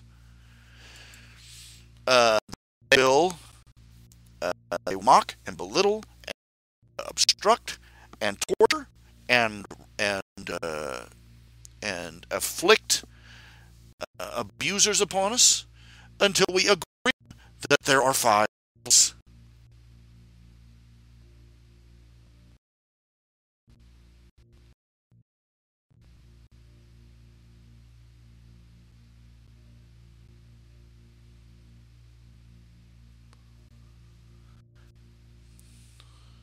Because once they can force you to do that, they can force you to do anything.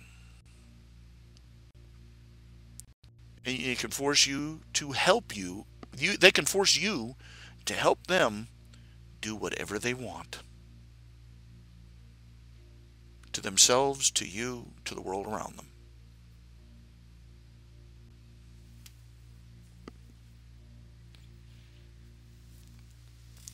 I like to, I love these people. I get my wisdom from nature.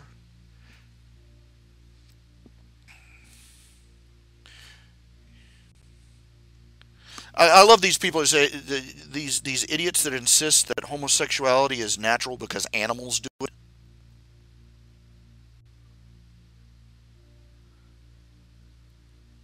Yeah, they also commit cannibalism.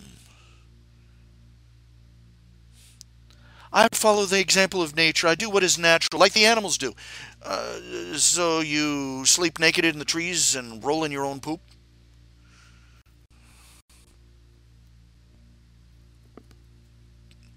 One, just because animals do it doesn't mean it's natural. Sometimes it means the animal's fucked up in the head. Or the animal is poorly, incorrectly developed, or they found out, all these stories about, various behaviors by animals usually are the bizarre behaviors by animals is often because of meddling and interference by human beings in their upbringing or in their environment, or because something went wrong, they got sick or something. And two, just because something is natural does not make it good. You know, homosexuality is natural. So So is cannibalism. So is so is deadly nightshade.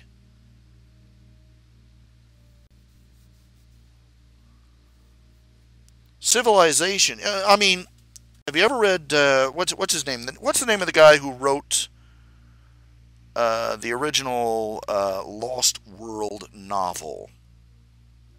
Jurassic Park. The original author of Jurassic Park, Michael Crichton. Jurassic Park.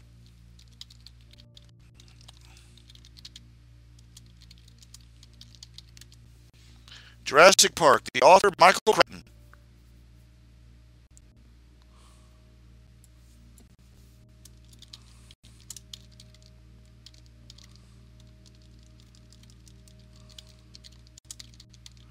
Okay, he wrote a book. He's written several novels. There was one in particular. It was called State of Fear. I picked that one up and read it. It's a pretty good book. Basically, the idea is that this group of radical environmentalists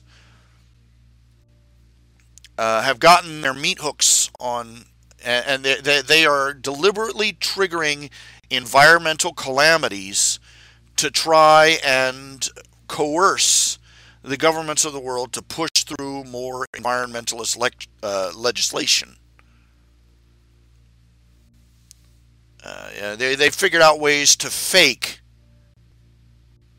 things like earthquakes and storms and tornadoes, and seriously, it's 5 minutes into the future kind of stuff, but some of the stuff described is fairly feasible. Anyway, in this book, there's one point where the protagonist and this dyed-in-the-wool Hollywood and leftist environmentalists have, they've gotten stranded in some back of the world island, and they have been captured by what is a cannibal tribe. And the Hollywood leftist is insisting, oh, the cannibalism thing is a myth, and the guy's pointing out, they've got meat in their teeth, they've got human bones in their, just trying to get the guy to wake up and accept reality before they get turned into soup. And at one point he says, idiots like you are running around trying to protect nature. Civilization has never been about protecting nature. Civilization has been about protecting humanity from nature. Bringing humanity in out of the cold and the rain and the dark and the wilderness full of wolves. Building a house, starting a fire, and feeding and clothing him. And look at, he points out between the bars, look at these people. This is what civilization is protecting you from. Nature is not under threat from civilization. Civilization is under threat from this.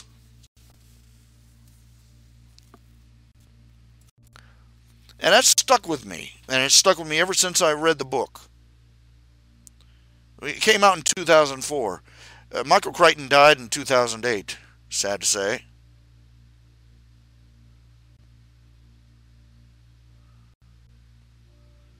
Nature is good because it's natural. There you have it. That's called circular logic,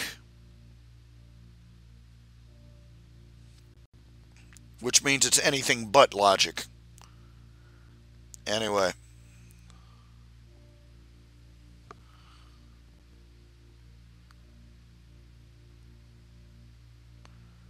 The man was not a Christian.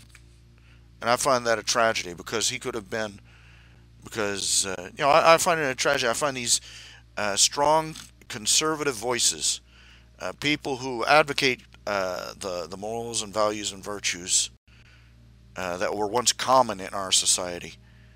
But they've rejected, they rejected God, they rejected Christ, they rejected the the very thing upon which the values of Western civilization were built, really. How can you argue one virtue system against the other if you cannot even explain what these virtues are derived from? It's the left that comes out with this nonsense that claims that, oh well, these moral values were evolved over time. Let me clear you on something. You could not evolve a functional morality system by trial and error over time any more than you can evolve, uh, any more than you can have a life form spring spontaneously out of the mud.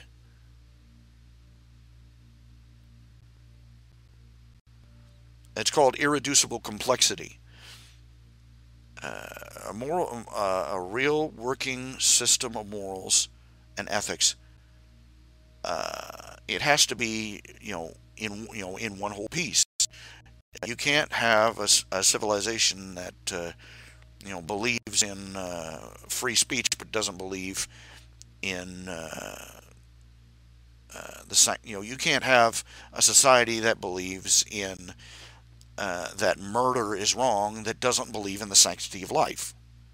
You can't have a society that believes thou shalt not steal, but has but accepts lying as a perfectly acceptable means of transaction, and so on and so forth. You try and get by on half an ethical system, it will kill you just as dead as having none at all.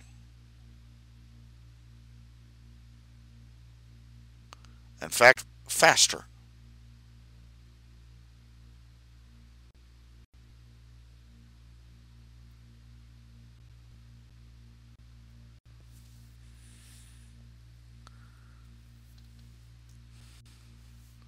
One of the proofs of the origins of my faith, of Christian faith, there's a much bigger one, but you take the values of Christianity, the values of the Old Testament, the basic morals of right and wrong. Consider this. Consider this. At the time that Moses was being raised as a student in the Pharaoh's house, he was being taught by the greatest minds of the greatest civilizations of the time. And that civilization at that time insisted that a good way to treat an open wound was to wrap a dressing made of donkey dung on it. Just for starters. Am I giving you an idea here? Just how the scientific beliefs of the Egyptians were. When we follow the Jews, from the time they left Egypt, by the time they got to Israel, they had been given an entire miracle, according to the, right on Mount Ararat. Not Mount Ararat, but he was given, the two tablets of the laws of God, and it was basically an instruction manual on basically how to be a civilization, right from the start. And many of the things, the laws of cleanliness.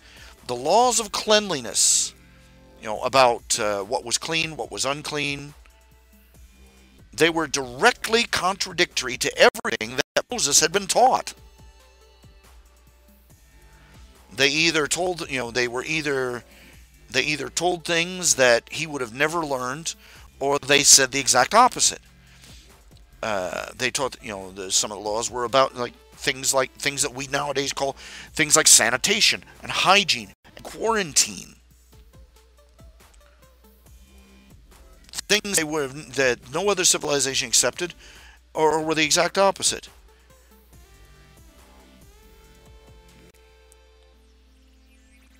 and they work. They work to this day. They were instructed to wash and to clean things and to keep certain things separate from one another, and to take somebody who had a disease and keep them isolated from the rest of the population to prevent the disease from spreading. And those that handled the things, they were to burn things that were handled by unclean persons. Sanitation, hygiene, just the whole 9 yards.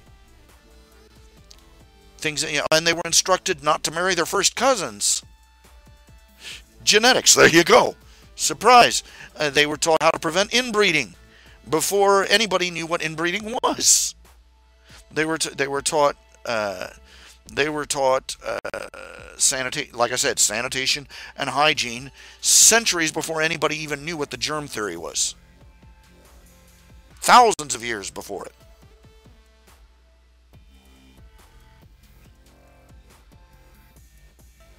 And their moral system was profoundly influential too. The laws of the Old Testament, the Hebrew laws, were the first kind of laws that protected the slave or indentured servitude class, the indentured servant class, from abuse.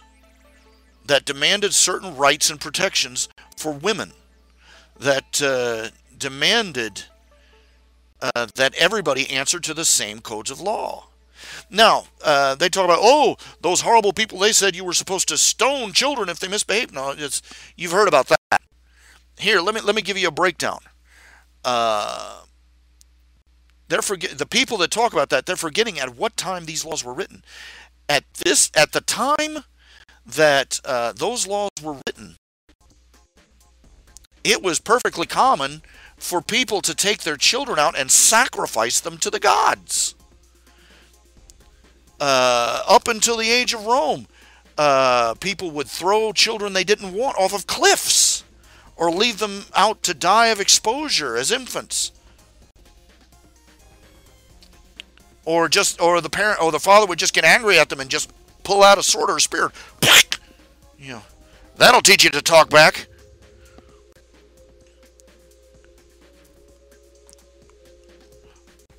These Hebrew laws said, first of all, that parents were not to administer the death, were not to kill the child themselves.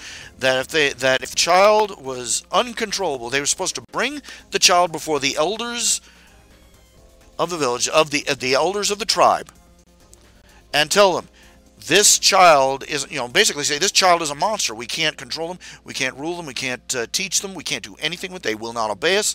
They're out of control. We give up. The elders all had to agree with that assessment. And then the child was to die. Note, historical fact, this law was never executed. There's no record of that law ever being executed by anyone. Ever. And second of all, this was not a law that gave them permission to kill their kids.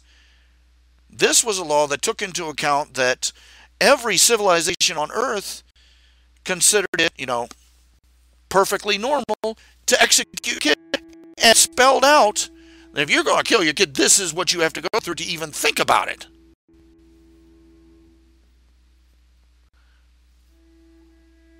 It did not give them license to do it. It stayed their hand.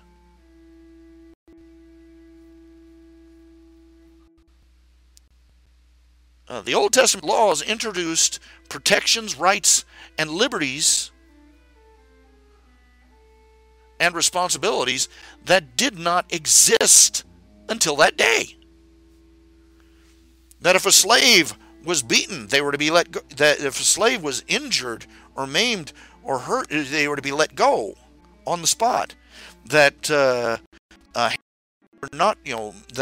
female slaves were not to be held accountable if they were forced by their masters into an illicit relationship. Making a marriage vow by adultery was punishable by death.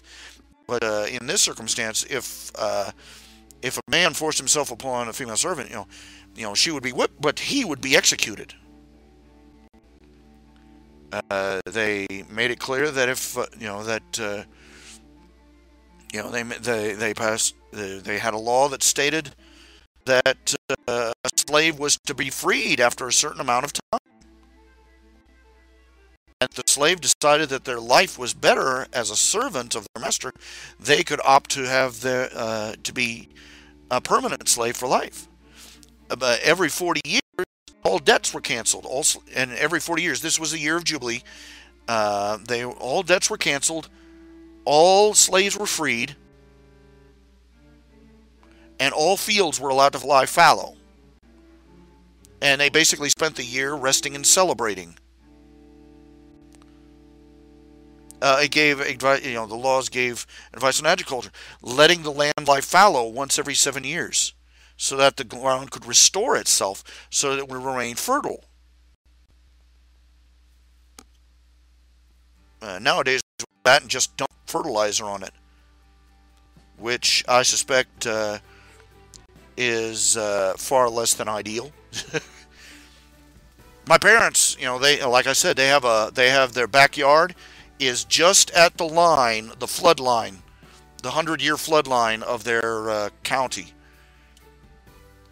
And that land in their backyard basically lay fallow for a century. And even now they're getting crazy crops out of the thing. They turn their backyard into a garden. And the neighbors would plant little gardens. They'd plant a little corn. The corn would be 2 feet high. Go down a house 2 feet high. Go to my parents' house 8 feet high. But they still get crazy amounts of crops out of that. They grow everything on there. They even got a couple of fruit trees. I don't think they're giving fruit yet, but they're still growing. Maybe in another year or so. They've got a grapevine, which is kind of cool. They inherited it from one of my grandparents, my grandfather.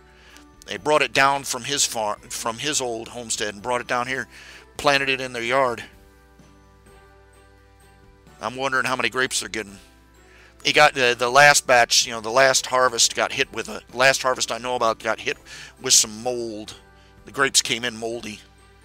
So maybe next year,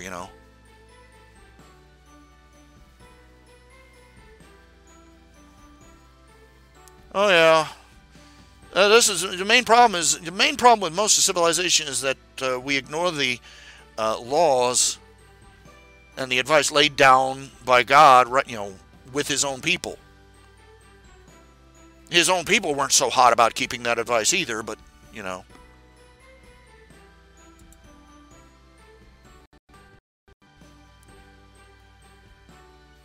really should give up. I'll be honest, kill me. But you got to go. There's a certain point where you go. He said, God did say in the New Testament, "What God has cleansed, do not call common." And the application is that keeping the kosher weren't, they were to the side. But still, you got to wonder. He banned pork from their diet for a reason. There were also several. They were only allowed to eat meat. They were not allowed to eat predatorial birds. They were allowed to eat insects.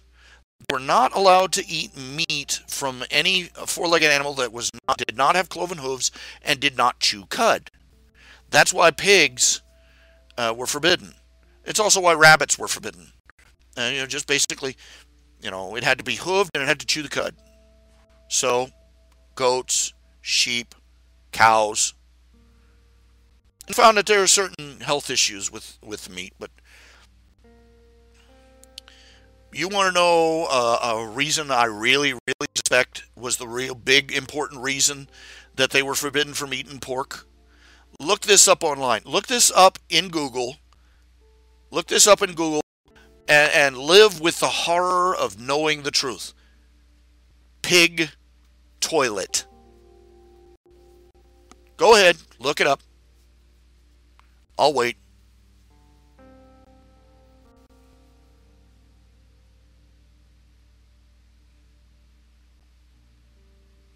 Look it up. Google it. Wikipedia it.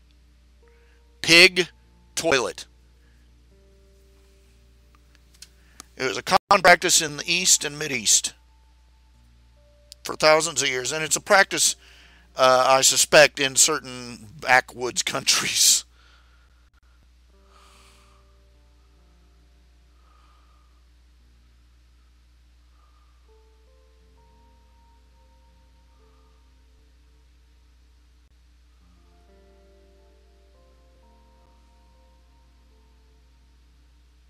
I'm going to wait a minute while you look it up because you are not going to. You're not going to thank me for this knowledge. You will never. Whenever I still eat bacon from time to time, but now I sit here, think about it,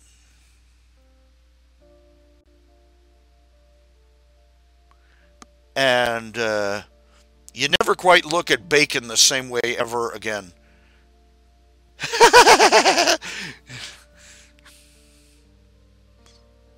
Can't say I didn't warn you.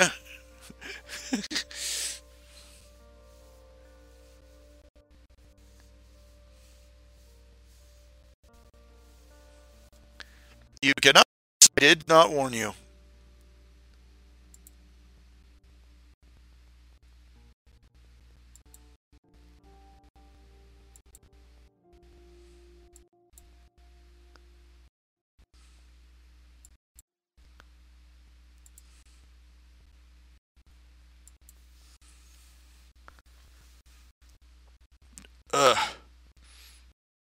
I just had to delete a fiction online serial fiction thing from my bookmarks because apparently they took a hiatus and they came back just long enough to type in, I'm so traumatized. That horrible Trump, they're passing this law and it's going, it's going to kill people. It's talking about health care, the health care bill. And I'm sorry, I do not have time. I just do not have time to read stuff. People who, honest to God, believe that somebody who, revoking health care will kill little old ladies and children and orphans and widows and make the sky fall and cats and dogs living together and puppies on sticks, and runs around screaming with a Hillary Clinton hat on their heads. No, I don't need that. I don't need that. And I don't want to patronize. I don't want to patronage somebody that spouts that idiocy. I don't apologize for saying it, idiocy. Somehow we have lived all this time without Obamacare to begin with. And I'm sorry, I know people personally. I know people personally who are being hurt by Obamacare. Their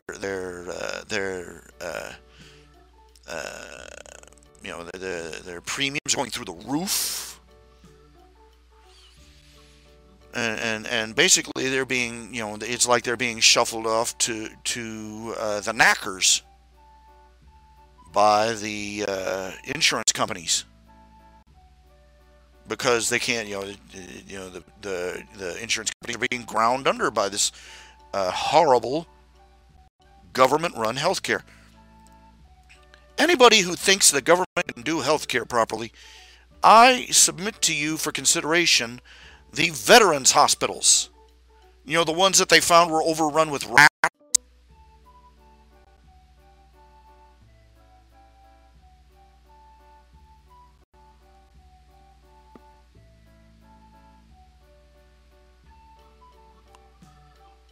The reason we have terrible healthcare in this country is because the government is sticking its finger in the pie.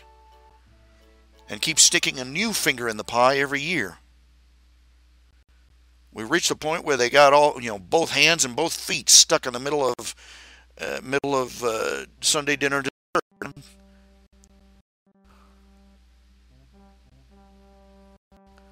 Yeah. I've said this before. When I heard that Trump was running for president, I was like, "You're kidding, right?" He spent most of his life being treated like a joke. Let's be fair. He's been basically his own self-parody as far as the media is concerned. The first thing came through my mind, I've heard this before, I'm using it myself, is when I heard that Trump was running for president, I sort of pictured this, him at a pool party. Him at a pool party, standing there holding his drink, going, "What do you mean I can't be? You think I can't be? You think I could never be president? Here, hold my beer and watch this." That was my feeling. But the more I learned about the man, the more I saw of the man, the more I read about the man, in spite of his flaws and his shortcomings. And I really do hope the man did find Jesus, because of some of the things he's gotten up to over the years.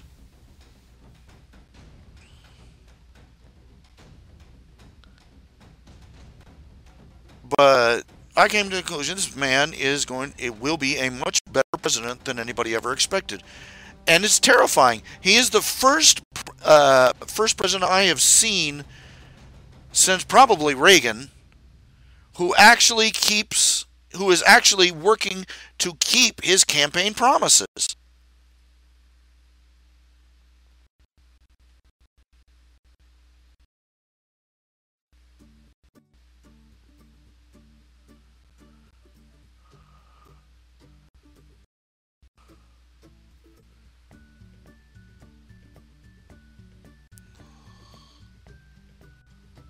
Well, I don't care.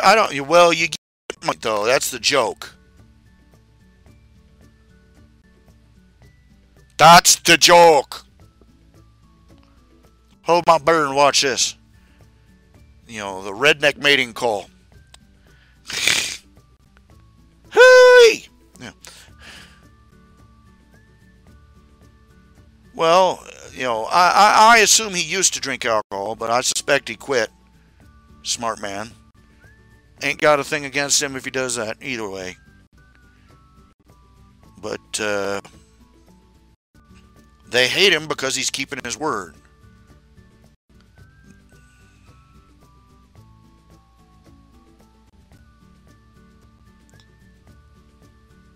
Anyway.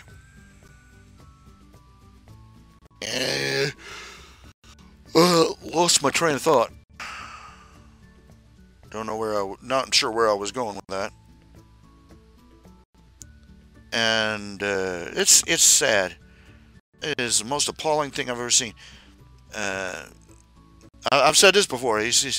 That's what drives them crazy about him. He doesn't care what they think. They're usually, up until now, it's worked great for them. Anytime a Republican steps in, "We'll call you racist if you don't do this." And he said, "Oh, okay, I'll sign the bill. You promise the press will like me now?" That's been how Republicans have handled things. And they come up to Trump and they say, "We'll call you racist." And so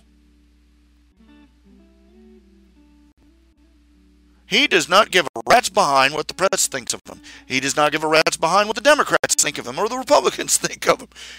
And he's one of these people like MacArthur or Patton or ouch, darn, Winston Churchill. He's a statesman, and he's rude and he's crude and he and he doesn't give a rat's hoot. But he means what he says, and he says what he means.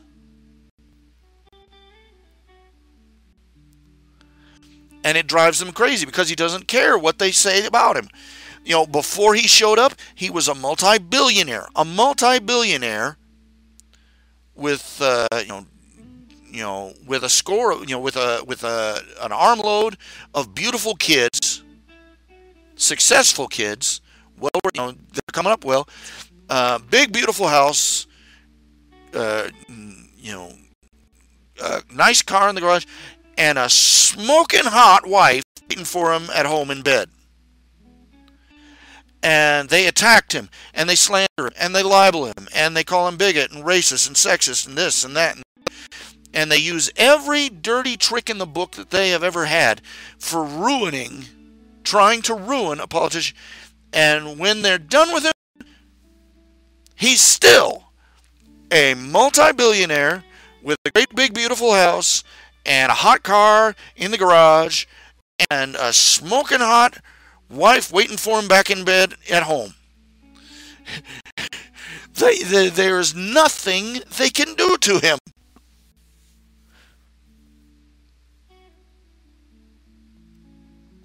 It's beautiful watching the veins in their head explode as they try to find some way to take him down. The Russian thing, so sad. My favorite meme is a photograph of these two dogs staring up at the camera, happy dogs. And the caption reads, "Thank goodness you're home. The right way."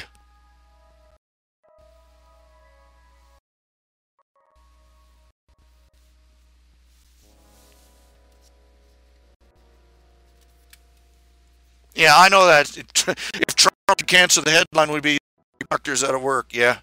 I like the one where he says if he got out of a boat and walked on water, the news headlines next day would read, "President can't swim."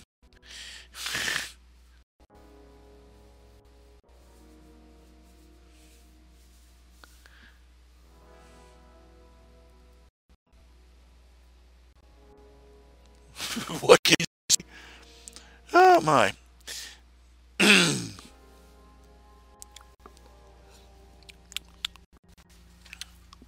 But,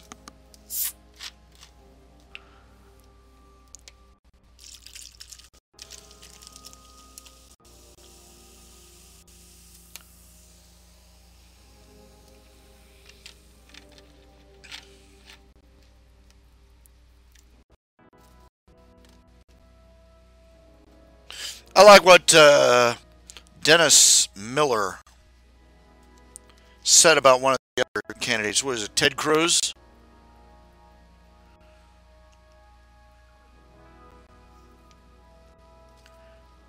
And he said, all the grief the press were giving him, Cruz should stand up behind a microphone and tell everybody he's a Mexican immigrant.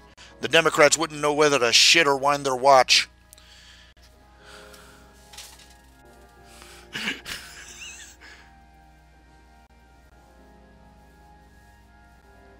Now, I know some people will be offended by some of the language I've used over the past few nights, over this current night, and well, I've let my standards on language slip a good bit over the years.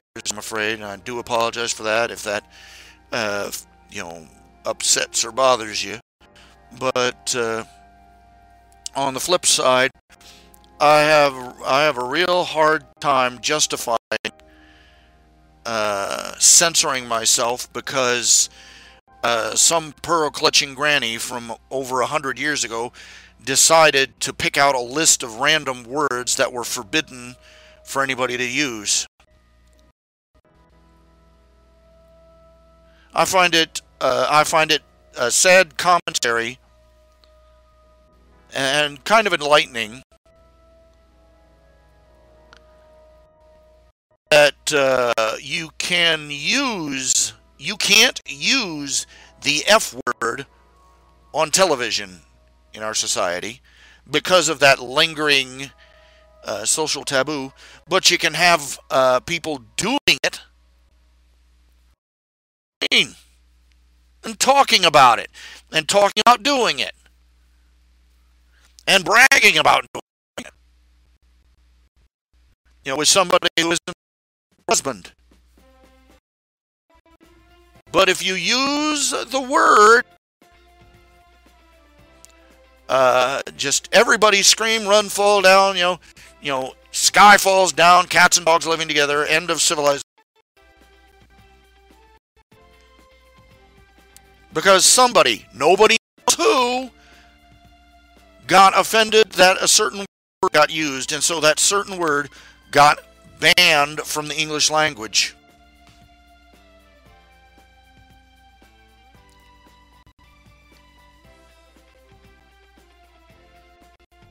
I'll try and control myself from using it. So, just being offensive for the sake of being offensive. No real point to it. Not really ethical, I guess. So I will apologize and try and control myself better in the future. But sometimes only the most forbidden of words will suffice to encompass just how dramatic or grave or outrageous a situation is. Make of that what you will. So there you have it.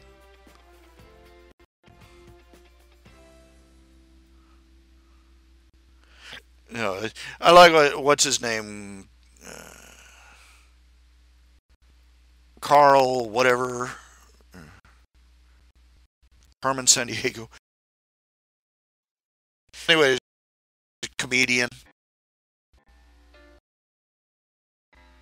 He said, isn't it interesting? You grow up, you're a kid, there is this list of words.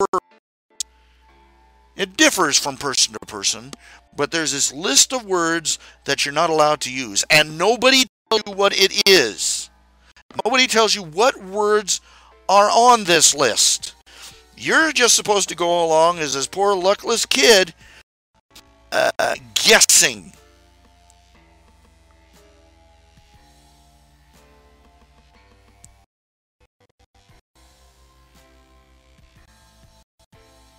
And hoping you get it right. Because if you get it wrong, and you're standing next to your mom,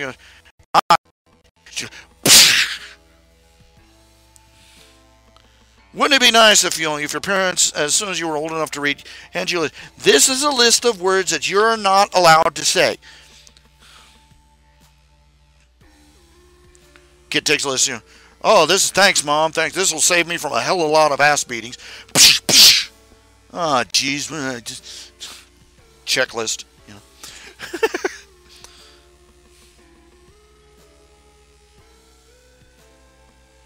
Man, you look back at the Victorian era. It was scandalous. It was a scandalous in the upper crust. I suspect that the lower castes and the like said, you were forbidden to say the word leg. In fact, people were so uptight about the issue of legs. They used to put little bloomers on the legs of pianos for a performance. No lie. Just that bizarre. George Carlin, that was his name. Anyway, the word to say the word leg, yet at the same time, euphemisms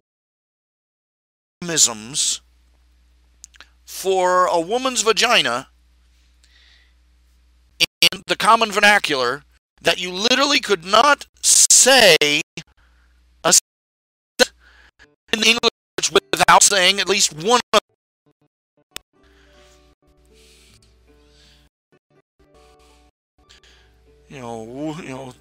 Thrillsville, it would be just great to live with.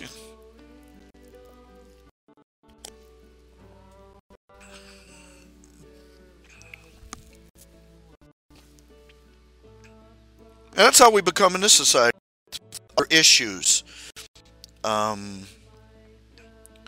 People are so touchy and so easily offended. The unending, ongoing litany of words and phrases and things that will upset you or trigger you. They're basically just new swear words, basically. I forget what. We live in a day and age where some loony tried to say that peanut butter and jelly sandwiches were racist. Seriously, a school teacher, a principal said, we are no longer serving peanut butter and jelly sandwiches in the cafeteria, and children are no longer allowed to bring peanut butter and jelly sandwiches to school because peanut butter and jelly sandwiches are racially derogatory.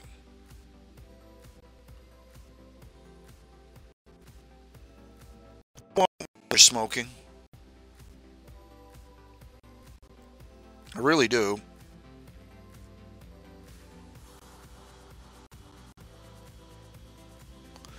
And oh man, it goes on and on. Uh,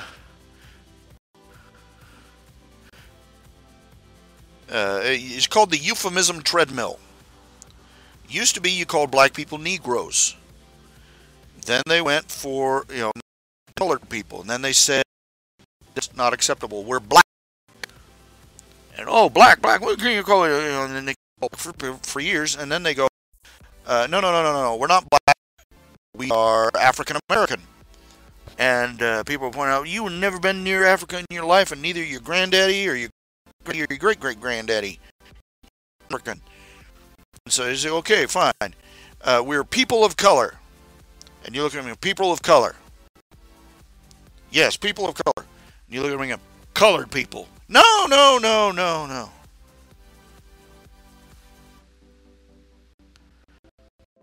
Riley, they've done that. Mentioning watermelon and fried chicken in the wrong context can get you in all sorts of trouble.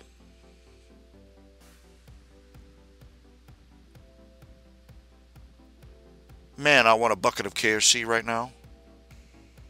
But I've already spent too much money. I can't be just spending on delivery. I live in an area where the only people that deliver are a couple of pizza places. So it's great if you want pizza. They have a few side dishes, sandwiches and things. But if you want anything else, if you want Chinese, forget it. You want real Italian, forget it. You want come on KFC, work up some delivery. No, can't get no KFC. And I've checked. More and more grocery stores are doing home delivery here, in the United States. Not in my state, not in this town. Kroger, I go on the website, Kroger's, we have home delivery in many areas. Not in this area. Walmart, oh, we do home delivery. No, we don't. Not here. I would so love to have a grocery store that did home delivery, because I am so tired of having to depend on a guy who thinks that 2 or 3 days is a good time to come, is good enough speed at which to return with your groceries in hand. And I would really like to send out an order and get what I asked for. I asked the guy to pick me up Velveeta. Velveeta. There is no possible way you can mistake anything else for Velveeta other than Velveeta. I told him I need 2 blocks of Velveeta. 2 blocks. I put that on the list. I need 2 blocks of Velveeta. It's the cheapest. It's literally the cheapest by the pound in the store. And there's no way you could miss it. And if you can't find it, damn it, the store's full of hundreds of employees. It's Walmart. They got people all over the place that can find anything for you. And they keep it in stacks. So they are not out. I sent him out, would you please get the Velveeta? And what does he come back with? He comes back with 2 little bitty blocks of plain cheddar. That aren't even as big as a block of Velveeta. But by that time, it had been 5 days since I'd asked him to pick up my groceries. So I said, screw it. And I took the cheese and I put it up. And I didn't get no cheese dip that day. I asked, I tell him, if you can't find something on the list, call me. I have a phone there. You have a cell phone. Call me and tell me. And maybe I'll decide on it, or maybe I'll know where it is. But no, he never calls.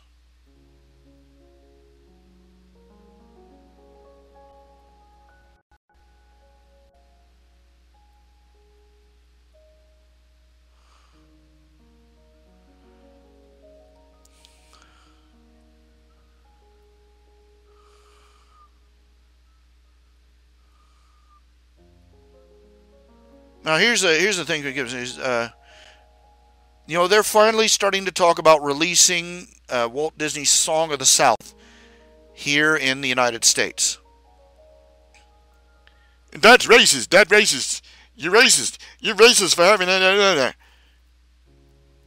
The ignorance is just choking the life out of me. The ignorance is choking the life out of me. The stories of Brer Rabbit are the folklore of Africa of the slaves back before the Civil War. These stories were passed down. They were originally African folk tales that the slaves passed down to their children in the South. And it's African American heritage. And these tales were about Brer Rabbit. They were morality tales that they passed down, and they were also subversive. Most of the stories were about Brer Rabbit putting one over on Brer Fox, Brer Bear, or the Massa.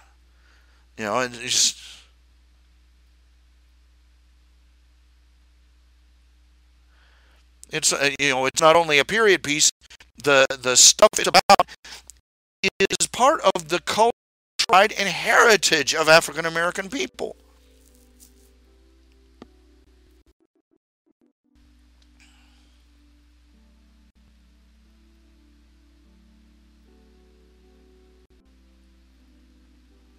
I want to know how a black man, an old black man, telling tales of wisdom to two little white kids from his own culture, enriching their culture with his, is somehow racist. Tell me this. Explain.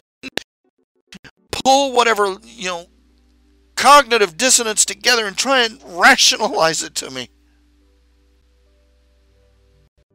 No, they just, it's been blackballed, pardon the pun, in this country for how many years? How many decades? I used to have one of those read-along books with the record, the story of Brer Rabbit and the Tar Baby.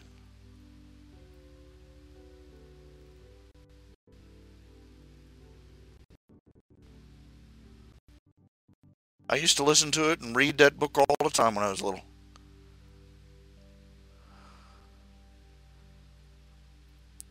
I wasn't sure what the lesson was supposed to be. Don't punch a tar baby. I don't know.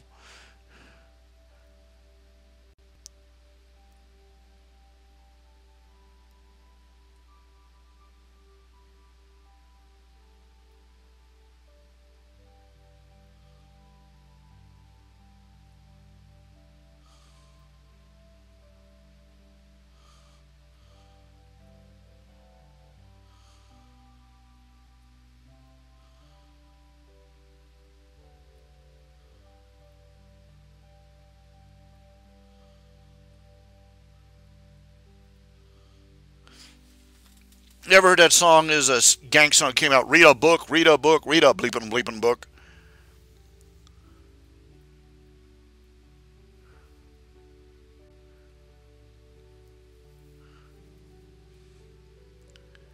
The first time any rapper has given good advice to anybody, and everybody flipped out because, oh, this is so racist. They can't even explain why it's racist.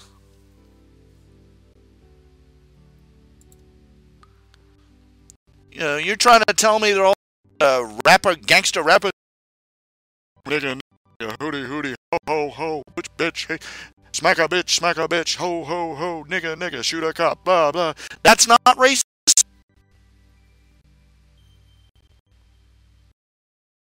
Explain to me how that's not racist. It's just, black culture being a drug dealing, race. Just, what is this? Explain to me how that isn't racist. How that isn't degrading to black people, period. By coming out and just satirizing it by just thinking, read a book, get some land, drink some water. You need that. Raise your kids.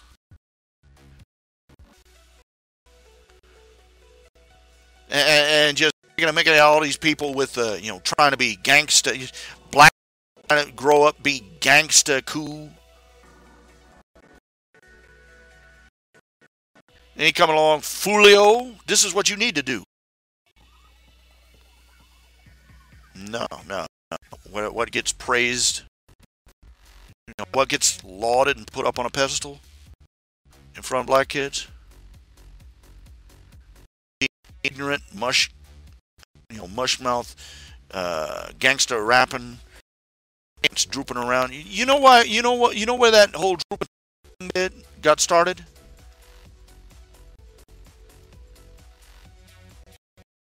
By the gay boys in prison, because they go around the bums, as the term goes. They would go around advertising what they were to the inmates by letting the seat of their pants droop low enough to show their backsides. Let them know that they traded a little anal sex for cigarettes or for some protection. And that real, and that cool hip gangsta look made it on the street. Now you got people walking down the street, their pants are literally halfway down to their knees.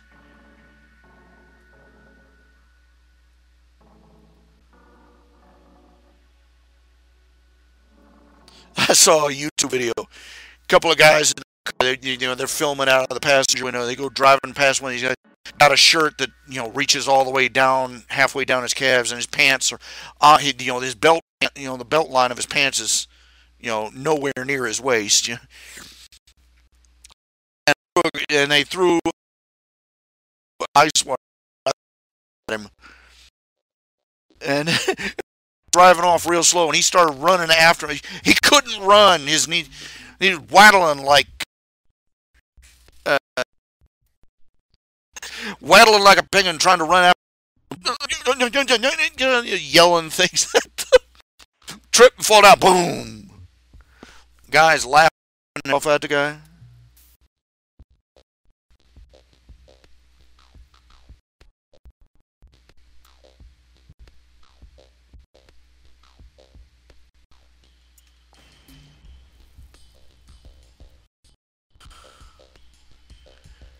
These stupid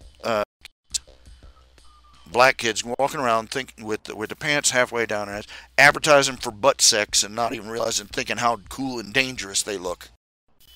And they wear those big overlarge clothes because when you got out of prison, they give you, usually what they did is they give you something that was a couple of sizes too large, so they wouldn't have to worry about being too small. Better a couple of sizes too large than being too tight to wear. And that became a fashion amongst the cool, hip, dangerous gangster rapper black kids.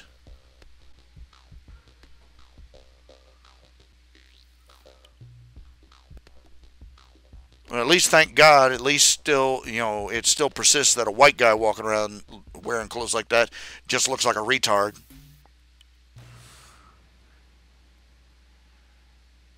If that fashion started spreading to the white community, I might start after hurting my neighborhood teenagers. I swear. I just stand there standing there on my porch, chucking things at them. Hit your pants up, you retard!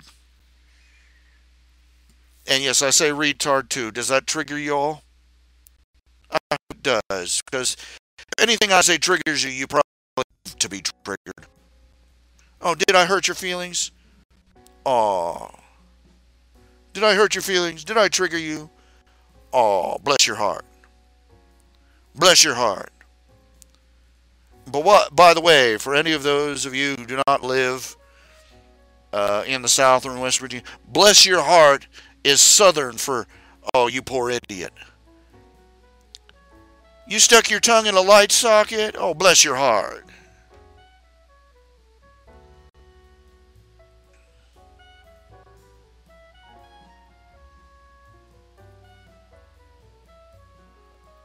I'm cranky. I got a mean streak, man.